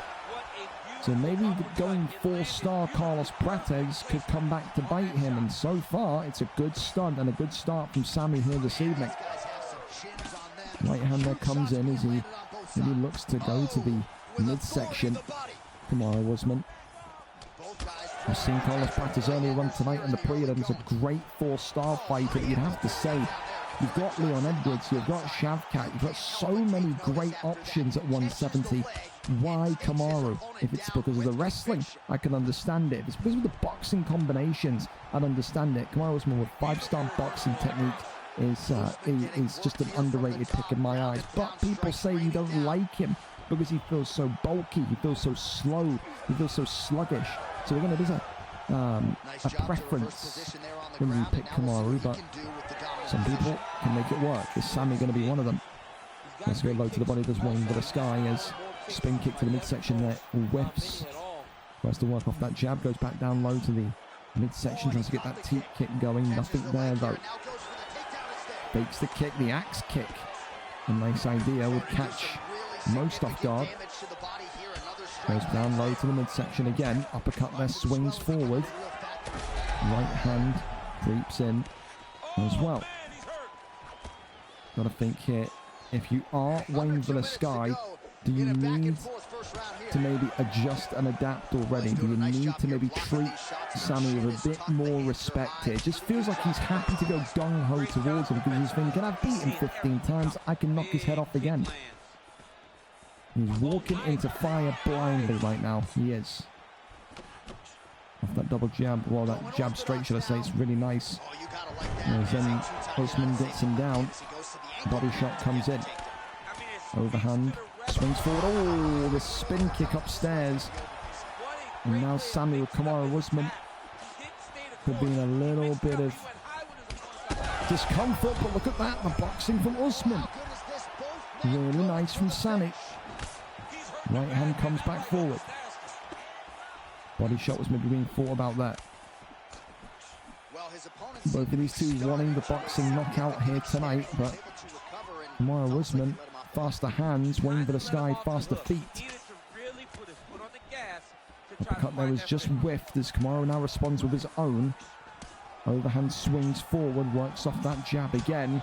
A good, entertaining first round between these two PlayStation fighters, and this does not look like a matchup where one person is beating the other one 15 times without response. I like what I'm seeing from Sammy so far. For Wayne for the sky, I don't ever want to insult anyone, but it just feels like he's being way too dismissive of his opponent. It just feels like he's going, oh well, I'll walk forward. I don't care about getting hit because I've beaten him 15 times. He's got to treat him seriously. I'm telling you, he does. Shoots the takedown, that one there immediately denied. Sammy there throws in an uppercut from the takedown denied. And now you can see the uppercuts flying forward again. Kamaru Usman starting to just crank the tempo dial all the way up again. Good jumping knee from inside the clinch. Head kick though comes off Wayne for the sky. We've got a stun in the last round from a head kick. He's got another one this round. Doing lefts and rights once more. Goes back down low to the body. Kamaru Usman trying to break that block of Prates and does. Body shot comes off. Knee to the body, but look at that. The slight slipper Kamaru. Head kick comes off once more. That time though it's blocked. Got to think, is it who makes the first big slip or the first big inaccurate read of head movement here? Good the takedown defense, by the way, of Sammy and the Kamaru Usman pick has been phenomenal. I'll say that now. It really has been. And as I say that, he lands a takedown. You couldn't write this shit if you tried. The curse of the commentary team, as per usual. Lays down the strikes here as Wayne for the sky going to be looking to keep Sammy down here. And I think for good reason, because Sammy's been very good here tonight on the feet. He really has. And like I said, when you know that your opponent is gaining momentum and gaining morale from the fact that you're having a good fight on the feet, you want to completely bin that. Put that in the trash, get him on the ground, keep him down here. And that's exactly what Wayne for the sky is going to do here with a couple of great top mount denies. And now it seems like Sammy is lost down here. Prates pick Wayne for the sky, allowing himself to get to potential back mount position. Back flat is in, and this isn't good. Carlos Prates not able to get any shots off though, and in the end Usman escapes to tell the tale.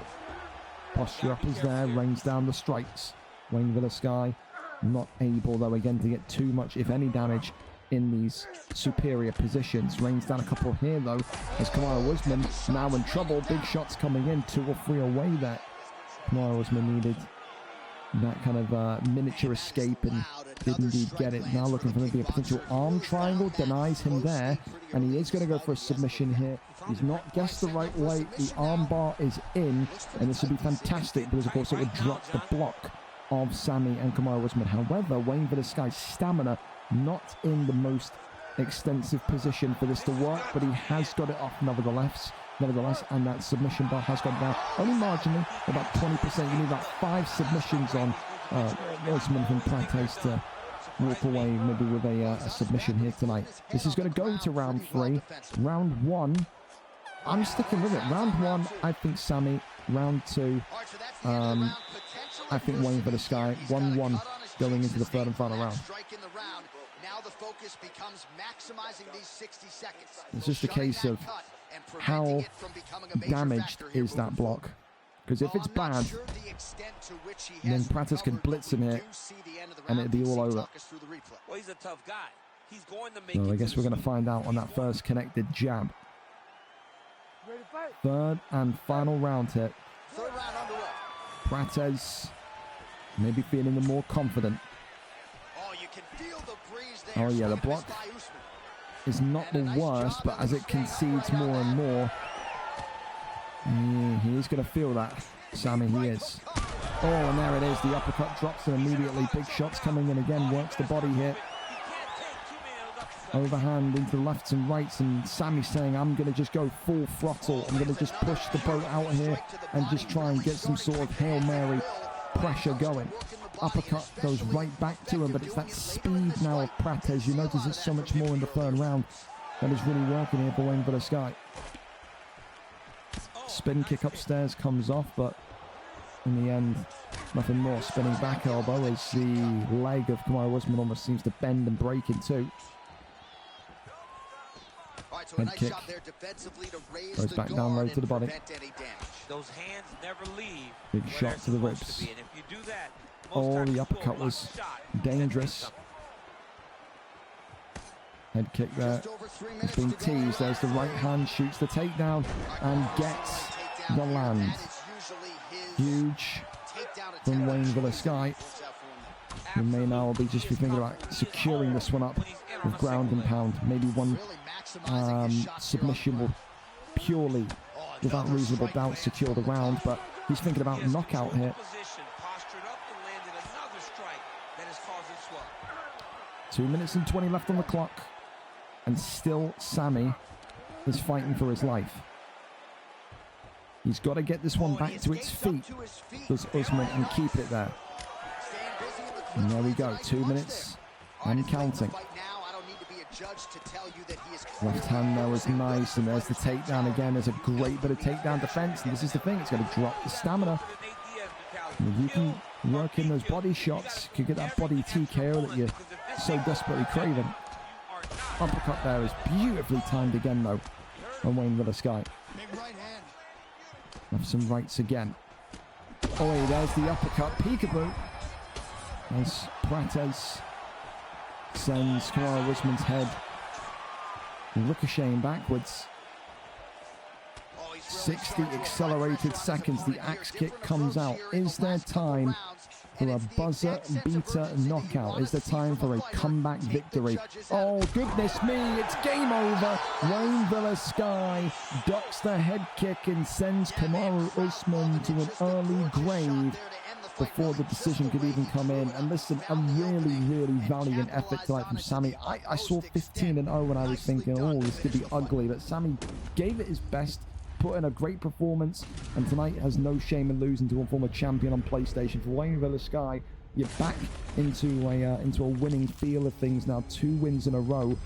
Are you next for the title? I think Double Champ Boars has something to say about that, but you are in that conversation. You get it done tonight. Round 3 victory against the undefeated Sammy gives him his first loss of his career. Commiserations to Sammy, but a great fight nevertheless by Wayne Sky. Congratulations to him. Up next, then we're going to go over to this grudge match. It is Sovis against Stankerson. Why is this a grudge match? Well, Stankerson absolutely butchered Daichi, who is Sovis's training partner back in the lightweight division when he once upon a time held gold. Sovis said after that matchup, give me that guy. Let me humble him. Tonight, he gets his wish. Sovis, of course, comes in as one of maybe the better 145ers in this division. 7 wins, 8 losses, 3 wins in his last 5 appearances. Stankerson is fresh off the boat. 0-0. The former lightweight champion today says, I will make my mark, I will beat Sovis, and I will start to climb up these rankings, up this divisional table to get to another piece of gold. Who wins it today? Sovis, the number 7 ranked featherweight, or of course the 0-0 former lightweight champion of the world, the American Stankerson. Let's go over to it and see exactly what the fight picks are set to be here tonight. Sovis is live for us, ready for action. Here we go. And it's going to be Yair Rodriguez for Stankerson against none other than Alexander the Great Volkanovski, one of the great pocket boxers of the featherweight division. We are here, we are set, and we are ready to go. Thank you to earlier on to Just Aaron as well for the 5 gifted as well. Appreciate you massively, my friend.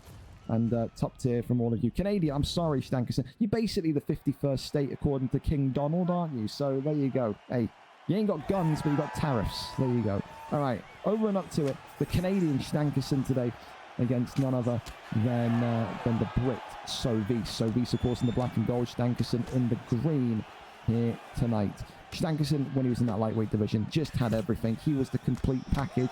He was the definition of Mr. Perfect, wasn't he? Had great kickboxing, great boxing, great movement, great head movement, great wrestling, great submissions. You couldn't fault him, and that's why he was undefeated. Left that lightweight division without a single blemish on his record. One of the great Canadian champions of our time, alongside the likes of Wavy Pappy, alongside alongside the likes of maybe even Brandon, you remember him back in UFC 4. So many fantastic fighters have come out of Canada, and tonight maybe we're going to see another Canadian victory in the win tally, and maybe the Brits will have to think about it. Keep in mind, I'm still thinking about maybe doing that Olympic event in the summer. Team Canada, the UFC, would be ridiculous. Some of the talent you've got over there.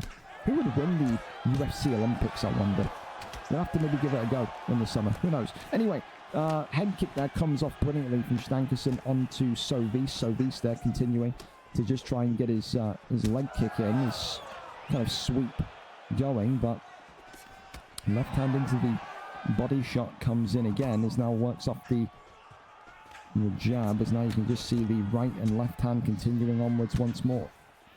Works off those, and this is the thing I really like from Sovis. He's really become more experimental since his time in that lightweight division himself. He uses Volkanovski in a great way, where he targets the leg, he targets the mobility of his opponents, and I think he does that especially against fighters that he knows has got a tendency to maneuver the octagon and to really kind of get their feet moving in a way where it's difficult to keep them sitting still. You never ever have seen someone like Stankerson be clamped, be penned against the cage. He's always on the move. A great armbar here though, locked in from Sovis, who will look to try and take the block down of Stankerson nice and early here. The Canadian though denies that one in easy fashion, and now Volkanovski going to need to try and do his absolute best here to get this one off. That one there is denied as well.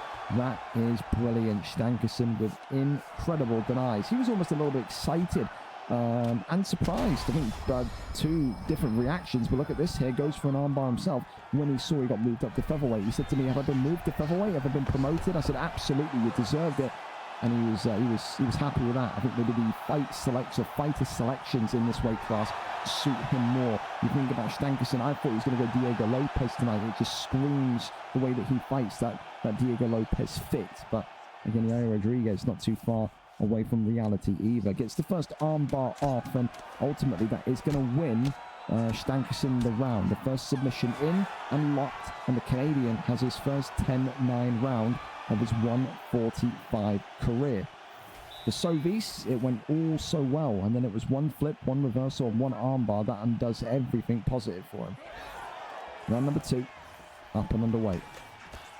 Of course, here for Yair Rodriguez, it's just about keeping your composure here now, and also watching those leg kicks. I said it before, he's going to keep going for that as Sovis, and it's such a it's such a different style to expect from a Volkanovski that you've got to be on your toes against it. You have to. As the head kick comes in, but that three-piece combination from the Mexican Yair Rodriguez claps right back. Body shot that comes forward. Continues now to work the shots to the body. The head kick there was maybe being teased. Goes back down low. As Yair Rodriguez again now tries to maybe find a little bit of a stimulant here in terms of maybe working the jab and then leading up with that beautiful head kick. But inside the pocket, Volkanovski is the man. He's like Frankenstein, the little Aussie. He really is. You talk about Vegemite sandwiches, he'll feed you Vegemite sandwiches for a straw when he's visiting you in hospital if you allow him to get too close.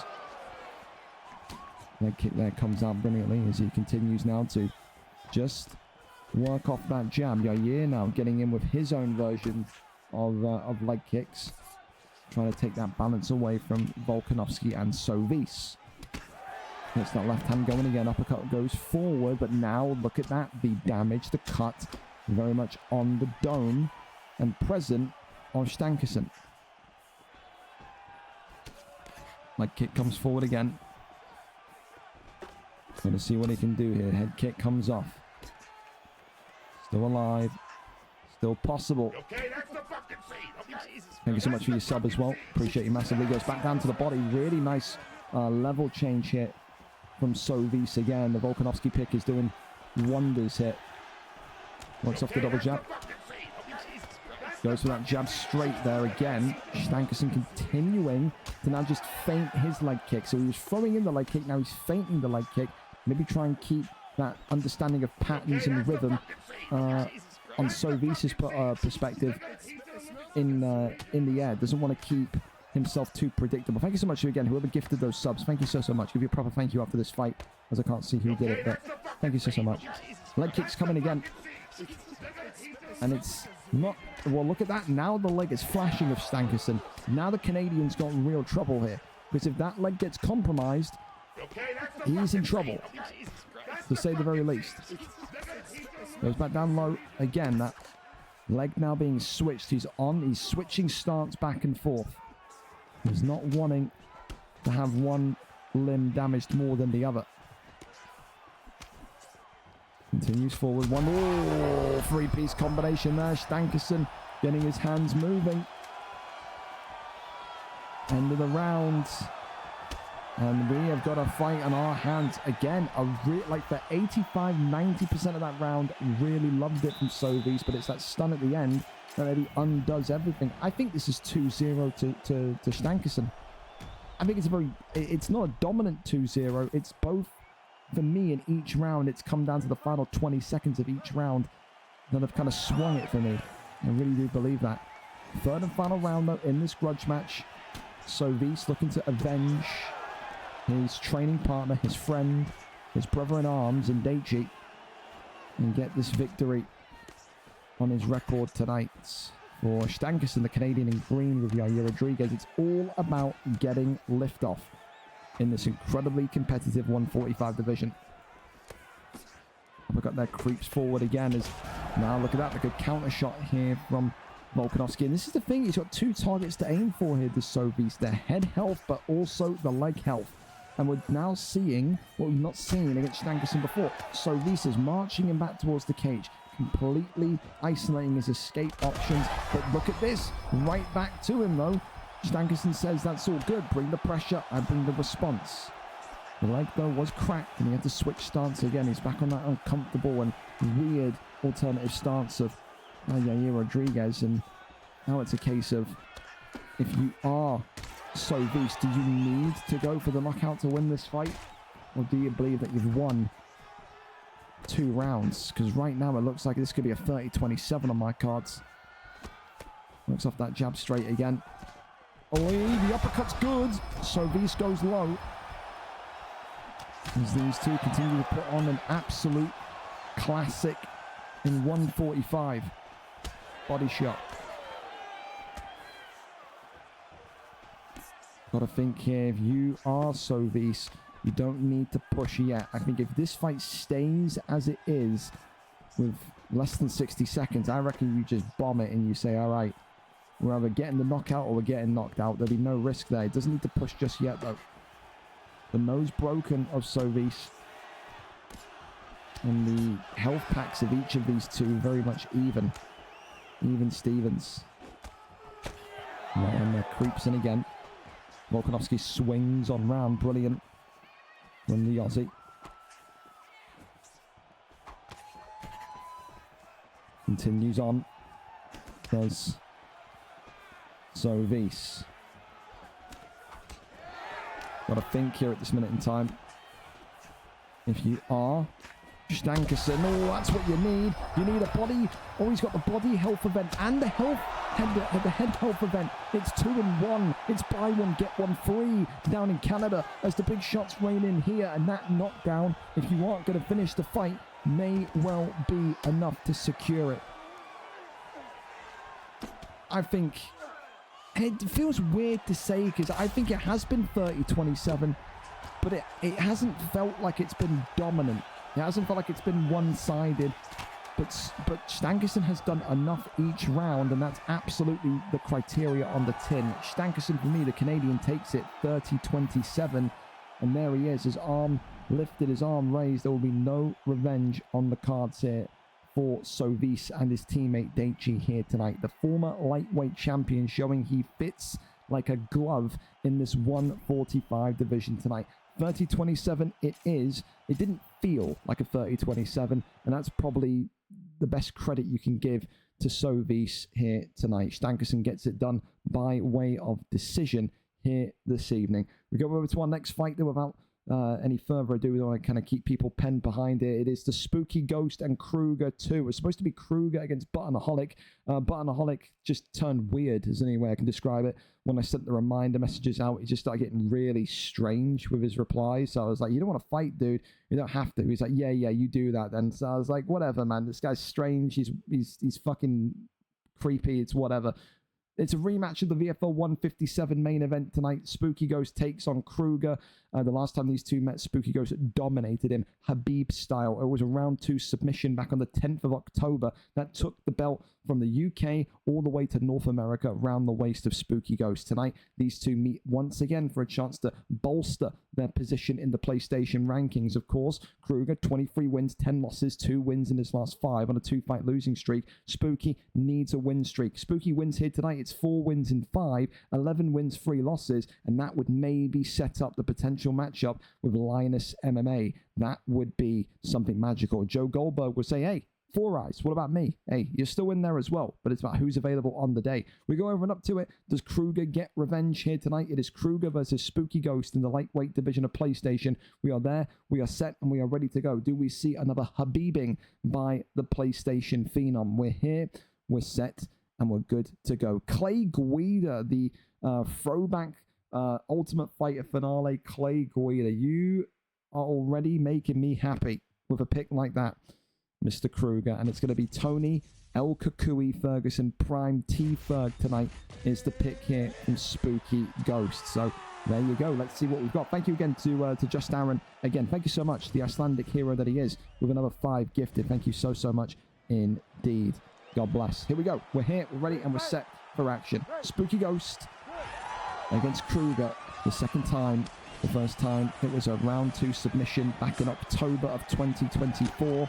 Are we going to see the same again? Spooky tonight comes in with the black trunks with Tony Ferguson, whereas Kruger comes in with the white trunks of Clay Guida.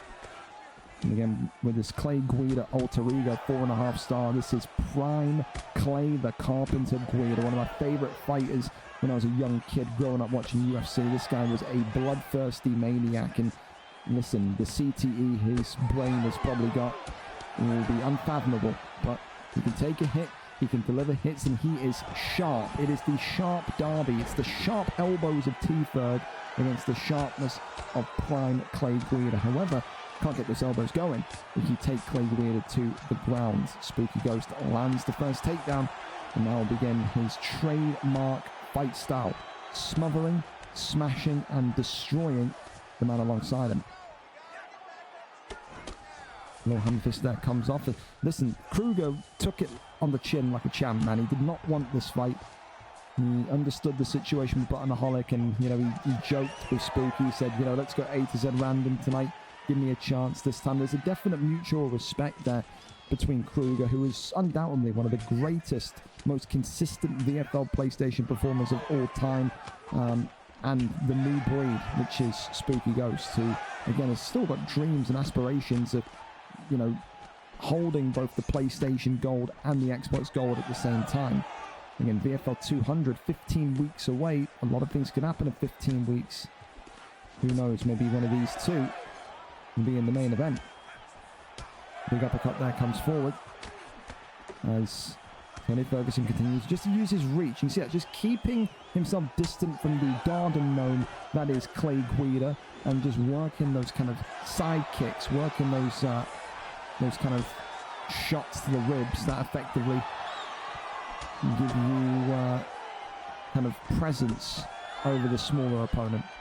For Clay Guida, I think if you're Kruger, which is really interesting to say, I think you've got to wrestle him. I think you've got to try and completely separate this distance, because I don't recall Kruger consistently ever using a smaller, lower center of gravity fighter and winning fights in a dominant way. He always seems to need to either have an equal or level reach, or needs to be the taller fighter of the two. And I think the fact that he doesn't have that tonight, I think that definitely benefits Spooky so far.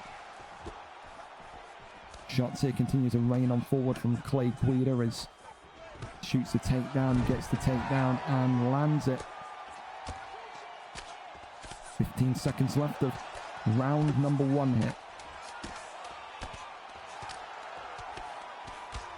And this will be all she wrote for round 1. 10-9 in the end. Maybe you could say to Kruger, because of those 2 significant strikes extra. You know that usually UFC scoring bases it on 6 strikes and then everything else afterwards. Of course, a knockdown, a submission being locked in will be crucial or key. But for Kruger, I think if you're in his corner tonight with Clay Guida, you're probably saying, yeah, that's about what we needed to do for round 1. A good start there.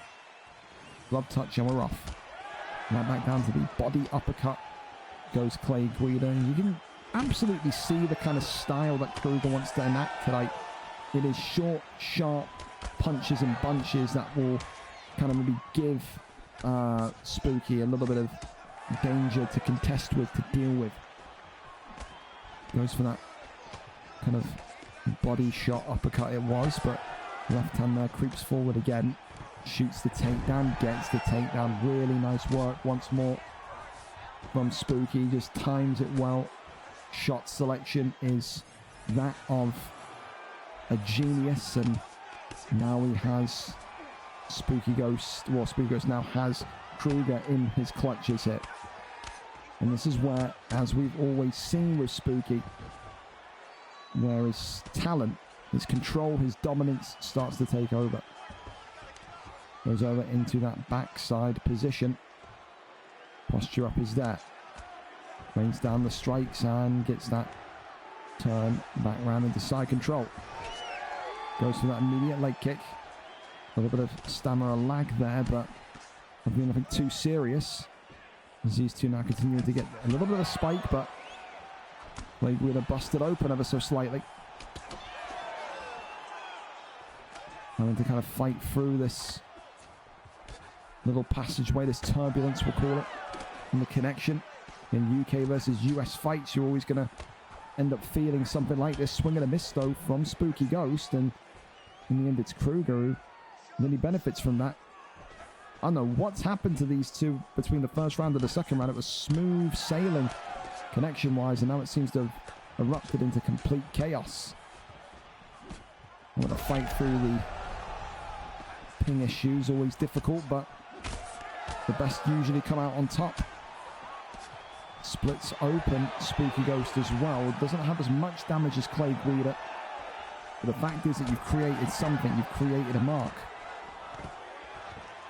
Shoots the takedown, lands the takedown. 1 minute and 30 left here of round number 2. Keep in mind, only one more non-title fight left this evening. A thrilling rematch between Smiley AUFC and Koros 67. Should be a great match in that featherweight division. Rains down the strikes here again. As Tony Ferguson postures up and rains down that big heavy elbow. Crawls over now into top mount on Clay Guida. The posture up is there. Kruger having to try and survive here, and does so brilliantly. Shimmies his head out the way, and that will keep things calm and quiet for the remaining 30 seconds. You wouldn't think here Kruger puts himself in a situation of severe impact. In the end, gets the controlling position of side control. Neon Belly here comes forward. A couple of big strikes coming in as Kruger in the end can't get too much damage, if any damage in that sequence, but does end the round on top. Spooky Ghost, more significant strikes. So on that basis, we're going 1-1 after 2. So, yeah, I would say 1-1. I think 2 very, very close rounds. 2 significant strikes differentiating them in round 1. 3 significant strikes differentiating them in round 2. That shows you how razor tight this is here tonight. Third and final round in this rematch from October. 6, nearly 7 months on. Do we see Kruger get revenge here tonight? Oh, maybe we do. Kruger here, going with Clay Guida, swinging for the fences. Kruger then not able to get that connection on to Tony Ferguson. Spooky Ghost continuing to survive here. Works down low to the body, lefts and rights. There's the uppercut again. And look at this, Clay Guida's power here. And now his speed. very much giving him a new lease of life almost. 1-2's down the centre still. There's that left hand again. Big shots coming in more and more. Clay Guida, uppercut there, trying to be delivered by Ferguson. Left hand goes forward again. There's more and more damage coming in now. But now it's Tony Ferguson who gets the stun. Tries to fake the takedown, try and catch Kruger off guard. He's looking with his little shoulder movements if we can get a hook off on that. Goes back down low to the body. Right hand there continues in. He's not too far away from a doctor stoppage either, is Spooky Ghost. He could absolutely work the jab, work the elbows. Oh my goodness me, bodies! It's all over Kruger, it's a done! Revenge is a dish best served by the Carpenter Clay Guida. Kruger has waited since October for that one, and it is a beautiful, beautiful knockout against one of the great PS fighters. Today, Kruger and Spooky, it is done for today, but it's not over.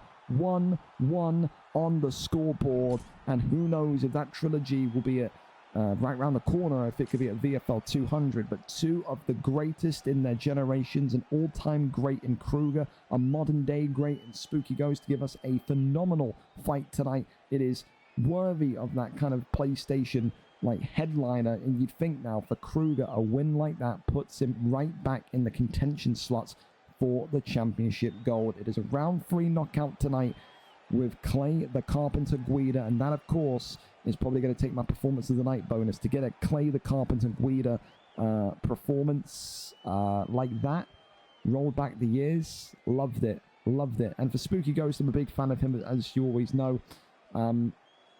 Yeah, I just think today I'm going to give submission to Demo Rai still. So I'm taking a submission from Aiden because I like that submission. It was a kind of comeback one, wasn't it, from Demo Rai? I think for Spooky Ghost, it was just a case of, you know, it was just so much power in Clay Guida's hands that it was always going to maybe potentially go that way. But again, it could have ended either way. A really classy fight, a really great advert for PSVFL. And yeah, I can't wait to see the trilogy. What more can I say?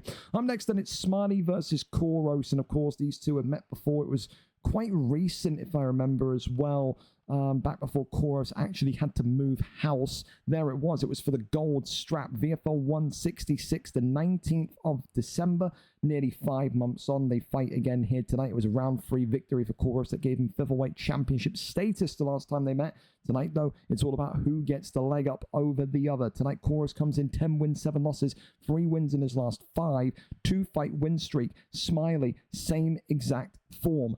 3 wins in his last 5, 2-fight win streak. Tonight, only one of these two get to a 3-fight win streak. Only one of these two will be maybe the next man up. No one knows where Chub Nardino's gone. Maybe he was bullied off the face of the earth again because of the way that he fights. But listen, if he doesn't sign up, if you win here tonight, you will be next for Mark Dev. It is a rematch with championship opportunity attached to it. Who gets it done tonight? Will it be Smiley? Will it be Koros 67? We're here. We're set, and we are ready to go for our final non-title fight of the evening. Let's see what the picks are going to be. Topuria and Alexander the Great Volkanovski again. No surprises there. Let's go and see if Koros can make it 2-0. Well, let's see if Smiley can get revenge, just like we saw a minute ago from Kruger. Get away. There we go. Turn the volume up a little bit. Smashing. Unbelievable. When Zed fighting, a couple of fights. Still got a couple more. Here we go. Glove touch and we're away. Volkanovski in the black and gold tonight. Topuria in the red trunks tonight. Of course, Topuria is the man that won the last. No, Topuria is the man that lost the last time out. Smiley AUFC going with the Spanish Georgian, whereas Koros, the former champion, and the man that brutalized Smiley inside 3 rounds in the black and gold tonight with Alexander the Great Volkanovski. Of course, with a fight like this, you've always got to put yourself in a position of understanding and say, well, listen, it was 6 months ago nearly, that fight, 5 months ago nearly. A lot has changed for these two. Is Koros maybe as on it, as sharp as what he was?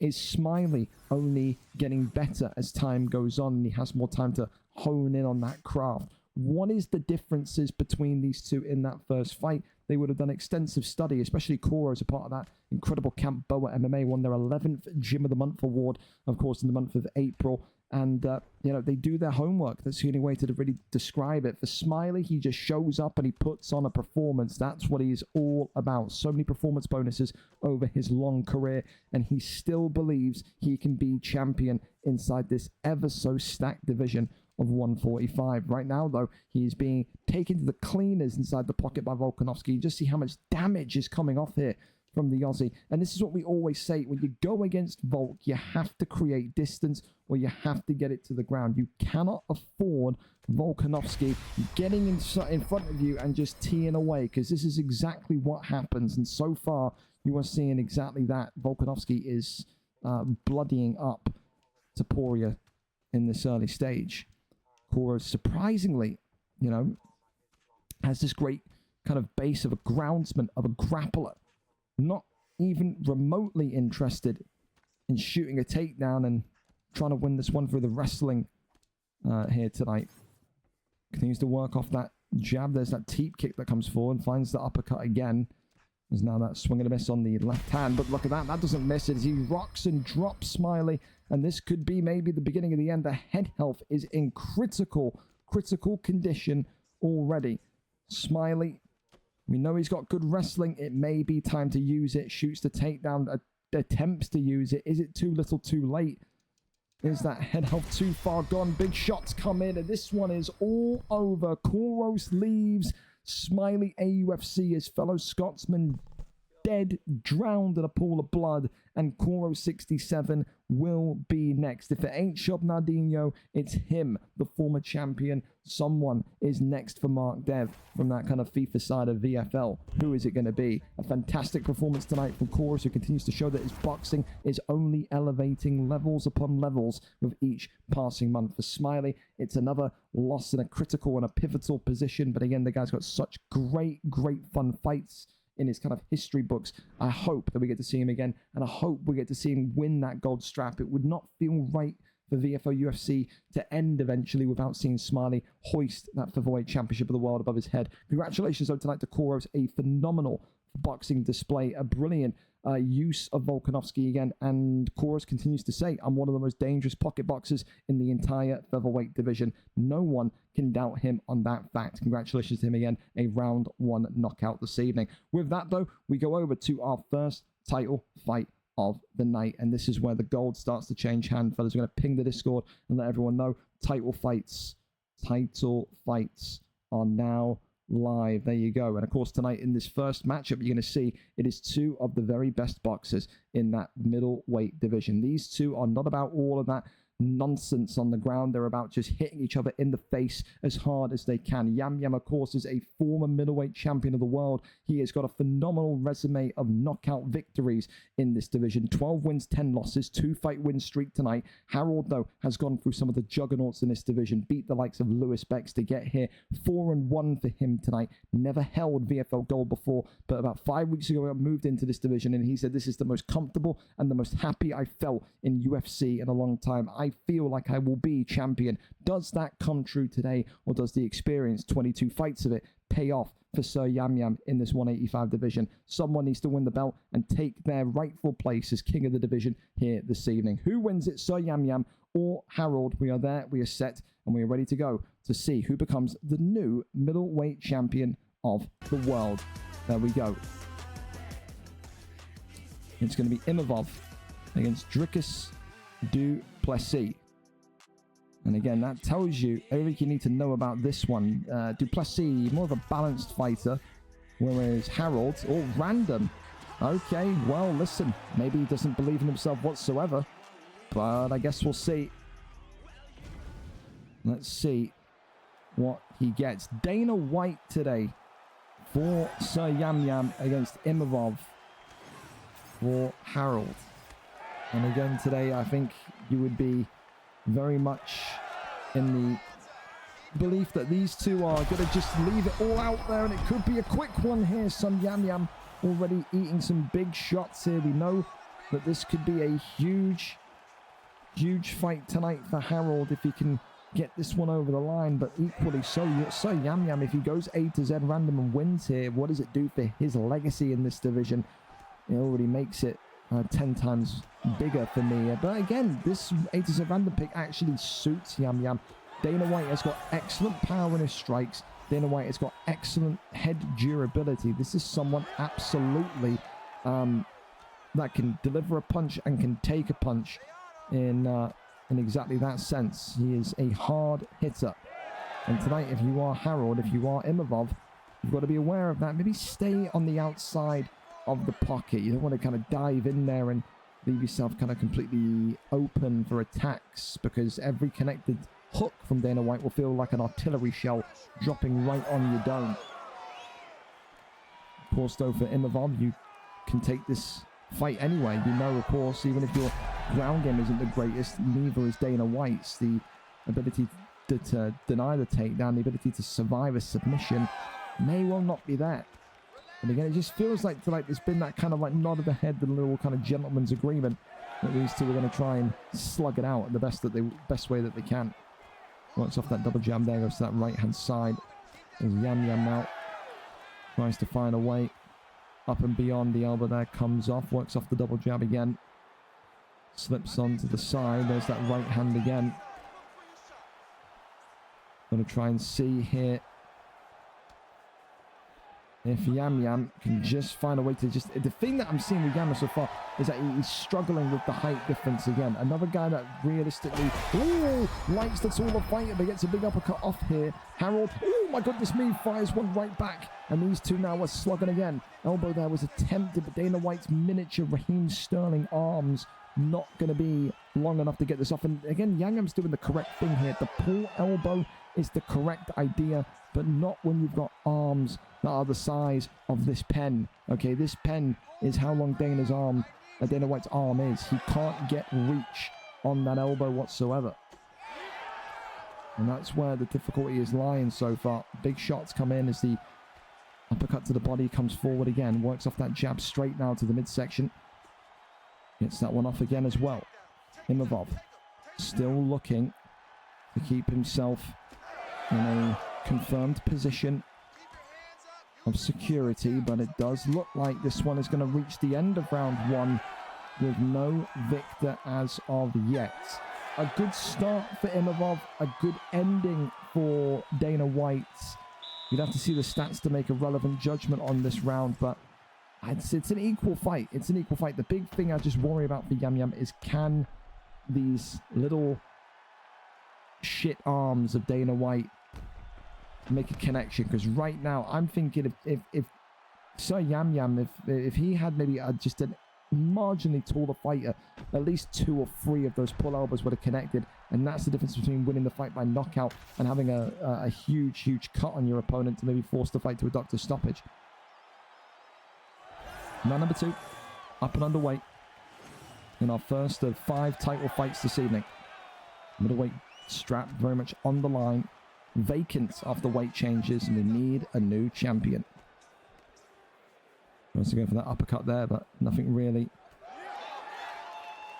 See, there's that little peekaboo uppercut that Simpson Sir Yam Yam likes to do, as he now gets those knees off with Imavov. Like I said, Dana White packs a punch, man, he does. If he can keep peekaboo elbowing him, if he can keep getting that kind of space, that angle of space, he's going to be in a really good position here. Knee to the body.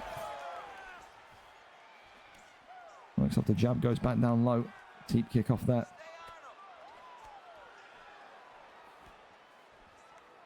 Uppercut again was just being thought about. The uppercut again comes from Imavov. Goes down low, but still here, 1-2s. Goes back down low to the body again, and you can just see now Sir Yam Yam is starting to slow down. He's not really too sure when Harold is walking onto him, when he should take the shot or not. And when he is again, it's just those small, shitty arms of Dana that are creating the problem.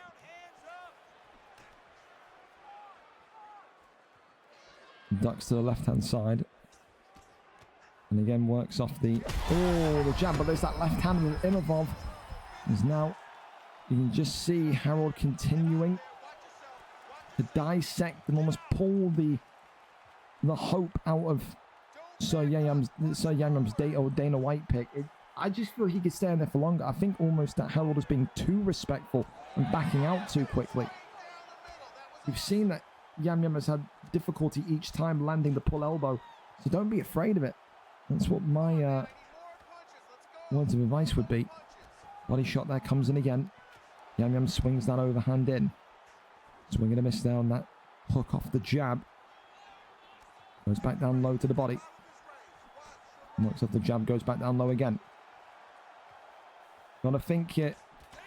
If you are Sir Yam Yam, you've got to start to be careful and be wary of your body health also, because that is being silently and brilliantly sliced down. Big uppercut comes in there though.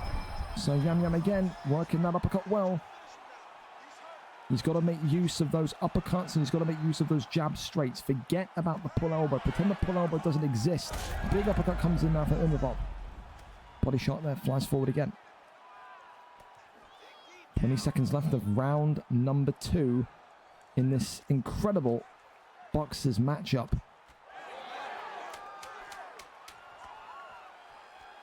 Goes back down low to the body again. And this one will signal the end of round 2. It goes to round number 3 in our first title fight of the evening. Dana White is busted across that kind of right or the left brow. Imavov, of course, though, will have his own damage to take care of. But that's the key advice I think I give to Dan Simpson here, to Yam Yam, is you just got to pretend like the pull elbow doesn't exist. Work off those jab straights and work off those uppercuts. And for Imavov, be more brave. You know that he can't get his full range of strikes going because he's struggling with those short arms. Stay in the pocket for ever so slightly longer and try and turn those 2-punch combinations into 3 or 4-punch combinations. Uppercut that comes in as that right hand again. Goes back down low with the uppercut, but you can just see now he's trying to tenderize the body once more. And I like that. It's one thing I will absolutely say I've loved about Harold's performance tonight. He has consistently sneaked in the body shot, It's completely caught Simpson or Yam Yam off guard, and now it's led to this, a big body rock here that ends up with knee on belly. The strikes raining on in here, and is this going to be a new middleweight champion of the world? No, it's not. Not quite yet. Brilliant though, and that is the beauty of just silently socking shots to the body. You get those big payoffs in body knockdowns. And now we have our first bit of wrestling, our first bit of ground game here this evening. Body shots continuing to be worked here on Dana White. Crawls and crosses over into top mount. Posture up is there. Rains down big shots. Imavov, is he going to get the finish here? Yes, he does. Harold gets it done. 2 minutes and 28 seconds into round 3. Yam Yam is out of there. He doesn't want to be there. He hates it when he gets the decision going his way. But listen, I think tonight, I've got to be honest, I think Yam Yam wins that fight if he doesn't go random. I don't know what possessed him to go A to Z random. If he's pissed off of anyone, he should be pissed off of himself, because if he went someone longer, more lankier, like an Adesanya, anyone with longer arms, more of those elbows would have come off, and I think more of that damage would have been done early, and he could have won that fight. However, take nothing away from Harold tonight. He worked in those body shots excellently. Just creep them in. And in the end, when you forget about those body shots happening, those body knockdowns happen like you saw in the end of the fight there. Congratulations to Harold, the new middleweight champion of the world. Up next, we go over to Daichi and OG Lemon. Daichi, of course, tonight comes in 9 wins, 5 losses. It's another attempt at lightweight brilliance and greatness for Daichi. 3 wins in his last 5, but he goes up against OG Lemon, a man that says, I want to move to the featherweight division. I don't want to be at 155. Tonight, he comes in with a perfect 3-0 record. Tonight, the North American will say, I'm here for gold. Can Daichi finally claim lightweight gold, or will OG Lemon carry on where Stankerson, the undefeated former lightweight champion, left off? We go over and up to it and see exactly what the fight picks are going to be. Daichi is here for us. We are set. We are ready for potentially 5 rounds of action here tonight for the vacant lightweight championship of the world. Max Holloway against Islam Makhachev are the picks here this evening. Here we go. Here we go, here we go. Then there's like a T-Rex, short arms and thick skull. You're not wrong. Absolutely smelly. He is. Here we go. Max Holloway in the black and white trunks against Islam Makhachev in the yellow trunks. And of course, when you think about OG Lemon, this is a guy, again, that's just got everything in such a well-rounded base. We've seen this guy in his 3 fights in 155 look like a killer on the feet, and we've seen him absolutely smother people on the ground. When we see this Islam Makhachev pick, though, it's either one thing or the other. Either it's telling me that you want to wrestle your opponent into Kingdom Come tonight, or you want him to maybe stop the takedown. With that first movement inside the first minute of this first round, it indicates tonight that Daichi very much wants this to be a ground and pound showcase on OG Lemon. And again, you know, it's always a bit of double brilliance if you can not only win the lightweight belt, but also give someone with such a huge hype train like Lemon his first loss. Daichi will wear one belt on the shoulder, and then maybe like the carcass of OG Lemon on the other shoulder. However, when you have Max Holloway now rotating and getting back into a dominant position, this is where OG Lemon starts to come to life here. He is incredibly meticulous in the sense that he will not rush, and he will absolutely take his time with you. He's not the type of person that's going to speed transition through. He will pick you apart. He will almost make you say to yourself, I regret taking him down. Why did I do that for? He wants to completely show you, if you want to go and wrestle, we can, but I'm not here to do that. Gets right back to the feet. As OG Lemon now wants to get the kickboxing right back underway. And now we have to make a decision if you're Daichi. Is that period on the ground going to make you rethink your strategy? Are you going to sit here now and say, all right, it's kickboxing only? Or are you going to shoot more and more takedowns and just keep this one grounded? So it's only one way to find out as this fight continues. Head kick there comes off as OG Lemon tries to decapitate Daichi, who you'd have to say, I think he knows it as well. You know, lose here tonight, it's going to be a bit of a mountain to climb to get back. You've had so many title fights. You've been one of the top guys in the division, but, you know, so was Dustin Poirier in real life, and never really got him anywhere in terms of an official championship belt. We're not counting interims. They don't count. Stop it. But is Daichi maybe the Dustin Poirier of the VFL lightweight division? There is an argument for it. There is. Deep kick there sends him forwards. Left hand there. Goes across the dome of Makhachev. Continues to try and get that left hand working, as now again Max Holloway is teeing away with that uppercut. It's that lead uppercut that has created so much confusion from OG Lemon. I love it. But round one in the books. I got to be honest, right now so far for me, Holloway's 10-9 up. I think so. And you think he's going to have Sovis in his corner. What will Sovis be telling him at this point in time? Now number 2 of a potential 5. No damage is the good news for both of these two. No one's sliced open. No one's bleeding and leaking profusely. So, you know, we're not in a position where we're saying, well, this fight is on the verge of death. A great spear takedown there, though, by Daichi and the Makhachev pick. Really nice. As he now tees away with those little sharp hammer fists. Goes over into Sprawl, but that one there is denied. Keeps him locked up in side control. So again, clearly, from that last round where we thought, okay, maybe the ground game has deterred him, hasn't at all. Not one bit. That one there is denied brilliantly. Goes into the triangle choke, is also denied. That's good news again for the man on the bottom. But this is now, you've done the hard part in getting here. How do you pop up? How do you get the submission locked in against someone that is so renowned for his defense? The jabs here come out again, and those little hammer fists again. And this is really good from Daichi so far. I won't lie to you, but that's not good. As the rotation gets the flip And now the position of dominance and control changes.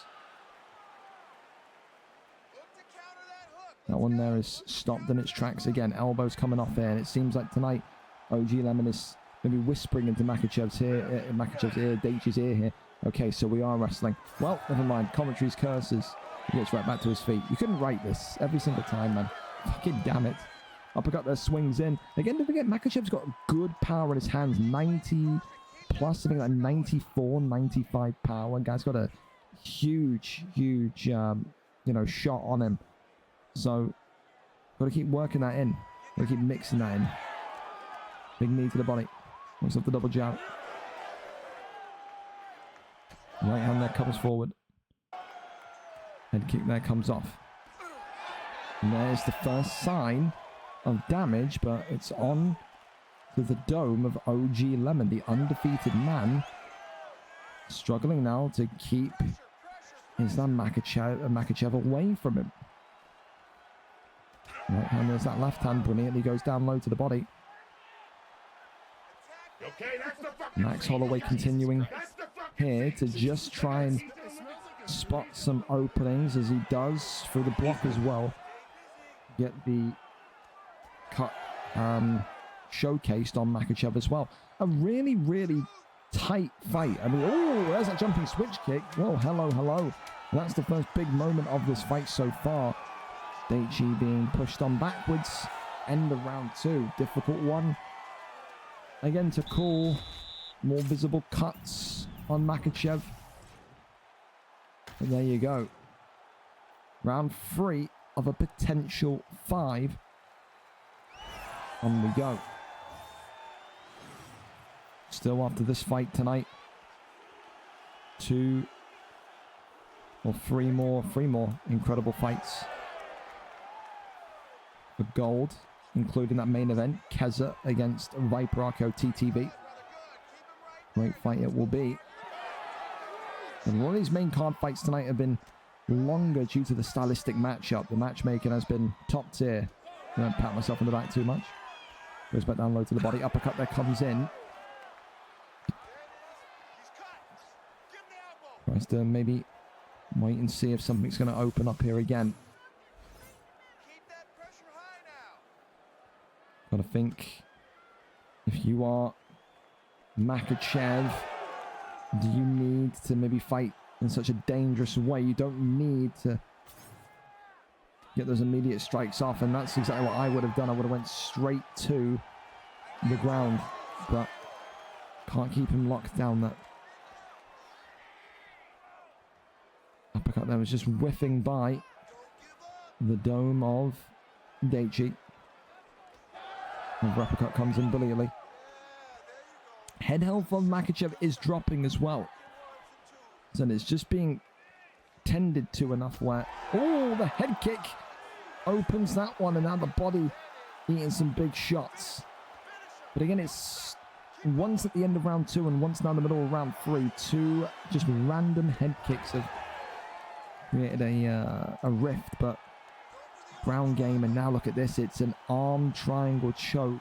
Can Daichi lock this one in? Holloway could be in a little bit of trouble here. Is it going to come in? No, it doesn't. And Holloway gets out. OG Lemon takes backside position here. So close, yet so far for Daichi. Who then, wow, what in the Kimura-ing fuck have I just seen? That is great. Never seen that animation before. There you go. Well, if you got a submission off of that, I've been standing up in my fucking house applauding. Dear me. 58 seconds left. That one there is denied brilliantly again. OG Lemon continuing to showcase that his defensive techniques, some of the very best in the 155 division. Now let's stop there. Not allowing Makhachev to go anywhere whatsoever. Let's go for backside, nothing there.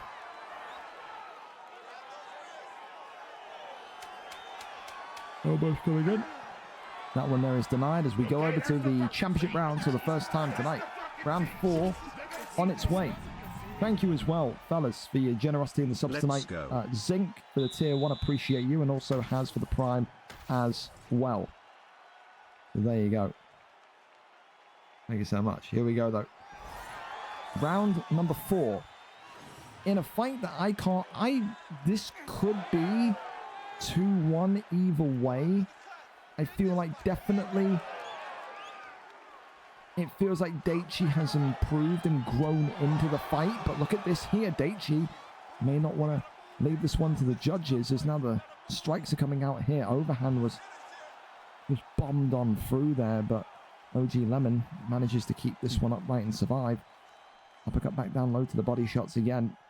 Clinches up as now the elbow comes from inside the pocket. Gotta say here, if you are someone like Daichi tonight, do you need to, again, now be a bit more aggressive? You've shown that you can ride that aggression, get a stun in the early points of this round. Do you need to do that one more time, or does this happen? Big shots here coming in. OG Lemon using the reach of Holloway, but running out of steam there mid-combination. It's a real back and forth fight. It is a game of chess between these two fighters. Uppercut there, swings forward. Right side and the takedown. No, takes the back. Really nice idea. Now sets himself up for a potential rear naked choke.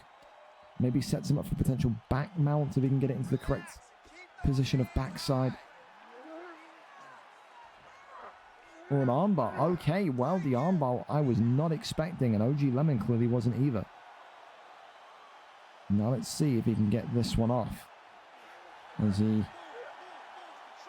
going to get this one off? He does not. Rolls through. No armbar. Lock-in confirmed.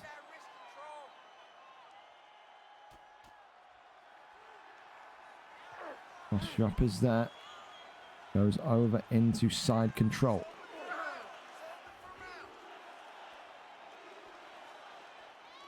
Works the body.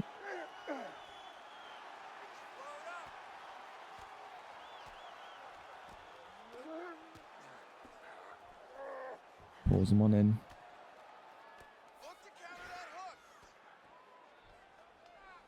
Well, it does seem that we'll be on our way to a 5th and final round here to crown a new lightweight champion, and it does seem as well like both of these two are going to be on pretty much identical levels of stamina. Goes for the mounts. Reins in the strikes. That one there is denied. Goes for mount again. Big shots coming in. This could be the end if he's not careful. The elbow nearly drops on him. He's going to go for a quick triangle choke attempt here with 3 seconds remaining in round 4. But it's not going to come off. A good round for Daichi there. It is anyone's to take. It, honest to God, could be 2-2. It, honest to God, could be 2-2 going into the 5th. The 5th and final round in tonight's lightweight title fight. Oh, and it's an immediate uppercut that sends the head to the stratosphere for Daichi. Head kick there attempted. Now you can just see Lemon bringing immediate pressure and kind of violence to the core here as a knee comes off, takes the back himself, wants to wrestle Daichi, but Daichi says, nah. My takedown defense, too alert, too awake, too aware. Right hand there swings on in as Max Holloway continues to just try and find the teep kick, does so. Goes down low, goes right to the top. There's that teep kick once again. Takes the back hit. Tries to lift him and slam him. Absolutely nothing because Makachev here now. On the back foot, flying knee. So the left hand, right hand is good. Goes back down low to the body. Oh, I thought he was going to go for the uppercut. I tell you what, is that maybe a misread? Oh, the knee from the clinch drops him. Wow, top mount, this could be it. rains down the strikes here, and Daichi is out of there. It is 2 minutes and 4 seconds into round number 5, and OG Lemon, a knee from inside the clinch, completely took me by surprise, has claimed the lightweight strap. The Dustin Poirier of VFL lightweight shouts will continue on poor old Daichi. It was a classic lightweight fight. It was a chess match. It had everything from ground game to striking. But in the end, OG Lemon had enough in the tank to get it done. It is a round 5 victory to kickstart his reign as lightweight champion of the world. 2 minutes and 4 seconds in to that one there. Max Holloway as well to get it done with is not easy, especially against Makhachev.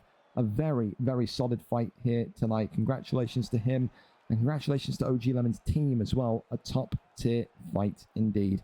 For Daichi, I'm rooting for you, man. I want to see you with that lightweight strap, but division is full of killers. What can you do? What can you say? You know? What can you do? What can you say? Well, we go over to our next one, and of course, it's a big one, of course, in this welterweight division, because it's two of the most fun fighters at 170. TP Feng and Jo Salmon take each other on for this welterweight strap. The last time these two met, by the way, over a year ago, it was a draw fight. I'm pretty sure. I think it was back on UFC 4. 12-13 for TP Feng. 4 wins and 5 for Jo Salmon, of course. 9 wins, 5 losses, 4-fight win streak here this evening. I think it was actually on UFC 5, but it was when they were in not welterweight, lightweight perhaps. I got to quickly try and find it, but I'm 90% sure it was a draw.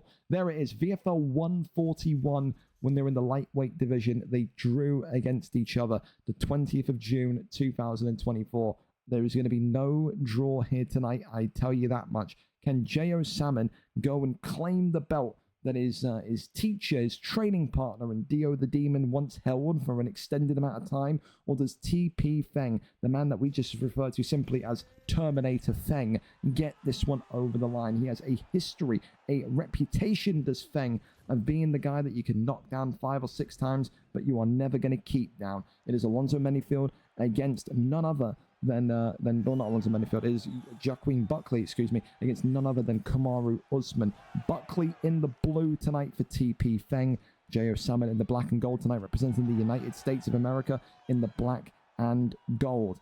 And again, for these two, they are not about wrestling. They are all about kickboxing. And this welterweight division is so fun because of fighters like these. 4 wins and 5 for both of them. The win streak, though, belongs to Jo Salmon. He tonight wants to make sure that he can say he is going to be welterweight champion for the first time. And maybe that will open up the potential future fight between him and Dio the Demon. How funny would that be? TP Feng, though, wanted to smash all storylines, wanted to smash everything to pieces and say it's all just hearsay, it's all just hopes and dreams, because the belt comes back home to the United Kingdom tonight. TP Feng has been a middleweight champion. TP Feng has been a heavyweight and light heavyweight champion. He has not claimed that welterweight belt, to my knowledge, yet. I could be wrong, but if he has, it would have been years ago. It really would have. Of course, as well, when you think about TP Feng, his signature move is that kind of inward step right hook. When you think of Jo Salmon, again, I think watch out for that axe kick. I think that could be something dangerous here tonight as he drops TP Feng to the ground immediately. And Buckley already showing signs of despair. It is those 5-star boxing combinations that people often forget about. From Kamaru Usman, a 3-piece scintillating strike pattern that just puts TP Feng against the cage. And I'll tell you this much, if TP Feng continues to, I don't know, ignore the incoming threat, the stand-up threat on Kamaru Usman, this fight may not last too much longer. So far, Jo Salmon is cleaning up house. The damage tells a story. However, that one uppercut puts everything back into perspective. Kamaru Usman was dealing damage, but he's now just absorbed damage. That head held for TP Feng, though, is absolutely so low after one round. Drops him and knocks him again. And TP Feng here, and this was the way he wanted to avenge the draw from last year against his long-term rival.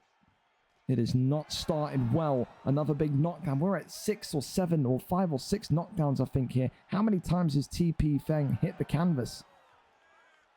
Got to try and find a way to get this one back into his control, and he reluctantly shoots a takedown. TP Feng is not that guy. He is not a wrestler tonight he feels like he's been forced to shoot the takedown if he wants to have any hope of winning this fight. And sometimes that is the biggest compliment you can give to your opponent. I've hurt you so much, I've put so much damage on you, I've turned you into a wrestler in a title fight.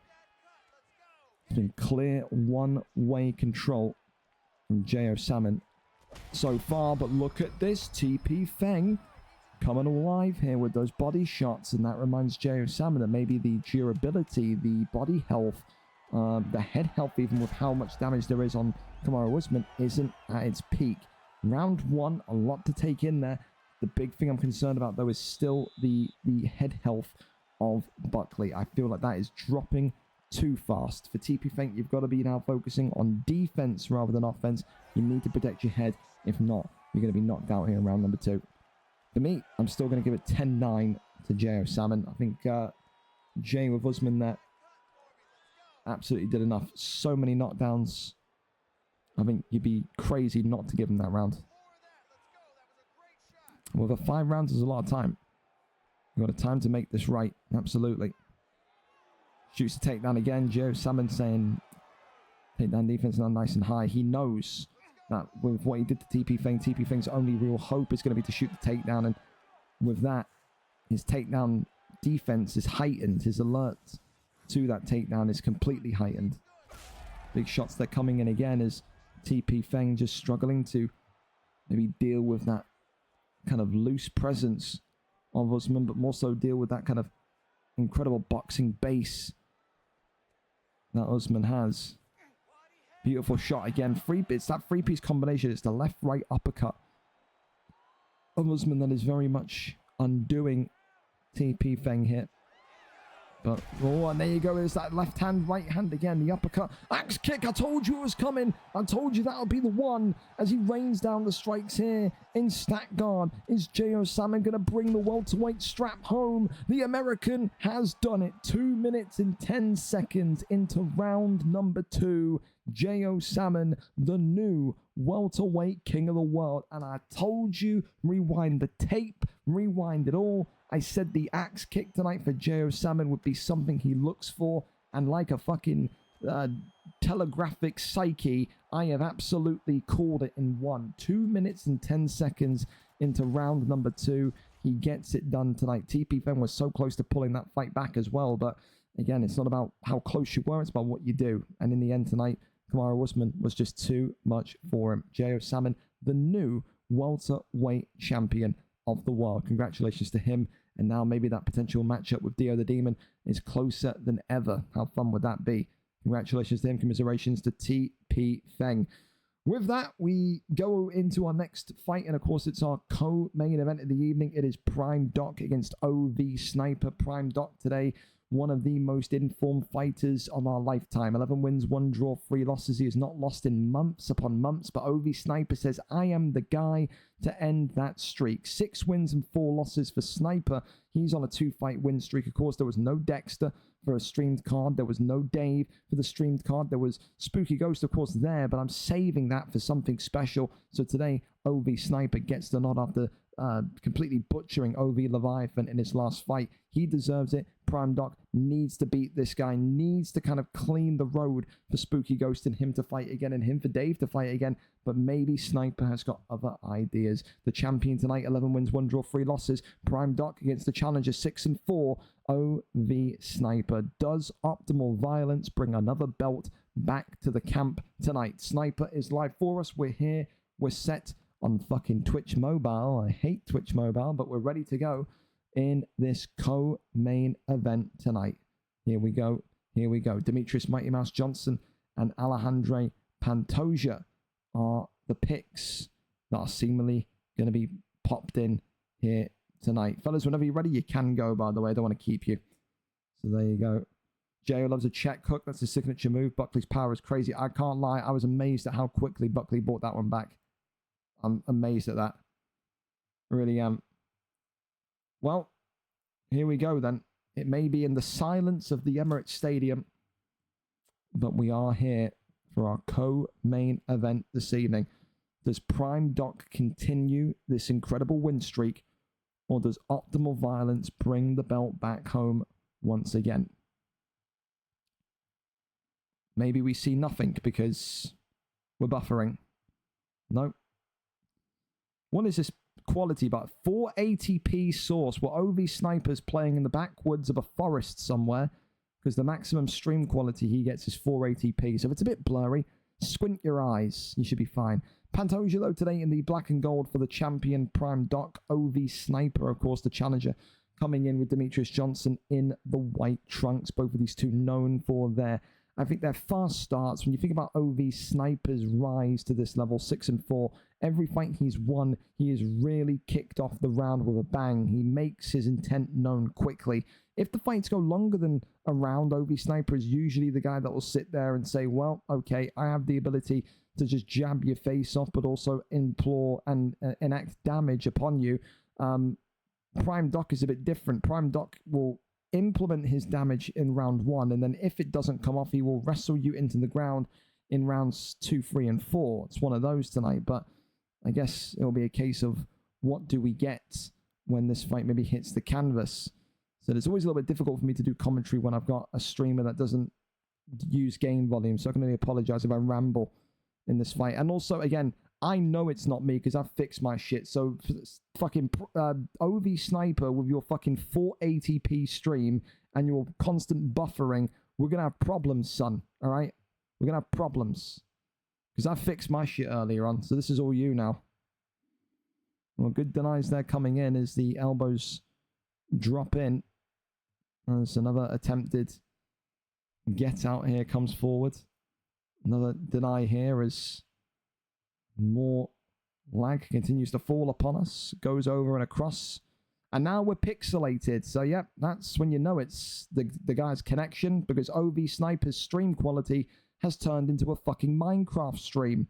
So, this is great. I'm really enjoying what I'm seeing here, Sniper. This is great. We've got no volume, and we're looking at flying coloured squares. Well, we'll have to do our best to commentate it.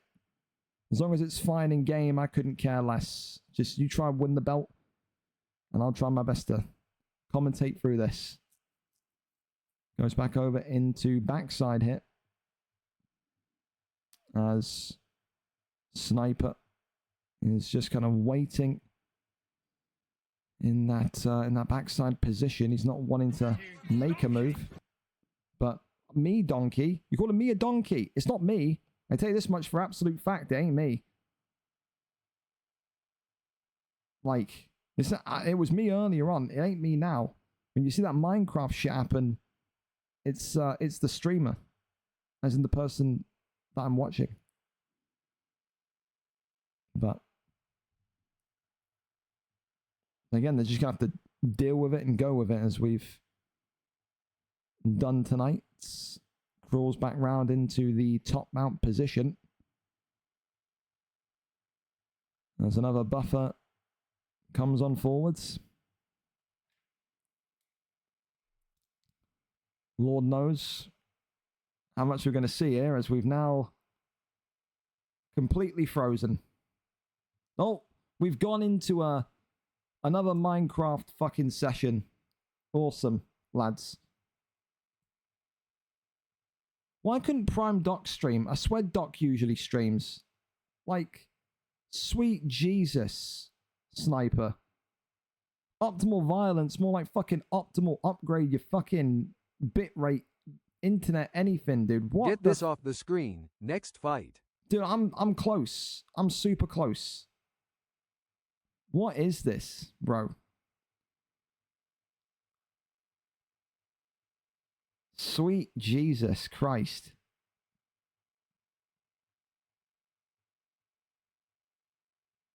It's a shame because it was a good fight as well.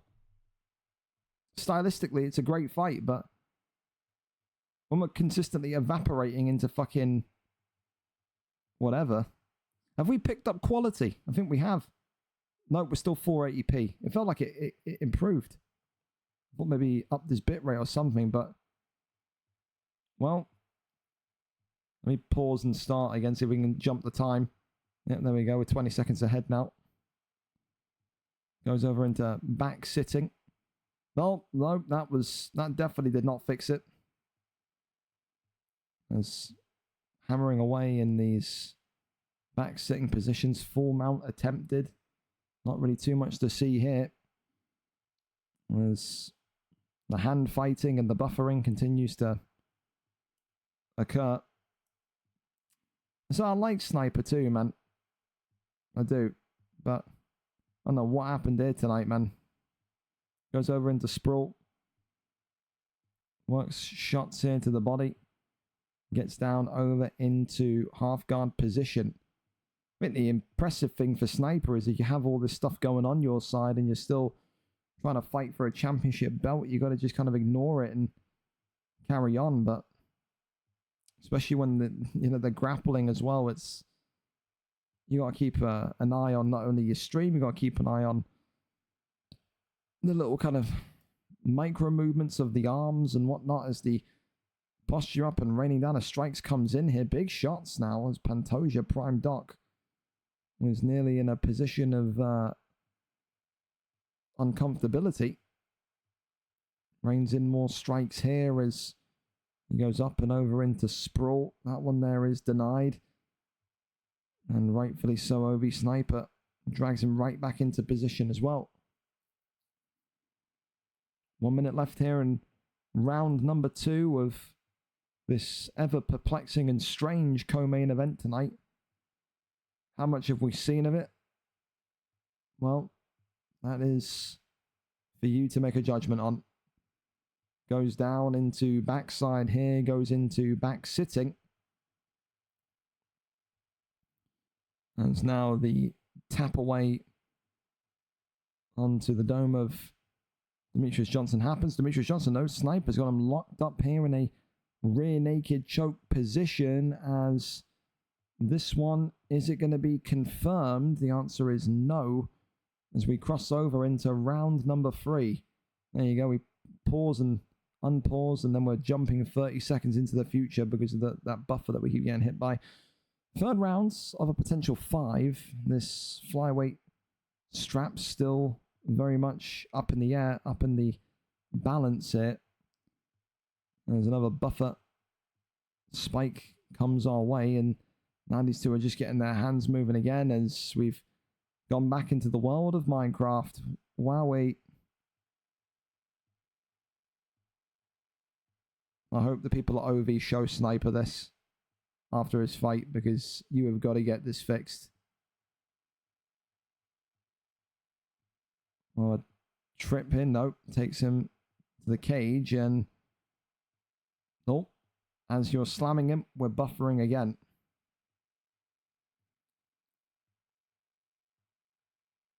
Nope. Denies the slam. Lefts and rights coming in forward from Prime Doc. Pantoja continuing. No, we're back into Minecraft, boys. We're back through the fucking obsidian portal.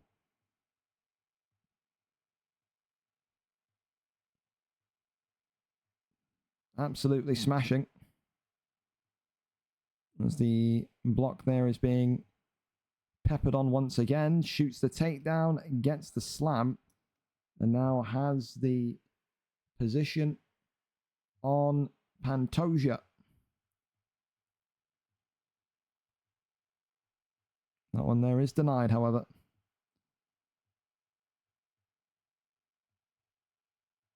And the hand fighting going on here is... Oh, we're going to get another fucking obsidian Minecraft buffer, man, aren't we? Oh, dear. The only reason I'm continuing the fight is because it's not impacting the actual fight in-game. It's the stream. Whenever you see these kind of like the Minecraft pixely shit happen, it's either number one. When you see this, it's because that whoever's streaming, their bit rate is completely fucked. This is what happens when you need to change your bit rate. This. So you have to run some tech tests tonight, I think, Sniper. As this one continues to be a tough watch, but it's a watch nevertheless. Armbar there attempted, nothing there. I'm just praying, and I think you're all praying, that we just don't have to go 5 rounds of this. because it's the wrestling combined with wrestling we can't even see at points because of the stamina and the bit rate, but gets back up to its feet and we carry on once more. Pantoja getting those hands off as more lag hits us.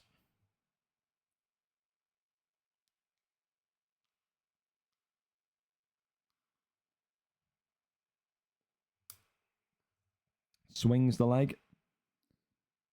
Sniper here, eating a couple of knees, but...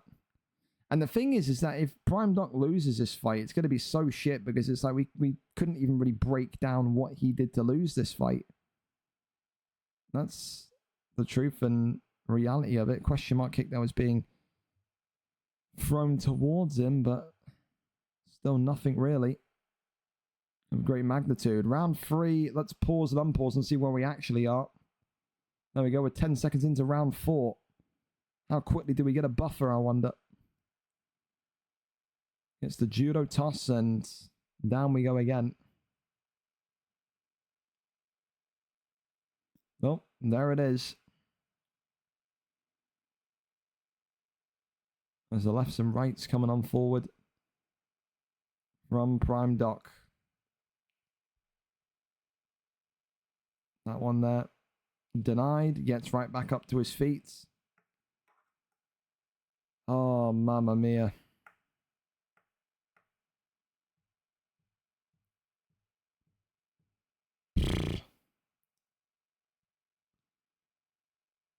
Right hand there, swings in. Oh, we're Minecrafting.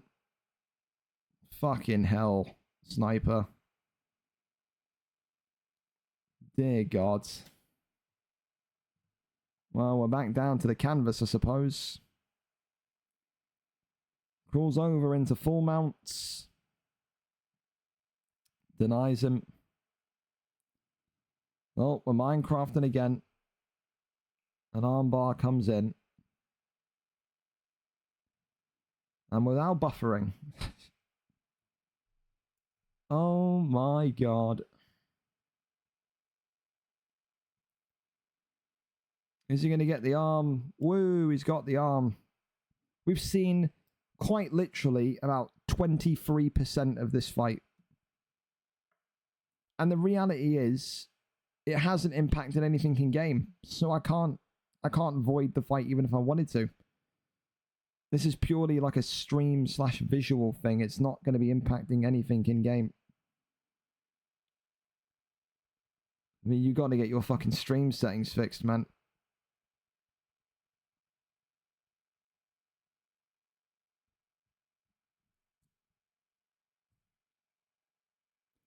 Goes back rounds. Sprawl there is denied. As we buffer again.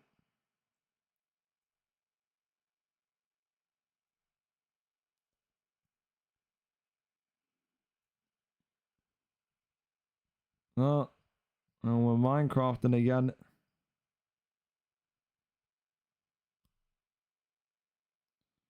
Well, we're not too far away from the finish, it seems here, fellas. I don't know what more to tell you. I don't know what way I can spin this in a positive way for you. But it's not ideal.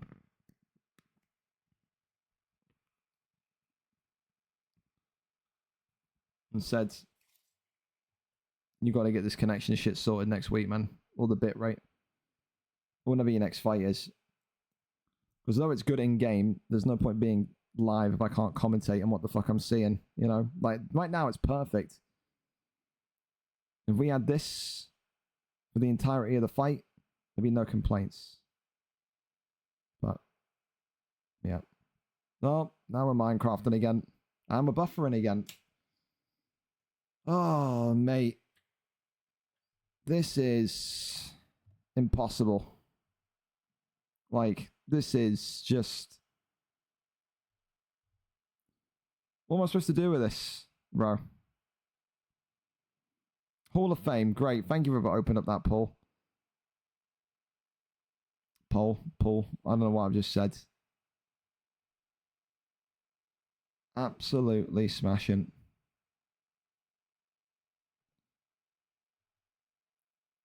Can we pause and unpause? There's been a stun.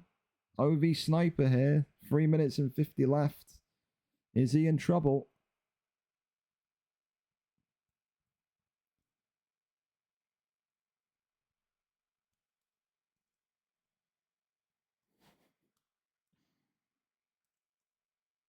It's made it worse that it's this kind of fight where, like, I wouldn't have minded wrestling, dude, but like wrestling that we could see would have been way, way nicer.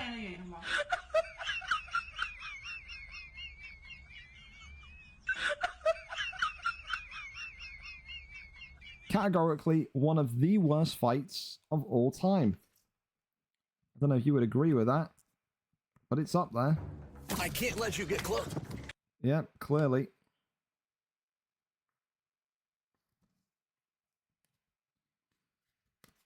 What a day, hey lads.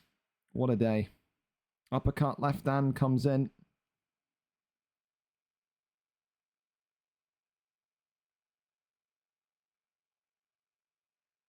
The only real solace to take is that we're nearly there. Sometimes maybe good, sometimes maybe shit. Yeah, you're not wrong, Gattuso. You're not wrong. Uppercut left hand is... Oh, we've buffered again. What? Who'd have thought? This fight, buffer? No. Surely not.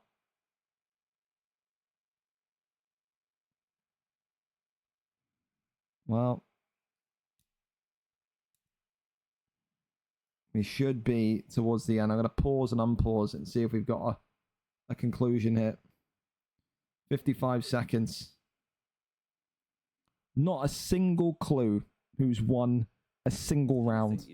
Not one. You are an ostrich. Well, your head must be in the sand. Uppercut there as we buffer. Again.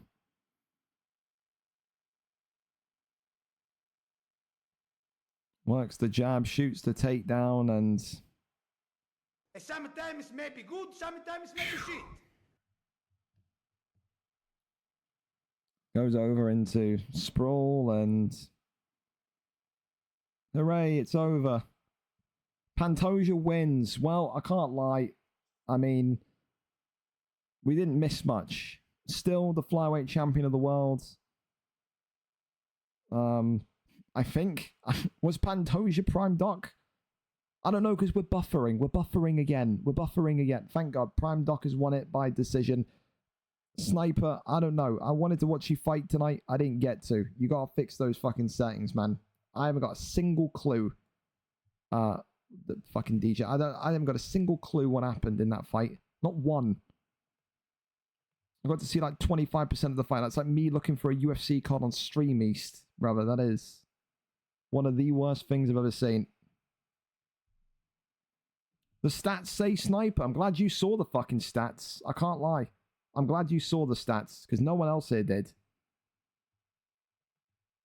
Sweet mother of God. I don't know. You guys have got to tell him to fix his fucking stream shit, by the way.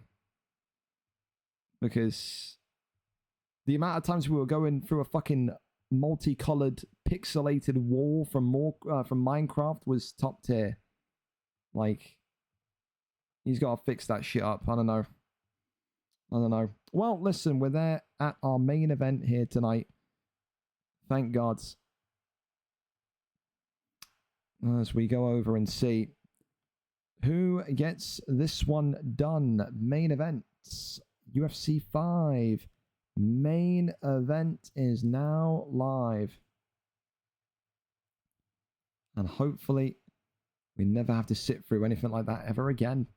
Again, I don't mind wrestling, but I would like to see the wrestling that I'm watching. I think it's the only thing I could really say. Well, we go over then to our main event, where tonight we can probably be assured that our two European fighters are not going to have such Minecraft colory connections. It's Kezza against Viper. Never fought in a VFL octagon before. Kezza tonight the champion, 14 wins, 2 losses, 3 wins in his last 5 in his first title defense. since capturing his first gold strap in 800 plus days. His opponent, though, ViperrkoTTV, coming back into the league with a 9-win, 13 loss record, 4 wins in his last 5, though, including a 3-fight win streak, which has got him into this position here today. He's never fought Kezza in VFL before, but maybe tonight it is the first time for everything. A first time to beat Kezza, a first time to win VFL Bantamweight Gold. These two are knockout artists. They are known for their kickboxing. And tonight, again, you would be very, very surprised if this fight went to the canvas. It is the Scouser in the champion Kezza against the Viper, I guess, ViperrkoTTV. We put Randy Orton on the poster for him, so I mean, yeah, I can't do much more than that to make him happy. Here we go, though. We're set, we're ready, and we're good to go. It's going to be a bantamweight matchup for TJ Dillashaw. NBA the other day, I was fuming, mate. But against it, we got to hear him talk. Fantastic. Umar Nurmagomedov against none other than TJ Dillashaw. It's fucking up, mate. Shut up.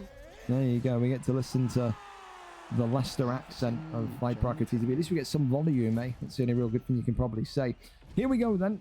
We're here and we're set for it. TJ Dillashaw in the blue for Kezza against none other than ViperrkoTTV in the red. Hopefully my stream doesn't teleport. Umar Nurmagomedov. He says, hopefully my stream doesn't teleport. I can tell you already, it's miles better than what we just watched. Of course, Kezza tonight with TJ, you'd think he's going to kickbox. Viperrko coming in with Umar Nurmagomedov maybe indicates he wants to wrestle at some point, but Kezza's wrestling isn't too bad. Today, though, maybe Viper is going to be under some instructions from his camp as to how to take out the Scouser or the Sorcerer, whichever part of the world you're from, in this matchup. Kezza had to wait 800 plus days to get a title reign again in this bantamweight division. Is it going to go up in smoke after 1 week?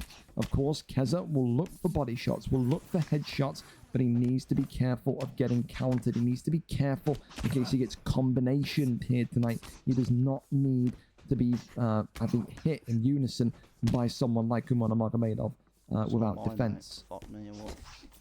Whatever the fuck that was. Uppercut that comes forward again as Kezza goes out. That ducking roundhouse has almost become his signature move. Loves to get that ducking roundhouse in there. Flying knee comes forward as ViperrkoTTV continues to try and fight off the forward foot hit.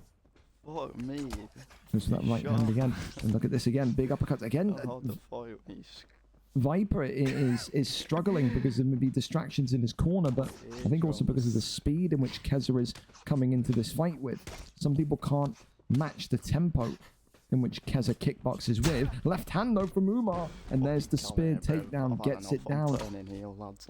He says, I'm turning heel, that's what he said. So it looks like tonight Viper says, I will indeed wrestle, and Kezza's going to need to try and find a way out, to which he does. Turning heel did not last too long for ViperrkoTTV. What am I witnessing? Goes for the uppercut. There's that body shot again coming forward as Viper continues to. John Cena heel turn Gringo, mate. I would like to see whatever you got for me. I'm just happy I can see Viper, to be completely honest. BK backstep, you know. The BK backstep. That's a thing. Okay. BB. There's that ducking roundhouse kick again as Umar Nurmagomedov eats another dangerous uppercut from TJ Dillashaw. I tell you what, look at the head health of Viper as well, by the way. It is dropping. TJ Dillashaw is getting more and more success, but look at this. Umar Nurmagomedov with another spear takedown. As he's been Goldberged into the canvas. That one there is denied as now we get the hands moving again. Posture up is there. Rains down the strikes here. ViperrkoTTV says, I will be turning heel today. But look at this. He's been caught on a heel hook here. Can Kezza maybe snap the ankle on ViperrkoTTV? The answer, though, is no. We go into round number 2. Well, listen. I think a good round for both of these two. Good stuns so far from the pair of them. However, you'd have to think it. I've got fucking dancing in the moonlight in my eardrums. And fucking the corner from BK Nova apparently is blasting, dancing in the moonlight. So there's absolutely good vibes in the corner there, but Kezza's got to be careful as well. Head kick drops him. Wow. Huge drop. Gets back up to his feet. He says we finished this where we started. Big shot, double drop. The up kick saves him though. ViperrkoTTV nearly on the verge of winning his first bantamweight title. Huge opening segment here in this round number 2. Big shot here from Kezza as he continues to work the uppercut forward. Works the jab. There's that jumping teep kick, but nothing really coming from it. Viper continuing now to work those moves back towards Kezza. Works off that jab again. Uppercut right back in the other direction. Lefts and rights again. Head kick. That ducking roundhouse continuing to be ever present.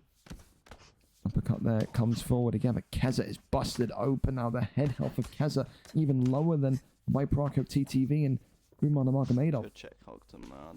There's that head kick again that comes forward. Off the 1-2s. Uppercut there lands. And the referee going to invite the doctor in. This is bullying. And this fight will go on. But Kezza has to be aware. Any more damage to that split open side of his face. And the doctor may have no option. No, this is the... No, I'm telling you. The game made me reset my entire progress by making me install this game again. The game's gonna sell me. I'm gonna get fucking flash KO'd in the face. Well, he's not confident then. Ass. Glove touch and we're off again. As now again, Kezza will be looking to protect himself, but he's been dropped in. ViperrkoTTV could be on the verge here. Big shots coming forward again. Kezza continuing to remain upright. I came from a land down under. Big shots. 3-piece combination. Kezza eating 2 or 3 strikes at a time here. Works off the double jab. Oh my goodness me, the baseball bat swing of a hook there from Umar Nurmagomedov. And there's that knee to the dome here. Umar Nurmagomedov now having his back taken. Shaking off TJ Dillashaw. Get off me, you cheeky sod. Off the 1-2s again. Uppercut. There's that body shot. Beautiful work. From Viper again. Oh. Kezza's stamina is absolutely leaking here. Big shot here. And there's another spear that lands from ViperrkoTTV. He wants nothing but ground game now. Goes round to backside. Flips forward into you can have full guard, bro. You full can guard. have it, man. I don't even care. No, I'm just holding it. I'm just holding it, bro.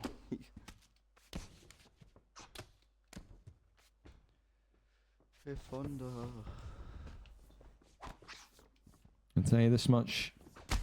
Oh my goodness me, Kezza could be in trouble here. Knee on belly, this could be it. Game, set, and match. ViperrkoTTV has won his first ever Bantamweight Championship of the World against one of the greatest kickboxers in modern day. 800 days of waiting for Kezza, but 1 week of a reign from TJ Dillashaw. And ViperrkoTTV makes it 4 wins in a row. And now we'll have to face up against Kieran Crow next. Umar Nurmagomedov gets it done with brilliant boxing here tonight. It's a round 2, 4:47 finish for the new Bantamweight Champion of the World in ViperrkoTTV. He gets it done in, I think, a really, really nice way because he was shooting those takedowns in to really kind of maybe get at Kezza. Wanted to get those elbows off as well in the grounded position, but just he's stuck with the pace of the fight. People often get, I don't know, perplexed by Kezza's strong starts.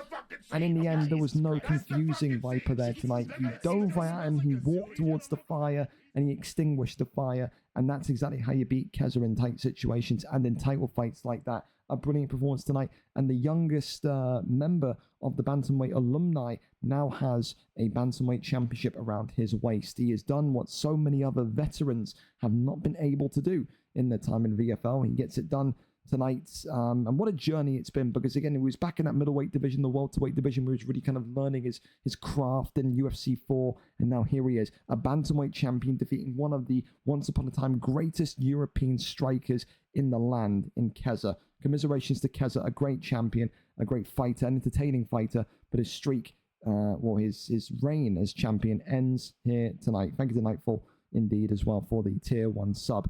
There you have it. Well, listen, the recap tonight then from our championship fights and new bantamweight champion ViperrkoTTV, and still flyweight champion Prime Doc, and new welterweight champion Joe Salmon, and new lightweight champion OG Lemon, and new middleweight champion Harold X. Performance bonuses tonight. Kruger with performance of the night. Fight of the night was Della Felder against Showtime. Knockout of the night was Rossetti versus Alleviate TTV, and Demo Rai with submission of the night against Jay Preston. So there you go, performance bonuses all locked in. Apologies about the issues with my stuff midway through the card, but we still finished somewhat on time. Yeah, so we elevated it and everything kind of fixed. So yeah, we'll be back, of course, with stream action tomorrow. Not UFC, but FIFA. I've got cup finals for VFL. Saturday and Sunday, we'll be doing VFL Champions League as well. So a lot of big FIFA games for VFL coming up. And then, of course, back with VFL 186 next Thursday night. So sign-ups for that will be out as you're asleep this evening. Keep your eyes out for that. For now, though, fellas, a big thank you to everyone that subbed today. A big thank you to everyone that kind of helped out with the issues midstream as well. I appreciate that massively. And all I can say is we're getting closer and closer to VFL 200. Who's going to be the guy that main events it? What storylines are we going to have going into it? What happens now with Kruger beating Spooky? What happens now with Viper and Kieran Crow? Who wins that incredible matchup? I can't wait to see it. For now, though, all those questions remain in the balance. All those questions remain unanswered. I will see you next week for VFL 186. If you need me, Discord me. Take care. Take it easy. Don't get shot. I'll need you for next week. Sign up. See you when I see you. Good night.